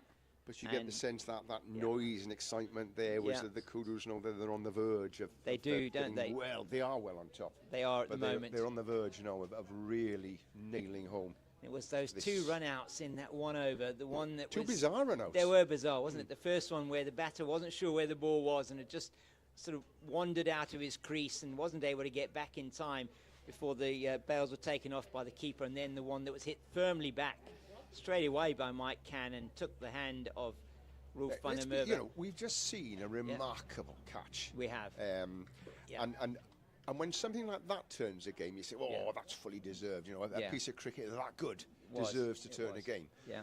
But when you get 2 bits of bizarre run-outs like that, you start thinking where the cricketing god is in all of this. Yes, you do. You think, "Oh my goodness, that should not be happening." No, but and for it to happen twice in 2 balls. So 85 now for the loss of 4. And as you say, all the partnerships are important. We always say partnerships are important, but just feel 85 for 4. Got to keep the scoring rate going. And not only that, but they just can't afford to lose another wicket. No. 1-1-2. So 1-1-2 we're getting to here is the par score. What we said it'd be over 110. We did, yes, so, you did say so, that it will be over 100. 100% right, Hugh. So that's a long way away from 85. It is, a long indeed. Way away. That's, so 27 runs, isn't it, that they behind at the moment. So but what they've got to do is almost not say put that out of their mind. They can't do that necessarily, but they're not. They've got to play still each ball on its merits. They can't afford to lose another wicket. No. But again, you know, this is another of the wonders of cricket when weather comes into play. Because none of us can call the weather. No, we can't. No. We just have this sort of feeling that it might turn a bit funny. And that's when it might turn a bit funny. Yes. And all of a sudden, that puts a whole lot of new factors into all 22 and 2 umpires' minds. Minds. Absolutely. To everybody out there. Everybody's minds. It's another factor in what is already, you know, a complicated 4-dimensional game of chess. Yes, and then you throw the weather in on top of it. And doesn't cricket, cricket probably one of the only games in the world that you have that type of situation. Really, because it's margin. You know, you get things like golf, even football and rugby at times. If it rains really heavily, you come off. Yeah. But in general, you can tolerate a fair amount of rain. You wouldn't be thinking about it in a situation like this not at all. No.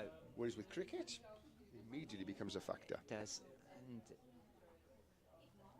so now taking first strike against Shane Love, it's Stuart Carpenter. He's come in from where he was standing at square leg. So I will say Stuart's big shot. They haven't got to play within 50 yards of it. Oh, right. So it's backward of square, I think, onto the leg side. and that's exactly where he plays it. And that's gone down towards the boundary, but it is going to be fielded by Trevor Poole. Yeah. And, And Neil Murray Williams runs the second. Well, he does. Remember, there's a runner in here. Oh, and it's a wide. So I thought he might have got something on that, but he didn't. No. I suspect that the viewers at home can't see the fact that there's a runner in. No, they can't. So the screen that you're seeing, you're not going to be able to see Neil Murray Williams out there. He's off the square. And oh, it's beautifully played. Oh, how unlucky for the batter there. That had 4 written all over it, looked like, and it just hit the wickets. Best 12th man on the field, the stumps. Those stumps have done a good job for the Kudus so far, haven't they? They have, haven't they?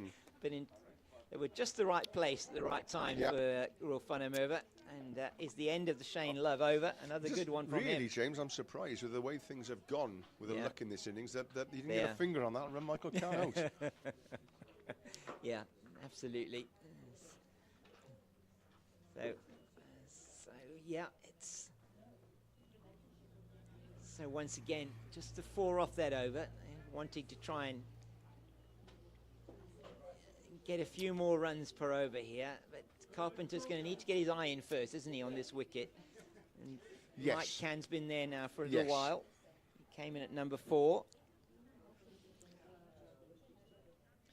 I mean, again, that Stewart's used to playing his club cricket down at St Ishmael's in Pembrokeshire, which is a glorious batting track. Oh, right. So quite different to this batting track. Yeah, it's the... Sorry, someone's standing in our way here. Really sorry about this. Thank you. So Funham-over to continue. He's into his 7th over now. Oh, it's beautifully played. But he's only going to get 1 for it. Yeah. Straight down to Mellors at long off. Lovely off drive from Michael Cann. Just came off the bat really nicely. So now Carpenter will make his way from his position at square leg to the wicket. He's got the short boundary on the leg side. As you say, the area he likes to play the ball in backward of square.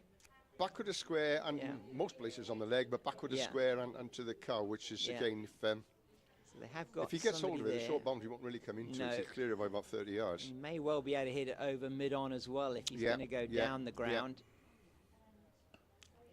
He's very circumspect to start off with, Stuart. Wisely getting the feel of the wicket before he starts really going wild. Just played that down to the man at mid-on. So yet to get off the mark. Oh, that's well hit. Beautifully played. Well hit. Is it going to make it? No, it won't. He's just cut off. Good fielding. Good fielding there. Yeah, it came round. There did. I'll just take 1. They only took 1. Oh, my goodness. Okay, I thought for all money they'd get 2 there. No. I think this is what happens when you've got a runner in. I think so. It becomes a lot more complicated all of a sudden. Particularly when the runner's out at square leg, which he was in that instance. Neil Murray Williams out at square leg. You'll see him now at the non-striker's end. Stuart Carpenter standing at square leg. Michael Cann. Beautifully played. That should go down the boundary for 4. Oh, lovely, lovely, lovely, effortless off drive. That's beautiful. A glorious shot from Mike Cann, and that's his first boundary. Mike Cann, one of many, I'm sure the Welsh fans are hoping, and the Welsh team, as he just played that beautiful. Timing was excellent. Got the pitch of the ball, that was probably a little bit over pitched, and he played it beautifully down the ground. The men at wideish, long on and long off, they're not straight at all, quite wide. Oh, beautiful. Lovely, lovely example of intelligent batting there. And even more, well run, Neil Murray Williams. Yeah, good work looked there. A dead set 1 into a very well run 2 there. It was. Yeah, that one out to Mellors in the deep. And he'll be a bit upset with himself. He just knocked that one on. So, and they go through for 2. Good running, making the most of the opportunity on that occasion. Cann again, this time it will only be 1. Although Neil's run the first one very quickly, his turn and has looked, but no, just the 1. Yeah, no chance there. It's the end of the over. Good over for Wales. It was a good over for Wales indeed. And that one was 9 off that over. That's exactly what the doctor ordered. If you're Wales, 98 for 4. at the end of the Van der Merwe over. That was his 7th over. Love's bowled 6 overs, 0 for 15. So he's been very economical, Shane Love. Just 2.5 runs to the over. And it's the weather here. We hope that it's not going to affect the play. At the moment, no, it's not. But it's not getting any better either, is it? No, worried about what I'm seeing out to the north. So it's 118 is 119. 119 is the Duckworth Lewis pass score. It's 98 for 4. So they brought that back a bit. 21 runs behind where they would need to be at the moment. And again, to those of you trying to interact with us from home via the phone, apologies, we cannot get online here. Whether it's the weather or who knows, but we can't get online to be able to interact with you, answer your questions and give you club shout outs and everything. So Shane Love is going to be bowling his 7th over now. It's been Love and Van der Merwe in tandem now for the last 13 overs. And it's gone from, after 13 it was 55 for 1. Now after 23, so we say it's 98 for 4. Oh, he's bowled him. Gone. Oh, my word. Mike Can is out. Oh, and that is a huge blow as Can is bowled by Love and out of the big wicket, and Can has to go. And he does manage to get the breakthrough here, Shane Love. He has been bowling well, he's been economical, and Wales lose their 5th wicket now with the score on 98. So all is not lost for Wales. I think we have Neil Williams coming in now. Now Neil normally opens the batting for Wales. And last season he scored over 1,000 runs in a Welsh shirt. Oh, so fantastic scorer. yeah. Obviously keeping wicket today, so he's been given a bit of time to rest and get over that. But, he came in lower down the order on Tuesday and did a very fine 41 not out. Excellent, yeah. So again, no, all is not lost. Not your ordinary number 7 batsman coming in here. Somebody who's perfectly capable of batting rest of these overs and getting runs at quite a quick pace. I think it's very important. I mean, you never give up hope in cricket. Never, ever. Be 5 down, and you know these two could take them to that target. I think you have to think now also with showing the scores that they need. It does put a bit of pressure on the batters to try and accelerate the rate, and just hope that it hasn't. It may well have contributed to that wicket of Can. And this is now rain we can hear, isn't it? Yes, it is. It's raining a lot harder now. Raining very hard. Yeah, that's unfortunate. So we hope that this isn't going to take them off the field. So Can is out now for 15 off 27 balls with the 1 boundary. And yeah, it is raining a lot harder now. We can only hope the wind maybe blow this away, but it doesn't seem like it is going to. Another left-hander in at the crease then, Hugh, for the Welsh. Neil Williams kept wicket very well earlier on. As I was explaining, he doesn't normally keep wicket, but Hugh Quick, our ordinary, usual keeper, our ordinary is nothing ordinary about Hugh Quick's keeping whatsoever. Our usual keeper. Bruised a finger badly on Monday and has been told to take a couple of days off, but he was had a bit of a net in a practice earlier and feels comfortable that he can resume tomorrow. But Neil's done a very good job standing in for him. Well, he did an outstanding job earlier on. I really thought the keeping today has been great, you know, from both teams. I think Mark Trout's also been very good for the Kudus. Neil Williams, outstanding for Wales as well. It's Carpenter on strike. He hits that very nicely. It's going to be down to Nick Rhodes here, and they're going to take 2, and that's good running. Very good running. 2 fast runners in here now. The 2 Neil Williamses. Excellent. The 2 Neil Williamses, Got Neil Murray Williams running for Stuart Carpenter, and Neil Williams, the non-striker's end. Oh, we're getting a smile from one of our greatest fans here in front of us as a youngster.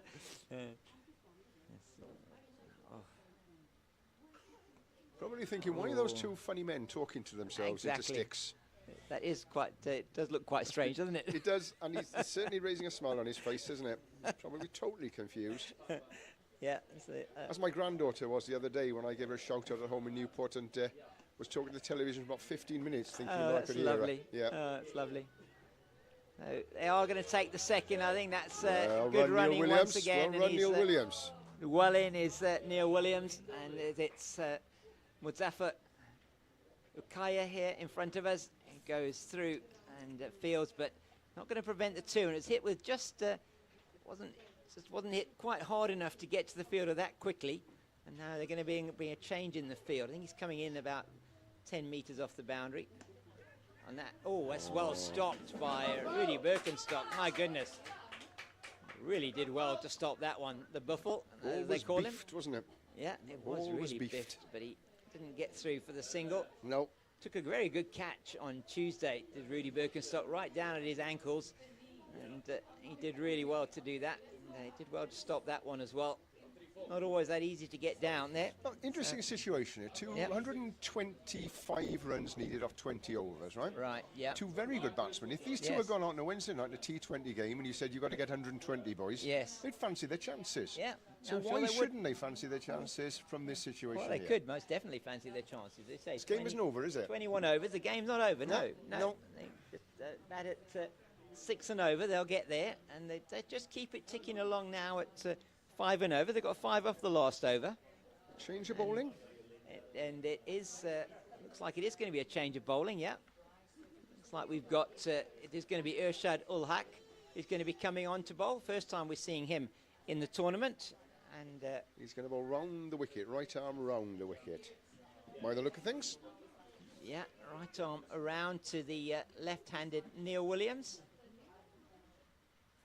He just puts it on the spot there. First up, his right arm around. And you get the sense from Kudus' perspective, that's all they need to do is just bowl nice and slow and straight. That's right. Allow Wales to make mistakes now, isn't it? Well, that's it. I mean, Wales. Wales. The press is all on Wales to make something happen here. It is indeed, and they're over 20 runs behind the Duckworth Lewis pass score, and that one's wide outside the off stump. It is wide. Called wide, yeah. Williams trying to play that one, and why not? He gets a bit of width. He wants to try and play that through the offside. Long reach. Neil Williams is a tall man. He's got a long reach, and he's thinking there, well, I'll have a shot at that. Why not? Throw my arms at it. And again, he does it. Through the fielder, but I don't think it's going to reach the boundary. No. It hasn't, but they'll take another 2.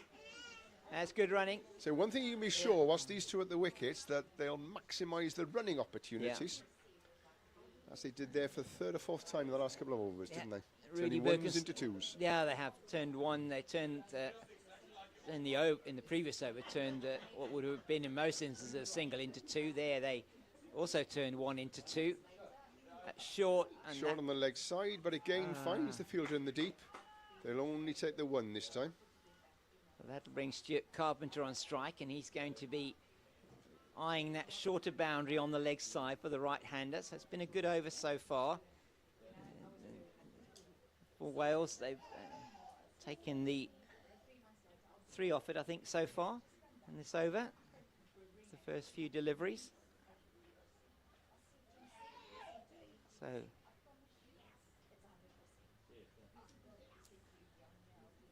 So the rain still coming down steadily here. And that is in the air, but it's short of the fielder. Short of the fielder. Lets it bounce there. Lots of excitement all around the ground for a millisecond there, wasn't there? You always hear that call coming out. Yeah.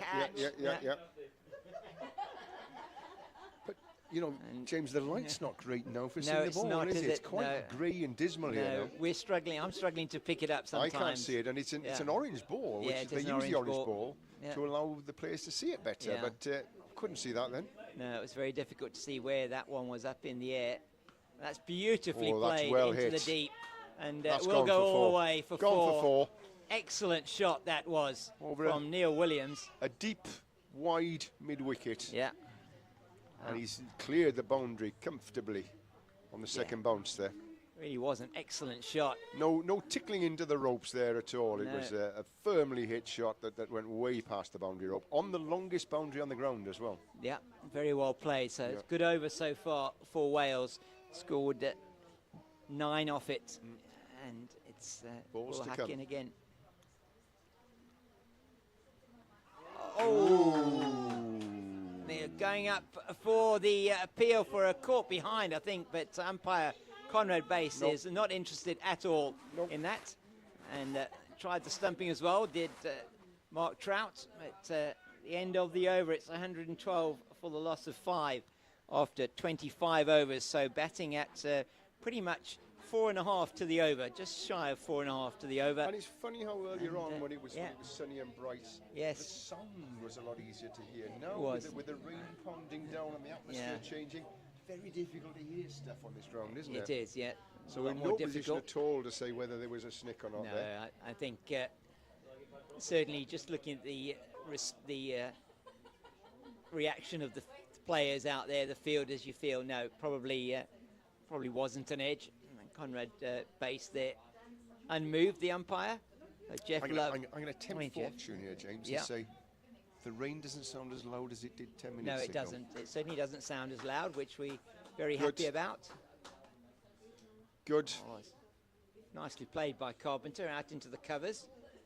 And take a single. Yeah, Mellors does the fielding. He's been posted out there on the boundary. He's got probably him and Mark Tessendorf, the strongest arms in the Kudus team.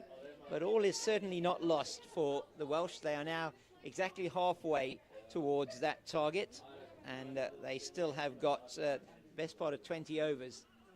And another run. I should probably say well-taken run. Well-taken run, wasn't it? Yeah. Thank you, James. Yeah. Too many runs in my running commentary there. Oh, I hope you're enjoying this broadcast. It's being brought to you by the Veterans Cricket Association of South Africa. It's just bunted out into the offside this time by Carpenter. Just the one. And just want to say thank you to our production team from Pitch Vision as well.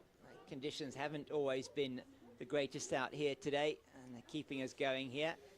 Camera is under some plastic.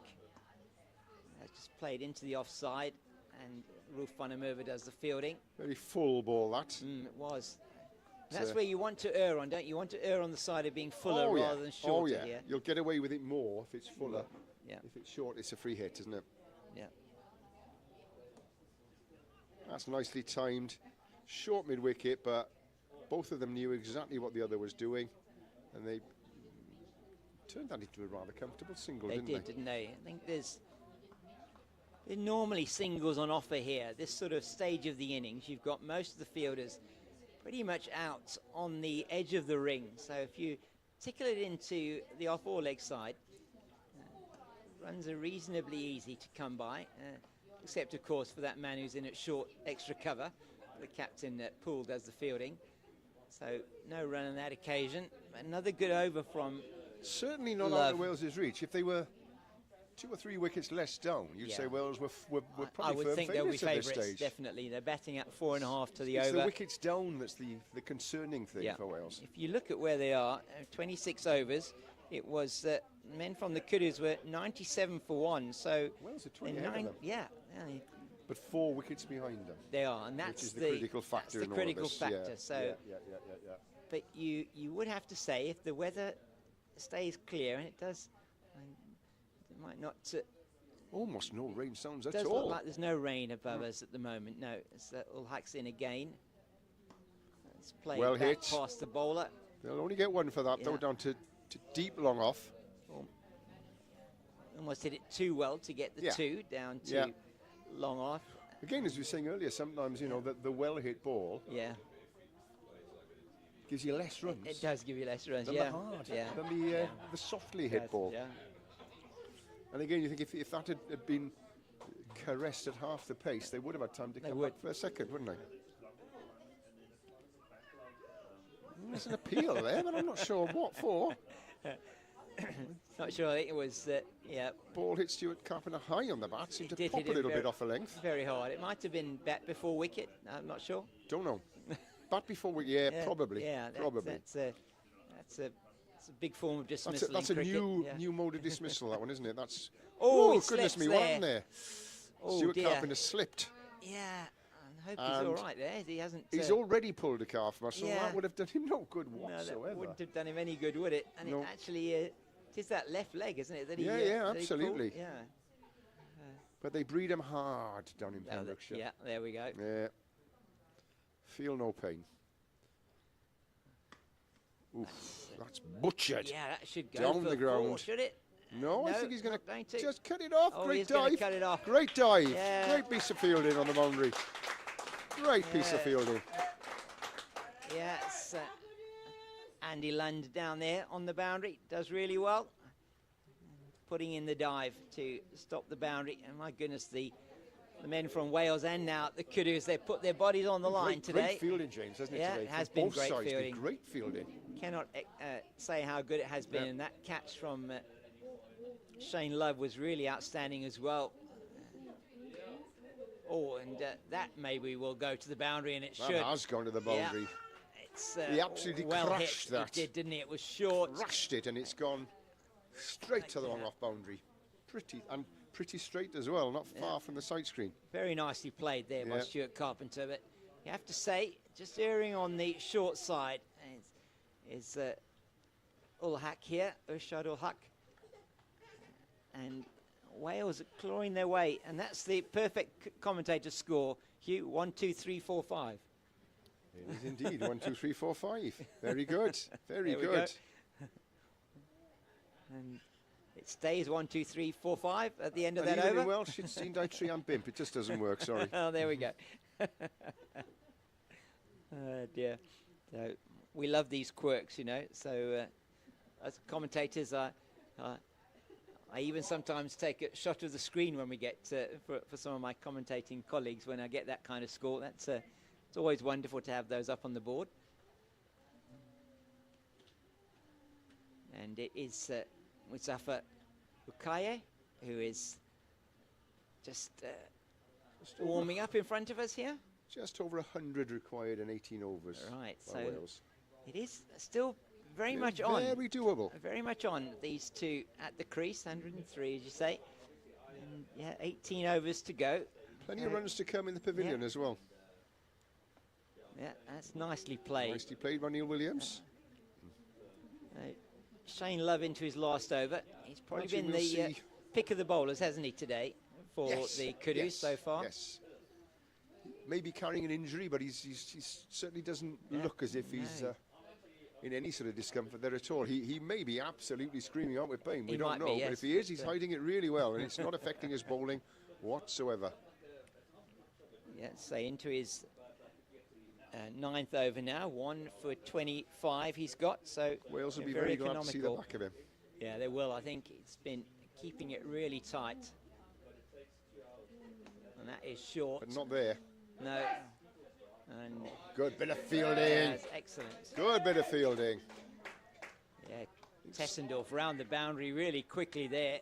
And I wonder how much this rain has slowed the outfield down. Yeah, probably has slowed it down a Stuart bit. Carpenter caught that ball well. Yeah, yeah. He was into the gap, and he probably thought, I'll get 4 for that. Yeah. But it slowed down, and good effort from the South African Yeah. fielder. So now to Neil Williams. He's got the short boundary on the leg side. Doesn't have anybody backward of square, the fielders. Oh, and it's we'll gonna go take it there then. Wasn't supposed to go there, was Wasn't it? supposed to go there, but we'll take it all. Because in the book it'll say he got 1, and they won't say that he was down on one knee, got an inside edge on it with his head facing the other way, and he went down to fine leg. It won't say that at all. It'll just say 1. It'll just say 1, exactly. To all intents and purposes, it was a glorious cover drive. It was. That's why we love cricket so Yeah, much. No merit at all in the game, is there? No, it's terrible, isn't it, when you look at the scoreboard afterwards? But we've had a bit of everything today, We haven't we? haven't we? We've We've had it a all. bit of everything Had a today. bit of controversy. Yeah. We've had we had some weird dismissals. Some excellent fielding, some big hits. It goes off the pad down I think that is going to be off the pad. Looks like umpire Chris Roos is going to signal leg by. He does indeed. A world-class catch. I don't know if there's a catch of the tournament. No, I think if it there is. Yeah, whereas that was huge candidate certainly there. it. Terrific was a catch. Fantastic catch, diving to his left. Yeah. Shane John Love. Jones was seeing the ball like a balloon, was smashing it to the boundary. For all, we thought there's another one on the way. What's happening here now? So there's a bit of a discussion outside on the field. No, it's still going to be Irshad Ul Haq to continue the attack from the northern end of the ground. And still the rain falling, but it's not enough to have taken the players off the field as yet. So Shane Love, just to give you his numbers, 9 overs, 1 maiden, 1 for 27.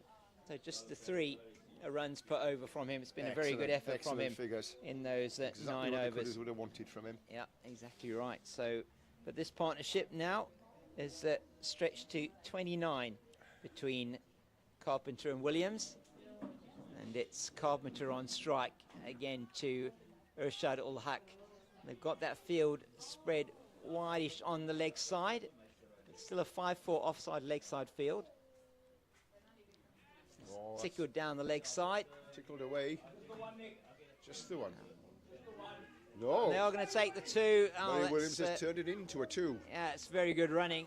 And he just knocked it on a little bit, didn't he? He was trying to pick it up and gave them the chance to come through for the 2. The ball probably is a little bit slippery, you would think. Ground slippery, ball slippery. It's not easy conditions to field in this, is it? No, it's not. Whilst it may have slowed the outfield down a bit, it's also slowing the fielders down. It will do. Yeah, it's making it more difficult. Makes it more difficult for the bowler as well to grip the ball. And that's short again. It's that time straight at the fielder. Anywhere either side of that would have been definitely through for a single.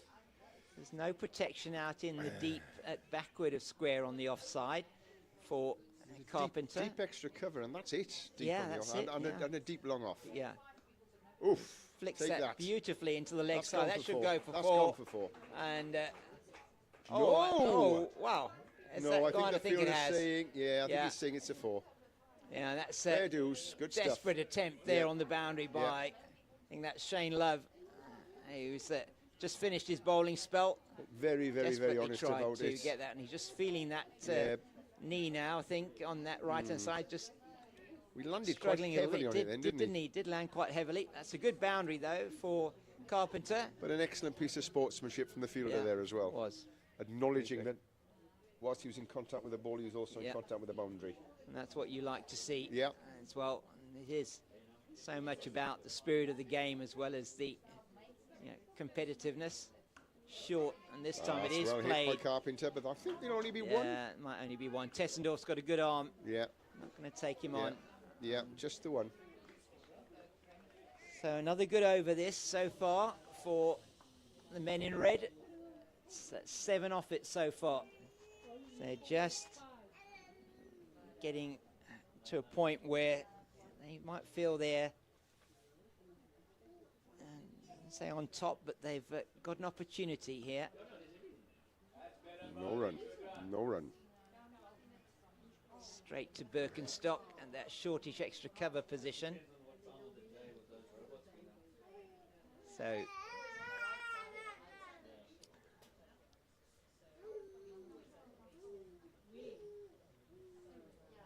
Ul Haq in again.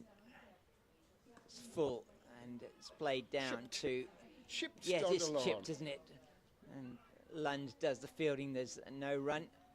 So the runner situation as well sometimes can be as confusing for the fielding team as it is for the running team. Absolutely. As they've got because you're used to looking at the batsman running towards the wicket. Yeah, you are. So now you've got to sort of figure out where they are. Yeah. So 135, 8 off that over. Another good one for the Welsh, and it's 135 for the loss of 5 after 29.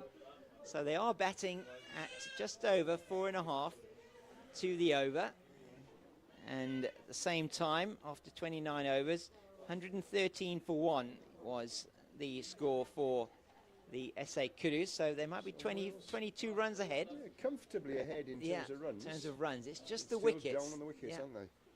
But this is where the partnership is very important. I mean, these two put on 37 now for the 6th wicket, and That's the second highest partnership of the innings after the opening partnership of 54 between Keneally and Neil Murray-Williams.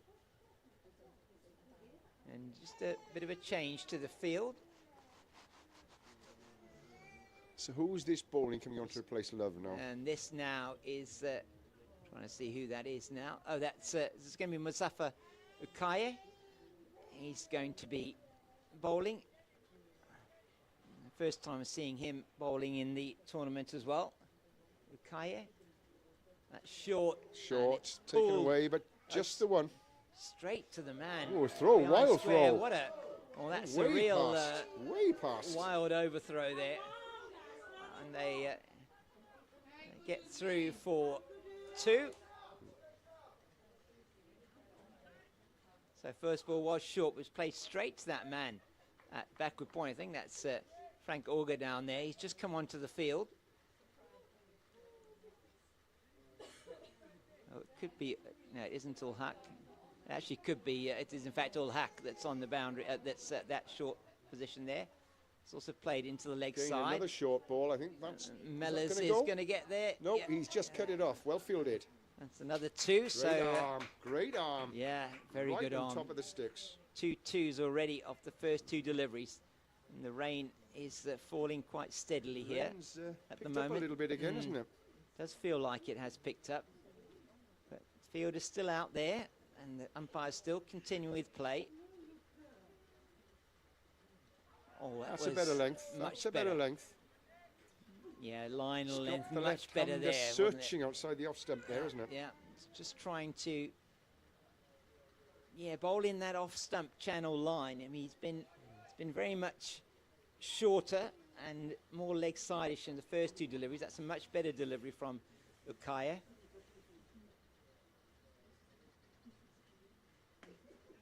Nicely played this time by Neil Williams. And nice throw into the keeper. Good arm. From Rolf van der Merwe. His son would have been proud of that.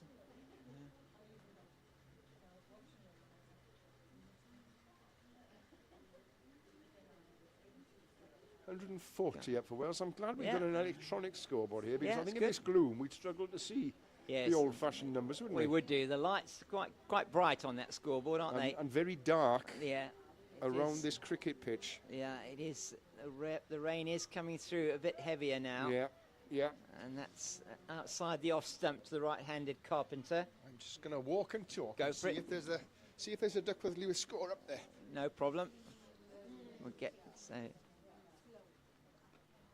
Yeah, Hugh having a look at that Duckworth Lewis stern. 143 by the end of this over. So they're Wales not far off it. No, they're not far off it at all. 140 for loss of 5, and Drinks. that is Drinks after 30 overs, batting at 4.66 to the over.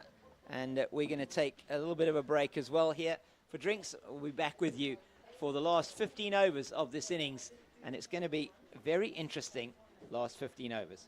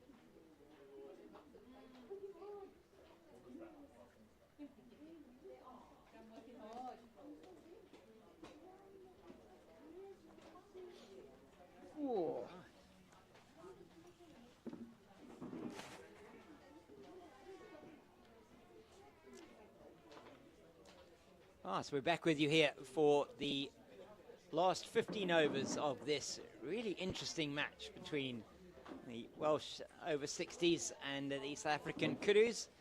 And it is a Welsh team that need 87 to win off the last 15 overs. So they need to bat at about 6 and over. I'm James King, and with me here, Hugh Owen.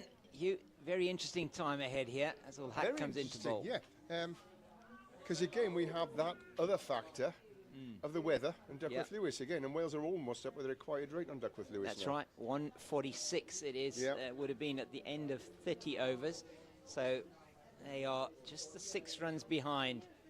And just feel with these two in, they've got a good partnership building here. 42 already.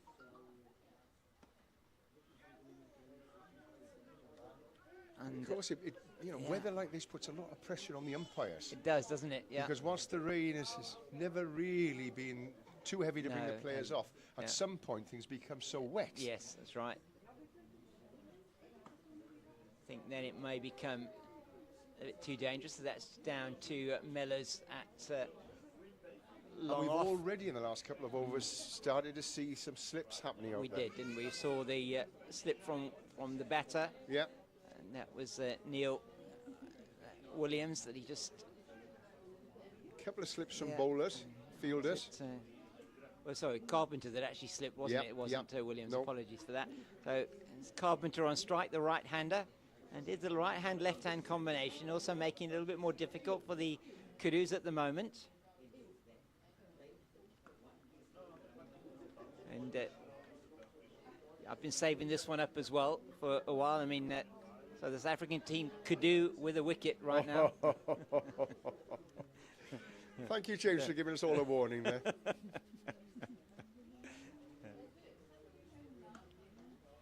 Well hit from Stuart Carpenter, but he's only going to get one for it. No, oh dear! Again, that's got to be the weather coming into play, isn't it? I think so. Maybe that ball just getting a little bit slippery. Got to be the weather coming into play, because we've seen that a lot in the last couple of overs. We have just seen it go through the hands. Or and having not seen it from either side all day, it's very, very noticeable all of a sudden that the ball is hard to grab onto. Yeah, it seems like it.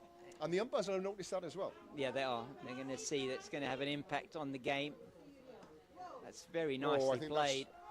Mellors just one, isn't it? Off. Just one. Just one, yeah. Okay, and he didn't get hold of that quite as well as I thought he had. Oh, that's a really good arm again from Mellors out in the deep. Yeah. So just the single, and that actually wasn't a bad over that from All Hack this time. He's been struggling a bit, but that time no boundary off the over. So now after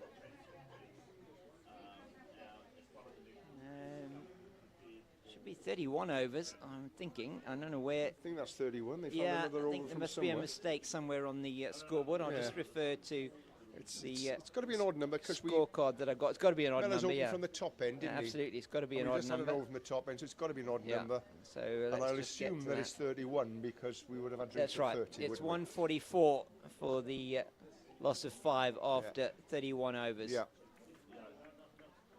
So scoreboard just slightly out that we're looking at. So I'm going to keep an eye on the scorecard I've got here on my phone, which is taken directly from the scorers. So Muzaffar in again, and they go through for the single. Carpenter pulls that comfortably, but again, back to the fact that he does have a runner, and those of you watching at home, certainly those of you just tuning in the last couple of minutes, may not realise why Stuart Carpenter seems to be hitting the ball well and standing still. Yeah, exactly. Because he's got a runner, which is out of your shot, who's running his run trim. Yeah, so very good to remind our viewers of that. Thank you very much, Hugh. And you'll see now Neil Murray-Williams at the non-striker's end. Stuart Carpenter will be out of your shot at square leg. 145 for 5. Beautifully. That should be 2. Cajoled behind backward point. Very well run 2 again from Wales. And you know, that's all they really need to do, isn't it? Yeah, 1s and 2s all they will need win to this do. game. They Yeah, don't need they to go will. mad at all. No, they needed pretty much 6 and over for the last 15. Yeah. And they keep getting Take singles, it deep, the odd take it 2. deep. Take it 25, deep. 30 off the last 5, you're going to back yourself, aren't Exactly, you are, definitely. I mean, even you look at maybe even, as you say, probably even 40 of the last 5 if you really if you go wickets in hand, you've men, got 5 men set. wickets in hand, yeah. Yeah. It's played down into the leg side. Neil Williams will feel that he's missed out. Like another one. Another Yeah.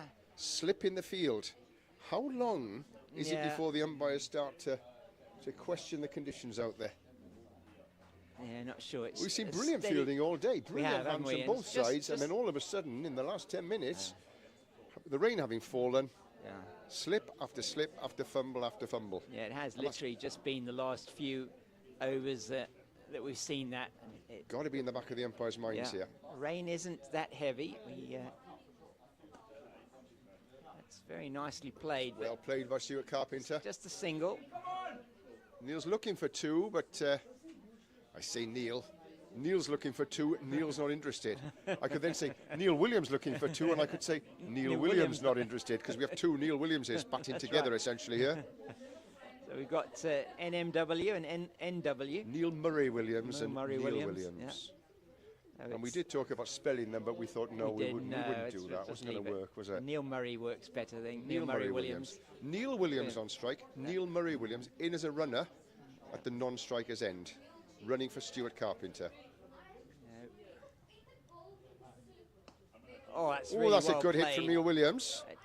But they'll only get 1 for Nick it. Rhodes coming around, but they're going to take 2. No, Neil Murray-Williams ran the first one quickly, turned, looked, and scampered the second. That's good running.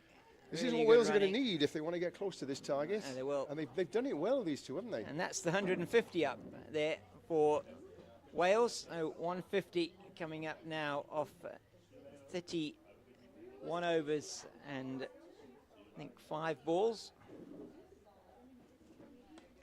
Oh, that's well hit. Is that going to carry? No, again, you see the outfield slow down, isn't it? Yes, it'll just be the 2, I think. Earlier on today, that would have sped away to the boundary, but it must be very, very damp out there now. This has the effect of slowing the ball down. So the end over gone. Of the over, and that is 32 gone. Another good over that, 9 off that one. 153 for loss of 5, and no boundaries in that over, but it went for 9. So just goes to show the value of running 2s, which they did on, I think, 4 occasions in that over. So excellent work from the men from Wales, and they are now, I would venture to say, they're probably close to being ahead of the Duckworth-Lewis Stern rate. It'll be very close. I shall would walk think and so. talk again, Thank James. you very much, Hugh. Sorry. 152 at the end of the last over. 153, they're one ahead. Yeah, they're one ahead. So that's exactly where they want to be. This has been an excellent partnership from these two. In fact, they got to their 50 partnership in that over as well. And now it is going to be a change of bowling. So we've seen the end now of Irshad Ul Haq, and it's going to be Andy Lund. He's going to be bowling his off breaks from the northern end of the ground. He's probably been one of the better of the Kudus bowlers so far this tournament. And bowling his off breaks here to Stuart Carpenter. So this is going to be a very interesting period of play here. Since the next 4 or 5 overs are going to be critical. They are, aren't they? It's Whoa, played up in the air, and and it's well fielded, is it? Didn't go down to the boundary. No. Prevented the 4. And they'll run 2. That's good running. More incident for us to commentate upon. That went out to deep mid-wicket. Fielder nearly got to it. He might have got to it. It's so dark, it's hard to see It anymore. is difficult to see it, isn't it? So difficult to see. So 2 off that. 2 runs to Wales is the net result. Oh, it's an I edge. think that was an edge. It's an edge. And just went through the gloves. It's not going to run again. It's not going to run. No. So they'll take 2. I don't think they'll get the 3rd. Fair to say the conditions affecting both sides. It's making Definitely. it hard for the South Africans to field and handle the ball. It is making it but it's difficult not running for them, at all. We've seen that's the 3rd in the last couple of overs. Yeah. It's been going for 4 all day. Yeah. And all of a sudden it's stopping, pulling up for 2 runs. So affecting both sides, these it conditions. is definitely. The rain seems to be getting a bit harder at the moment. It does. And it's been non-stop now for a good half an hour, hasn't it? That's good work from Trevor Poole. Putting his foot down. Good feet from the former professional football player. Again, James, I set you up for that one. You did indeed. Expecting that. So lovely, lovely. That's Oh, my word. Rudy Birkenstock just. And they'll walk the one. They will walk the single in the end. Just bouncing short of him there at mid-wicket. Probably couldn't see that at home. Which flicked off his pads by Stuart Carpenter. And the rain is getting noticeably heavier now. Full length. You can actually see the rain falling. Yeah, and we you weren't can hear able it to do. very heavy now. Don't think we're going to get too many more overs in here, if any. It's 158 for 5. Wales needed to be on 156 at this point, so Wales won't mind if it's rained off. No, they won't. Well, they won't mind now. They won't mind at all. There's nip and tuck here at the moment. And we have said for a while that this weather factor is another huge factor in this game, and it could be the deciding factor, couldn't it, James? Could well be the deciding factor. Yeah. As it's certainly raining heavier now, and you see the covers off to our left-hand side here that aren't being looked at yet to be pulled on are certainly looking like they are accumulating water off to our left. I suspect that the Duckworth Lewis will go up to 159, 160 or may well be at the end of the over. We're just getting that going up now. Score now. I'll go and check on it as it comes up, because this is becoming quite a factor in this game now. Who's getting his steps in for today? 159. 159. 159 at the end of this over, required by Wales to be ahead on Duckworth Lewis. So they're 158 for 5. Yeah. So it's nip and tuck on the nip Duckworth and Lewis tuck. as well. Yeah, as the captain, Trevor Poole, brings himself on. So 159 it is. Oh, hang on. We're seeing a bit of a change here. They're changing it. Okay, maybe it was... 6's come out. I think it's going to be a bit more. Okay, so what is that then at the end of the over? It does look like a 6 has come out. One's... No, it's 156. 156. Yeah, 156. So it's gone down. So that it's gone down. And they're bringing the covers on, are they? No, something's happened there. What's... Oh dear. Our laptop's been... sounds like sounds like there's been... Oh dear. So it seems as if there is an incident here that...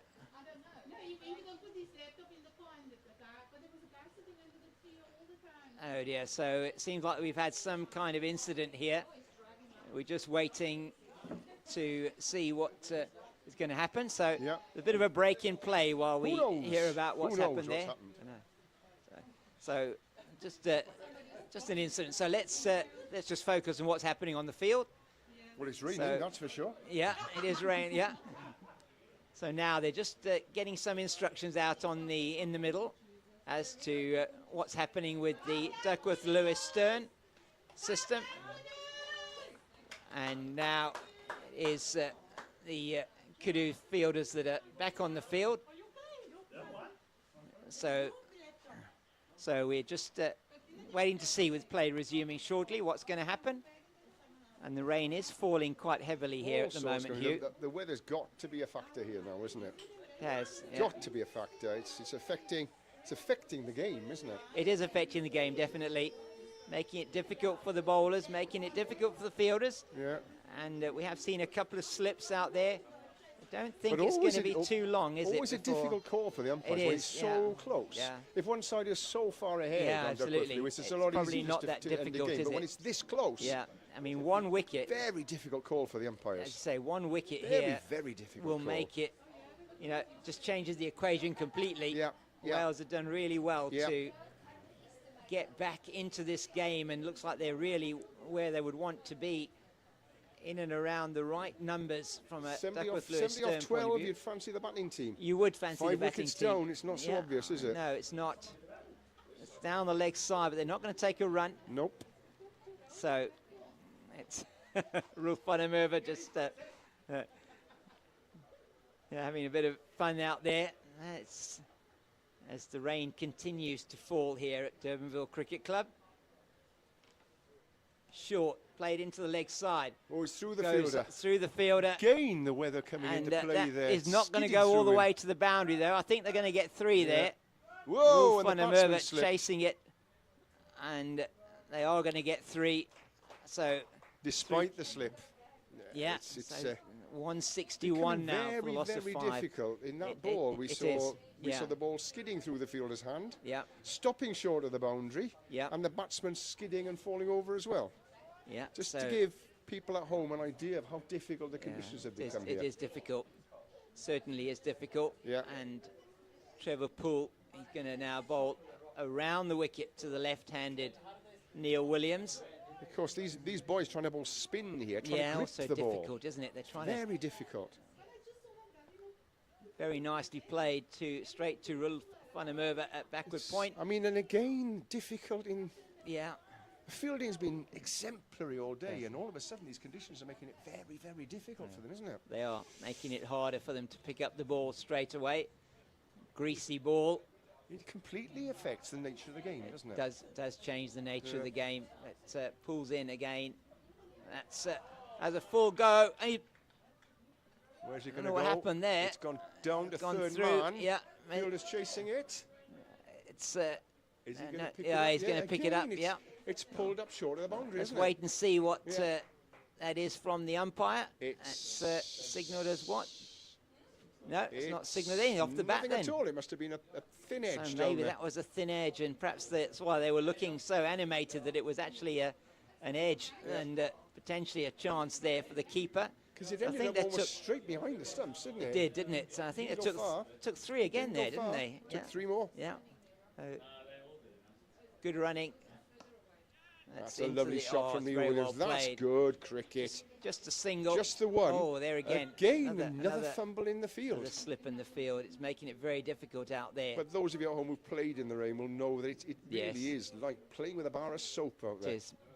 A 166 for 5. Definitely advantage Wales now, you feel. So 61 needed for the win. 12 overs, it's Yeah. down to 5 and over Yeah. again. That's well played and good fielding there from Andy Lund at mid-on. At the end of the Trevor Poole over, his first, and 166. That went for 8. So once again, Wales are really accelerating the run rate here. And you know, As, we've been keen to invoke, James, all Yeah. day, the similarities between rugby and cricket and Wales and South Yeah. Africa. And again, I think in rugby parlance now, this has Yes. become a bit of a forward slugfest, hasn't it? Yeah, it has You really. can't play pretty rugby behind the scrum No, and chuck you're it right. about and catch it. You've actually Yeah. got to just dig in there, Exactly. get gritty, Yeah, I fight think it all out. 100% right. So 'Cause it's not easy to play out there. no, not easy to play. At Wales at the moment, they are 22 runs ahead of where the Kudus were at the same stage. Change of boots going on, I think. 144. I think they're bringing the spikes out there, There are maybe. spikes for Neil Murray Williams. Yeah, I think he probably had the running shoes on. Yeah, Now he's getting yeah. the spikes on. Yeah. Understandably so. It is very, very slippy out there. Oh, And in a minute, I'll tell you exactly whose shoes those are. right. They look like they were red Sure. ones, I think. Yeah, Exactly. That's why I'll be able to tell you exactly whose shoes they are. exactly. That's good. And I So- can, well, let's just say that I'm going to make an assumption here Yes, that Neil Murray Williams shares a shoe size yes. with John Jones. Oh, right. That's there all we I'm go. saying. Okay. That's all I'm saying. Okay, so that's the assumption yeah. that you're making. Because Okay. it might It's not very be John good. Jones's red It may not shoes. be, but it is there's a strong likelihood. Let's put it that way. that is if the one case. was a betting man doing a risk Yes. assessment here, Yeah, that's what one you might say. put a few pennies or a Okay. few rand on it being Johnny Jones's shoes. Especially as Right. Johnny Jones was the one who took them out. Well, there we go. Because he So probably said, look after them, they're my yes, best please, shoes. please. Yep, my best But, shoes. get those running shoes, get those Indeed. spikes on, keep Yep. running the way you have been. As it's Andy Lund to continue from the northern end, as the rain seems to be a little bit softer maybe than it was as they continue. Yeah, but it's So still, it'll be very, very it wet is out there. very you greasy can out look there. here how much rain there is falling yeah, we next can to us. see that at the Yeah. moment. Just as Hugh goes and checks the Duckworth Lewis score. 163 at the end of this over required. 163, so they're Duckworth already Lewis. ahead of the rate. Yeah. And that will be just the single Yeah. to Tessendorf and take on Mark Tessendorf's arm and into the bowler. So all to play for here. A wicket could make life very interesting. If you're a Kudus player, that's what you're hoping for. But no chances really that these two have given. You have to admire the partnership here. Now worth 69 between Carpenter and Williams. And Lund is keeping a bit tighter here, isn't he, at the moment? No matter what happens at the end here, James, Yeah. we're going to have another close game, aren't we? We are, yes. I think we are going to have a close game. Evenly matched sides in this tournament. Very much so. Any Beautifully of whom played. on any given day can beat each other, and it can come down to a bit of luck. Yeah, it certainly can. And A couple of good shots, maybe a world-class catch, as we saw earlier. Yeah, we did Things indeed. like that can turn matches like They this, can. can't they? Got the two batters who are set at the Yeah, crease. Is yeah, it yeah, going to be yeah. a chance for them to take Wales home to a victory here? Ooh, and he's taking Beautiful advantage of shot. That is going to go for 4. The full toss, Yeah, and it's been full played toss. down To to mid-wicket, no man out there. No, Tessendorf just has to go and It's retrieve a that. very useful 4 runs Very, very helpful indeed. for Neil Williams and Wales. And they'll be He happy moves on about to that. 39 now, Stuart Carpenter on 34. And done yet it. again, shows the importance of partnerships, It doesn't does. It does indeed. And this has been a very good one. It's been the best one It of has, the it innings has. for Wales so far. And 74. But 55 runs still needed. And they'll be And well not, aware of that, Not won't easy conditions to come into. they? No, they're not. Difficult wicket. So I think But if poor you, light. if you're there coming in as a batter, you're going to probably find it quite difficult. The end of the Andy Lund over, it's Getting used to this 173 light, for isn't 5. It is to get used to it. Not Yep. that easy. Nope. I mean, it's by no means is it unplayable out there, but it is No. not the easiest No. light for both the batters and the fielders. And again, James, I'm going to pull on your local knowledge here. I mean, we get rain like that at home, Yeah. and it takes 2 hours for it to clear. Does it Yeah, generally. dries quicker here? Well, in the Cape, not necessarily. Okay. I mean, if you're up country, you get thunderstorms. It normally then just comes down quickly and yeah. dries up, and you can play again within a short period of time. Here, it just tends to hang around for a bit longer. And we've tends to linger. no sun and no wind to clear it away No, here we either, don't have we? anything. Very still Did and have grey the wind, here. it would help, but Yeah, yeah, the wind has sure. died, and that's certainly what Sure. contributed to So the fact with that the 10 rain overs has left in stayed the game, over. no matter what happens now, Yeah. it's likely to be these conditions until the end of it. I think so, yes. Very much so. Yeah, yeah, yeah. So probably going to stay like this. It'll stay the same sort of light. May or may not get as much rain. Beautifully very stroked well away by Neil played. Williams. They'll get 2 for that, I'll say confidently, and they do. They 2 do more runs indeed. to Wales. As the 68-year-old Rolf van der Merwe chases that one down, as if his life depends on it, down to the backward And that's what it feels like, point doesn't boundary. Yeah, it? People are standing past it. It's only a game of sport, but when you're out there in the middle Yeah, of it, a game no. like this, an international match, it is. and and the ball's down there, and you do feel as if You do. the world's watching you. That's don't you? right.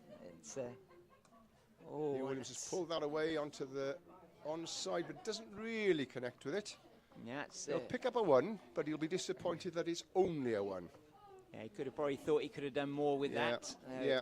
But still, that He's had a good score. over. It's been a good over for Wales. Still, yeah, it has been 3 off it so far, and they'll be looking to just keep this ticking along. They coming to the stage where they need literally 5 runs and over to win this game.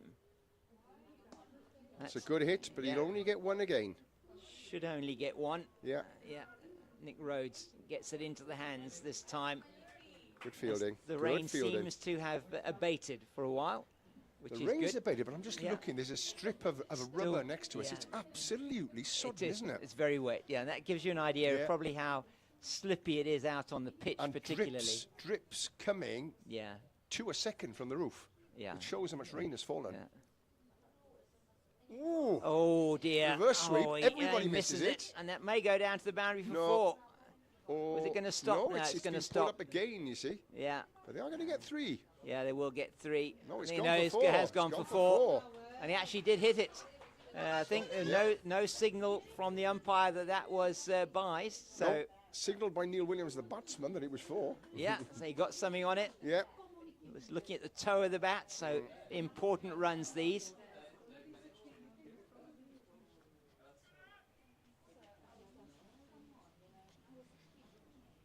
Yeah, now well ahead it seems like. What's the score there, Hugh? 168. So the Yeah. Duckworth Lewis is becoming less and less It is, irrelevant. yeah, well Which ahead. makes it easier, actually, for the umpires to call it off, if they need to.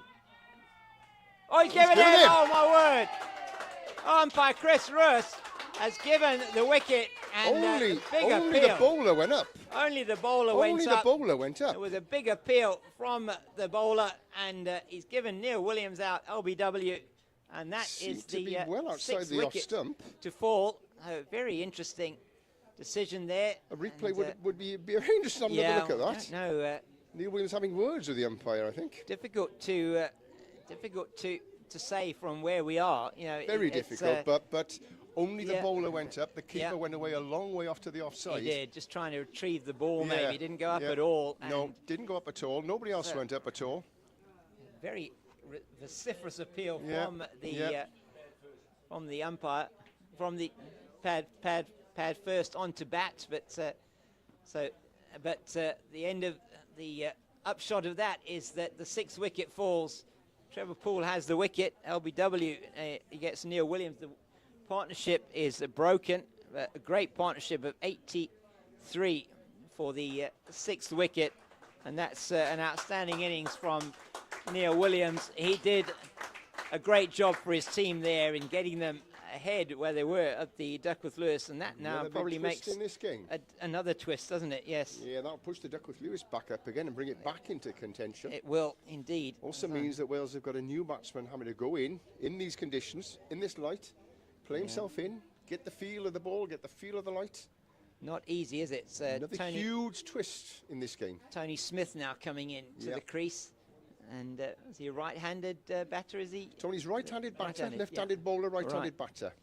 So Lots and lots and lots of sawdust being put out there as well, which, yeah, just as we've been saying, we thought it was pretty damp out there, Yeah, and definitely. that proves it, doesn't it, when you see It does. sawdust coming out on a, yeah, you know that they're on trying a track. to just Yeah, make sure that they're absolutely. soaking up that moisture. So Yeah. very good 42 there, though, Hugh, off just 37 balls by Superb. Neil Williams. Game 3 changing. boundaries only. Game changing, no? Yeah, was game changing. Wales were Knocking out of it when with Neil him. came to the crease. Stuart Carpenter, 40. He's got a 44. Yeah, you get the Just- sense that a lot depends on Stewart now It carrying does, on yeah, with and, this innings.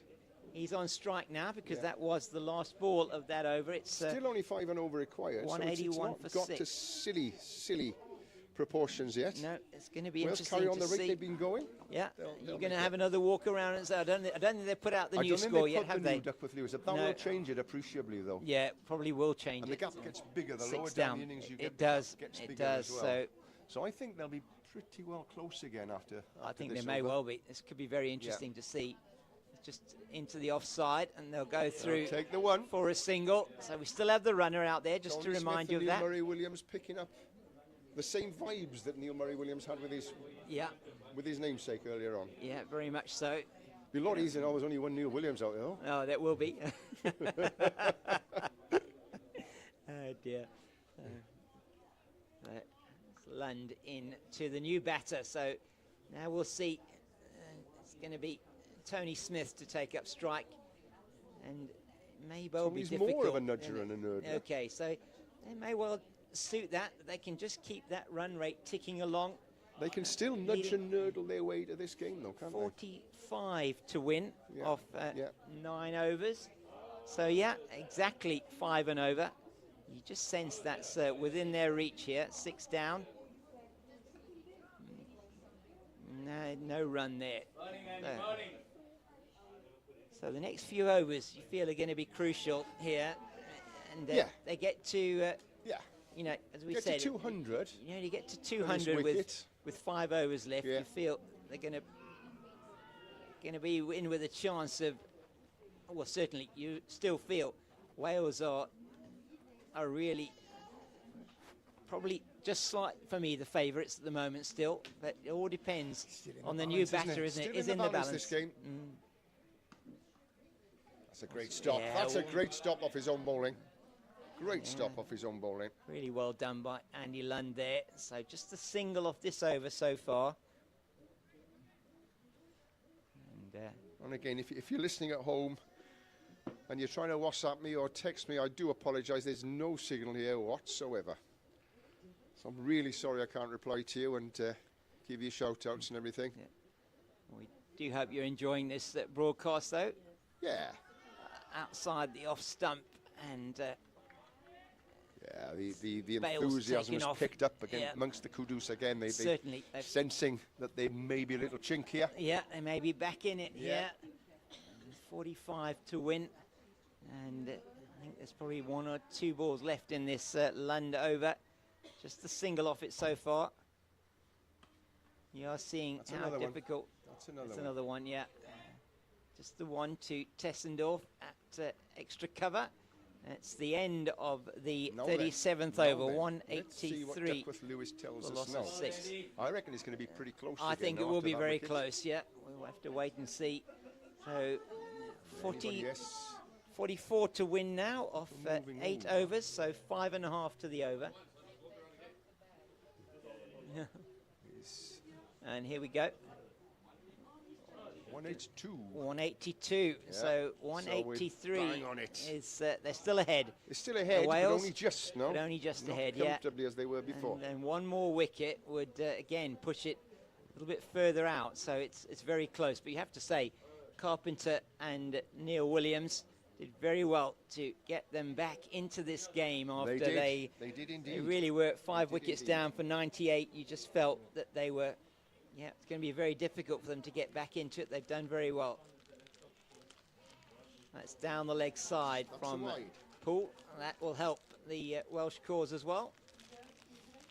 184 for the loss of 6. So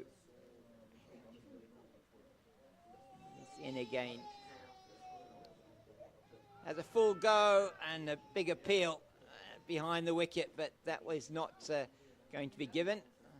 Only one who went up was the wicket keeper. Nothing from the bowler on that occasion. It's Neil, that's Tony Smith on strike, and that plays that in the air. It's going to be. They will get 2 easily. As Neil Murray Williams is back. Well, it's a very good throw in from. The man in the deep, that's Carl Mellors. He's been out there most of the day patrolling the deep. So 3 off the over so far. Did very well to take that on the half volley in this light in these conditions as well. Oh, it's, well stopped, well stopped. Just gets down well, does Birkenstock. Short cover there. So 186 for 6.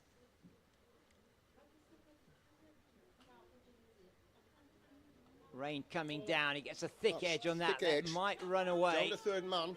And chased hard. Oh, not going to go to the boundary.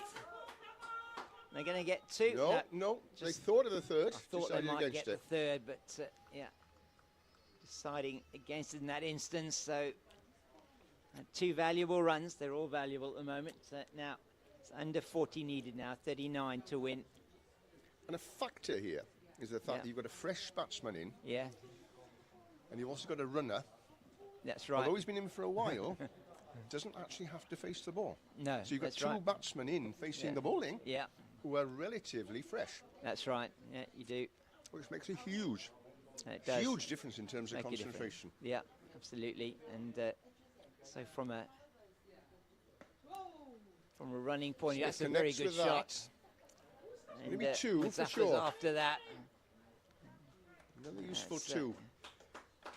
Yeah, it's good running and a good Wales, chase Wales there as have well. made a lot of runs with They have. intelligent, Yeah, enthusiastic, committed running today, haven't they? they have indeed, and it's been very good. I mean, Neil Murray Williams has been very good since he's been out there running for Yep. Stuart Carpenter.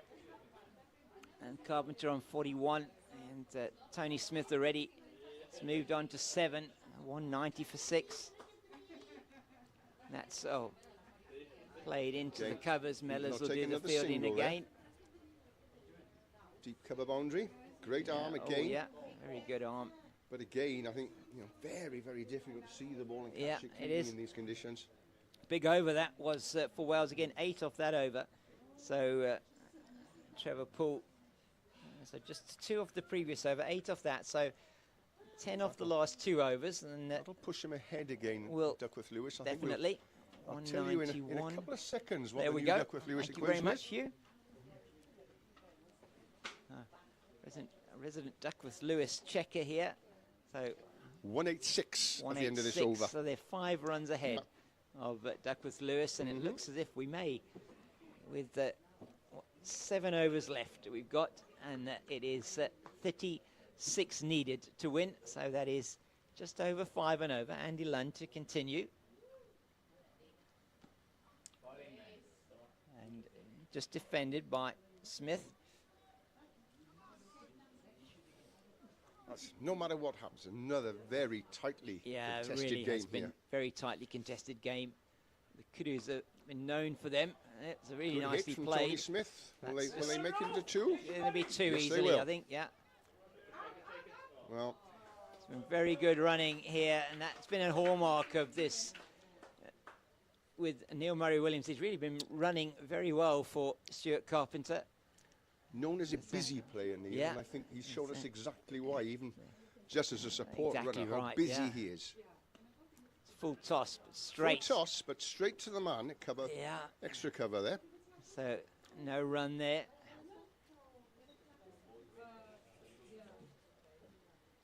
And it's Oh, good he's delivery. Yeah, it'll be the one. left that a No. little bit wider. Yeah. Avoids the fielder, picks up the single. Tessendorf does the fielding out there on from the boundary. So it's going to be Carpenter now on strike. Smith's moved to 11 very quickly since coming in. Very good running between the wickets. I fear the rain has come back, James, hasn't it? Yeah, it has. Seems to be raining a little bit harder. It's a good. Oh, he's Oh, managed to my get it goodness. past the fielder. Yeah, Pick up a couple there. he does well, and they're going to take Another 3. couple. Another couple. No. Yeah, not sure what happened there actually. They took 2 in 2, the end. didn't Tony they? Smith Yeah. came halfway down. Yeah, he looking did. for He the was third, coming for but, the third, wasn't he? But Neil Murray Williams is probably starting to feel it now. He's been I'm on sure there a he while. is. He's run almost. They've put on 100 runs since he's been on. He Over has. 100. He's been so running a lot, hasn't he'll he? be tired, they have, you know. They have put on, as you say, since he's been there. Yeah, 98 runs they put on. Oof, that's Flicked timed into the leg nicely. side. Just a And single. although Stuart Carpenter, as a batsman, will be relatively fresh. and as a Yeah, batsman, you will. don't want to Yeah, be as tired exactly. 'cause your concentration Yeah, goes, your head that's right. goes. But Stuart Carpenter, as a batsman, will he be will- relatively fresh. But Yeah. Neil Murray Williams looks to be out on his feet there, doesn't he? I'm sure he is. I mean, he's been running a lot. Ran a lot in the what- field earlier, as we've noticed on numerous occasions. Yeah, 197 now for 6, so it's still ahead of that. And let's Duckworth go. Lewis, And they're they gonna need update the 30 to Duckworth win Lewis. off 6 overs, so 5 and over to win the match here. 191. 191 is the Duckworth Lewis equation. 191, so they're on 197 as Carl Mellors comes back into the attack. And he bowled just the 5 overs in his opening spell. So he's still got 4 that he can bowl. And if And he is with going to bowl now, six they to have, bowl and 3 from this end, that's he right. won't bowl his 3 full from this end. allocation. No, he will won't bowl his full allocation. They're going to have the keeper standing up. Normally bowls pace, but he's gonna probably going to bowl- bowl spin He'll here. bowl a bit slower, isn't he? It does look like it, yeah. Is there another twist here? It's played pick up a nicely to the comfortable left one of there. mid-off and gets through for the single. So 29 needed. 6 overs left. They need 5 and over from here. Oh, down the leg side. It'll probably be a wide, or maybe it was off the pad. The umpire just... Coming back for 2. Tony Smith very fast between the wickets. He's quick, isn't he? Yeah. What is that? Leg by. Leg by. So they'll take them, whatever way they come at the moment. Takes the 200 up. Yeah. Yeah. So 200 off 39.2 overs. So the last 50 has come up off just 7.3 overs. So batting at pretty much close to 7 and over for the last 50 runs, which has been excellent from... Ooh, oh, yeah, that's a no ball. That's a no ball. That one slipped completely out of the hand. Again, you know, this is what happens in these conditions. Yeah, it's impossible to get hold of the ball. Very difficult. And that sort of thing can happen. It's no fault of anybody's. No, you have to credit the players for continuing to stay out there and a free play hit this now, game. as a result of that's a free hit. Let's see what Tony Smith can make of this. See what he can do. Full go at it he does have, and he misses Doesn't outside the off stump. And so they get away with that. There's Mellors. So 200, 201. But you can see he's drying his hands, he's drying the ball. He can't get any sort of grip on it whatsoever, can he? He should have a towel out there, I think, as well. Yeah, I'm surprised. Surprised they haven't called for a towel or a rag or something. Played again to the left of Muzaffar, and he and that ball fields again will have gathered up. And again, you can see he's asking the umpire, does he have a cloth or something? Because well, there's a towel on the back of his sphere at mid-off, but he's not actually using that. No, asking for that. I would think he would be. Look at him, he's drying the to ball, dry he's trying to dry the seam, trying to get some sort of grip on it. Oh, that's in the air again. And is that another no ball? No, it's not. It's given that it actually was below his stance. And he's saying it hit him in the stomach. He's rubbing his stomach. Yeah, he might have. It looked a bit high, didn't it? But it did look a little bit high. Not given by the umpire at square leg. And that one's a drag down. Short and it's wide. He's really struggling with this ball, isn't he? Really struggling to hold this ball, isn't he? Struggling to hold it, Struggling to hold the ball. He's trying to dry it after every delivery. This is so difficult to play cricket in this weather. Again, he drags it short. And they're not going to take a run on that occasion. So 6 off the Mellors over, 203 for the loss of 6, 5 overs to go. 24 needed for the victory here for Wales, and you have to look at that partnership of 98, don't you, between Neil Williams and Stuart Carpenter. That as and he's going to speak to his skipper, and I bet you he's saying, "I can't hold the ball." Yeah, I think that's what he's saying. Yeah, I'm in a long chat with the skipper. Yeah, what we're going to do now? He's saying, if I can't hold the ball, I can't bowl. You know. No. And again, if that's the situation, should they still be out there? Well, I think that's the question. It's certainly looking more and more like it's going to be a Wales victory here. With that outstanding partnership between Neil Williams and Stuart Carpenter. Carpenter now on 45 off 50 deliveries. Tony Smith's done well since he's come in 12 off 19. Andy Lund will continue. He's going to be bowling to Tony Smith. So what the Kudus need now are wickets, and they need to get a few of them before they get to these runs. Still Gareth Edwards, Chris Hudson and Kevin Bowen to come in for... All of whom can put back to ball. Yeah, so Wales certainly have, in the ascendancy here, have got the advantage. And it's still raining out there. Short from Lund. Tessendorf in quickly, and not going to get 2 this time. Another good throw in from the deep from Mark Tessendorf. When you can't hold the ball, length is the first thing that goes. Whether you over-pitch it or under-pitch it. Absolutely right. So much of that in the last couple of overs. We have. It's been very difficult. The ball. Look at him desperately drawing it. But, very difficult for them. His hands in his pockets, going from hand to hand. And just trying to get that ball dry, make sure that it's not greasy. The change to the field. These old orange balls do when they're wet. Yeah. All I know is what a red ball does when it's Yeah, wet. and that it does become like a bar of soap. do you Very bowl a bar of difficult. soap? Yeah, very difficult to bowl a bar of soap, I think. Say, That's a better length, but they'll pick up one. yeah, and that's just well fielded there with the foot by Rudy Birkenstock. There's a run at pretty much every time there to the fielders in the deep. So, Lund into Smith. And Short. again, it's short and it's cut. Cut away. Yeah, very nice. Oh, Tessendorf. and again, he Yeah. can't hold it. Again, he can't hold it. Yeah, it's very difficult out there at the So moment. difficult.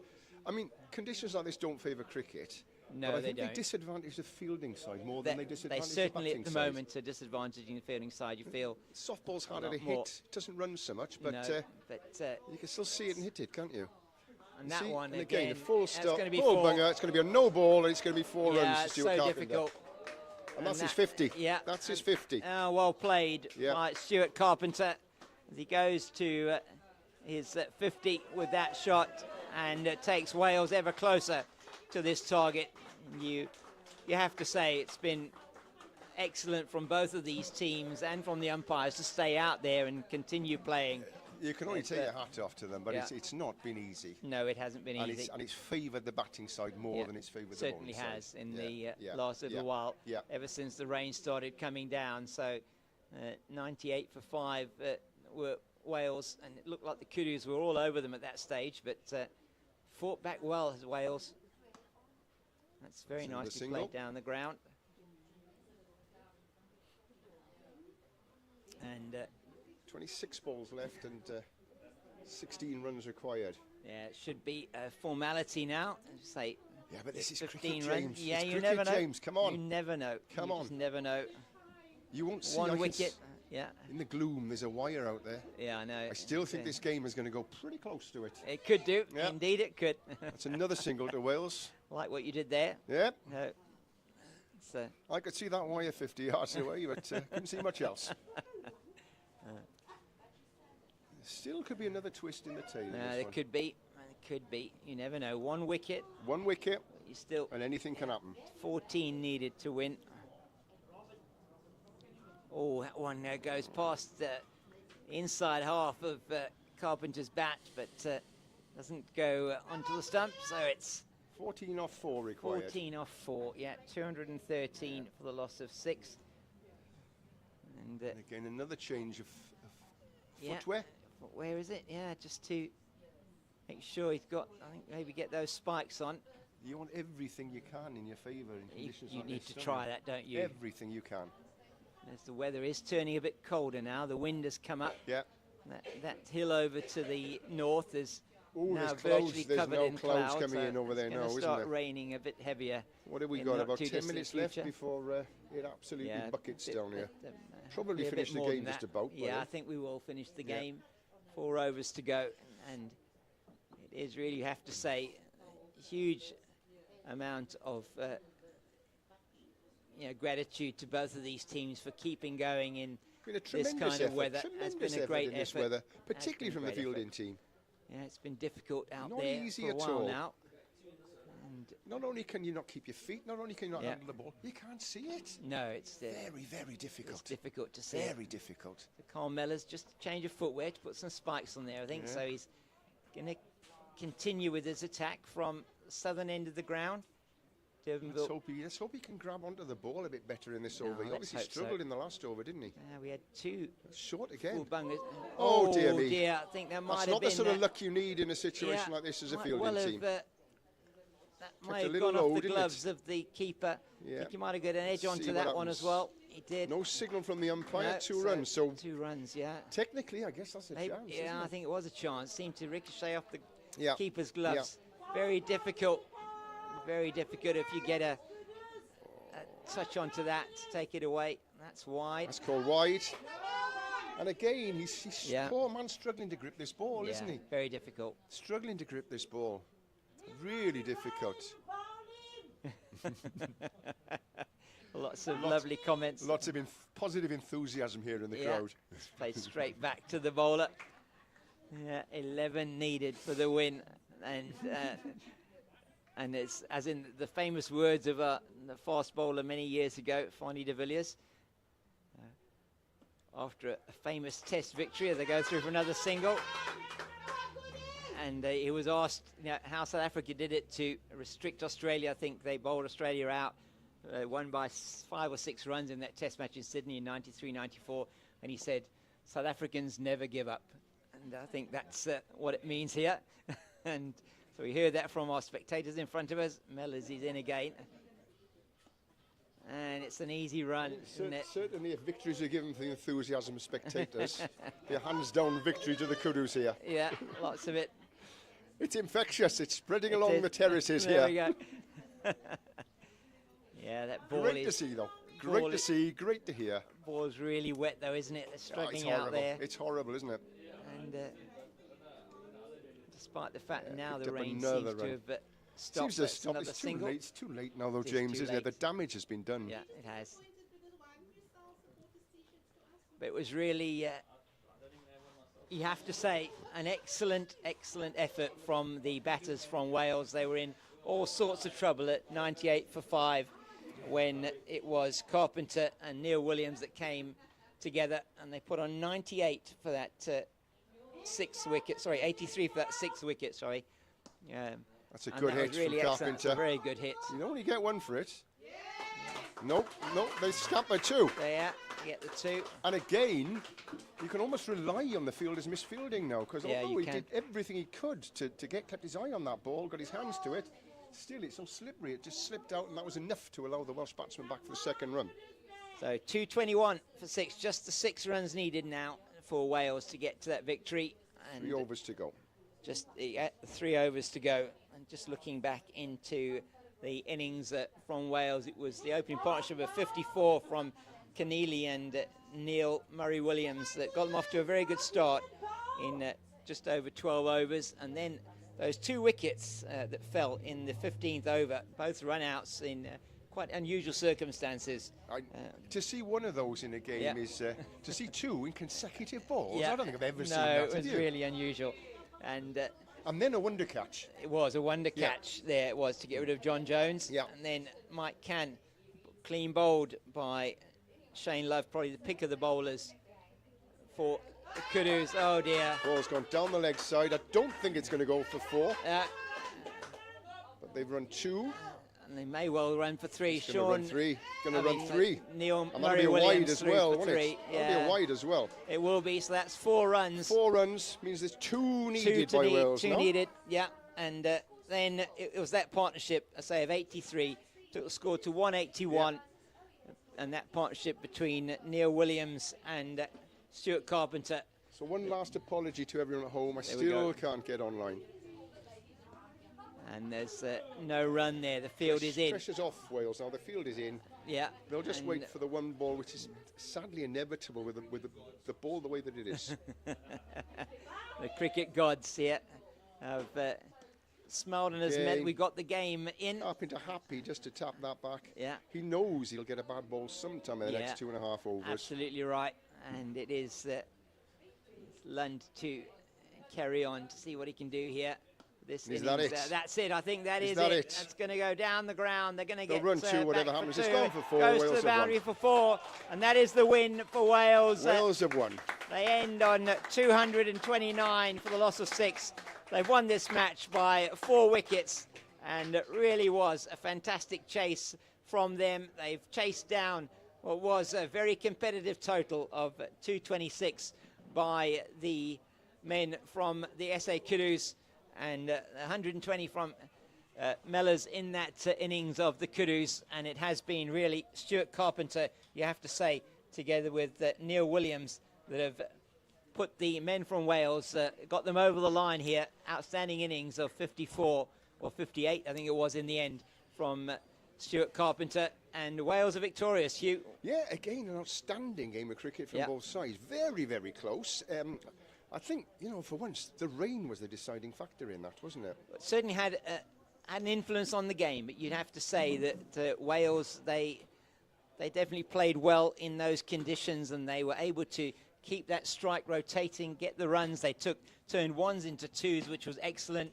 The running was outstanding. Not that many boundaries, but they really made it count. So, and can I say before you do, maybe we're more used to playing in the rain at Wales than may you are well here be. in South Africa. I think you are. I think you are, certainly. We know how to play in these conditions.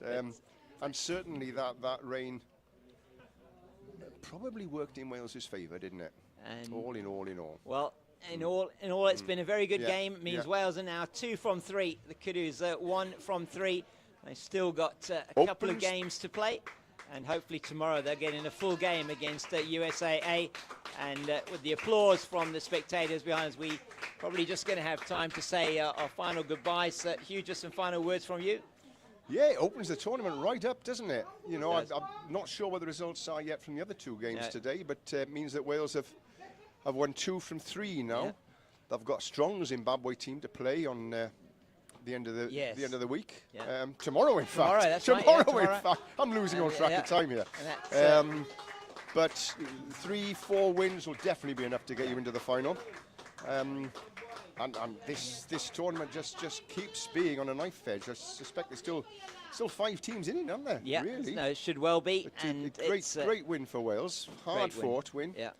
See the disappointment in the Kudus faces here. Yeah, and rightly so. And so they put in a good shift, but exciting game of cricket. Has been exactly what we wanted, and so it is really just to say thank you to the Veterans Cricket Association of South Africa and to Pitch Vision who brought these visuals. I want to say thank you to you, Hugh. It's been wonderful commentating with you. And likewise with you, James. It's been a pleasure. Thank you very much. And so from us here, it is with Wales winning by 4 wickets. It's time for us to say goodbye. No stop.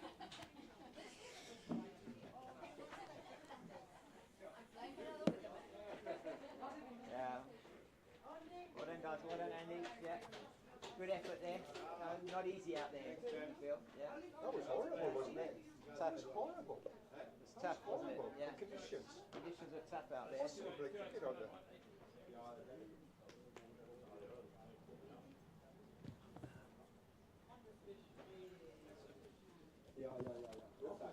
Great stuff, mate. I really thank you very much. Really did enjoy it. Thanks, Hugh. It was great. Yeah, thank you. There we go. Cheers. So much. Yeah, hope to see you again. Yeah, maybe. Yes.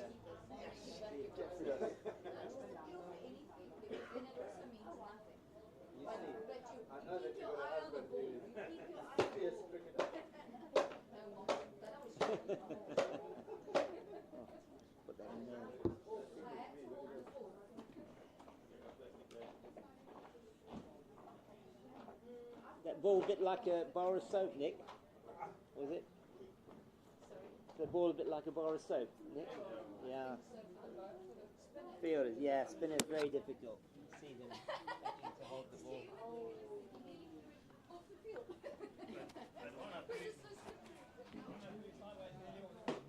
Well done, Sherry. You made it. You made it, well done. You put it in here. Thank you. Can I help you with anything? Yes, please.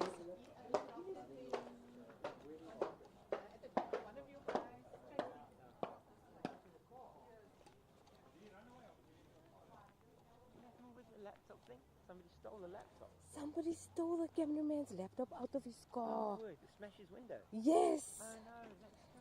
I just heard laptop and I started to. Yeah.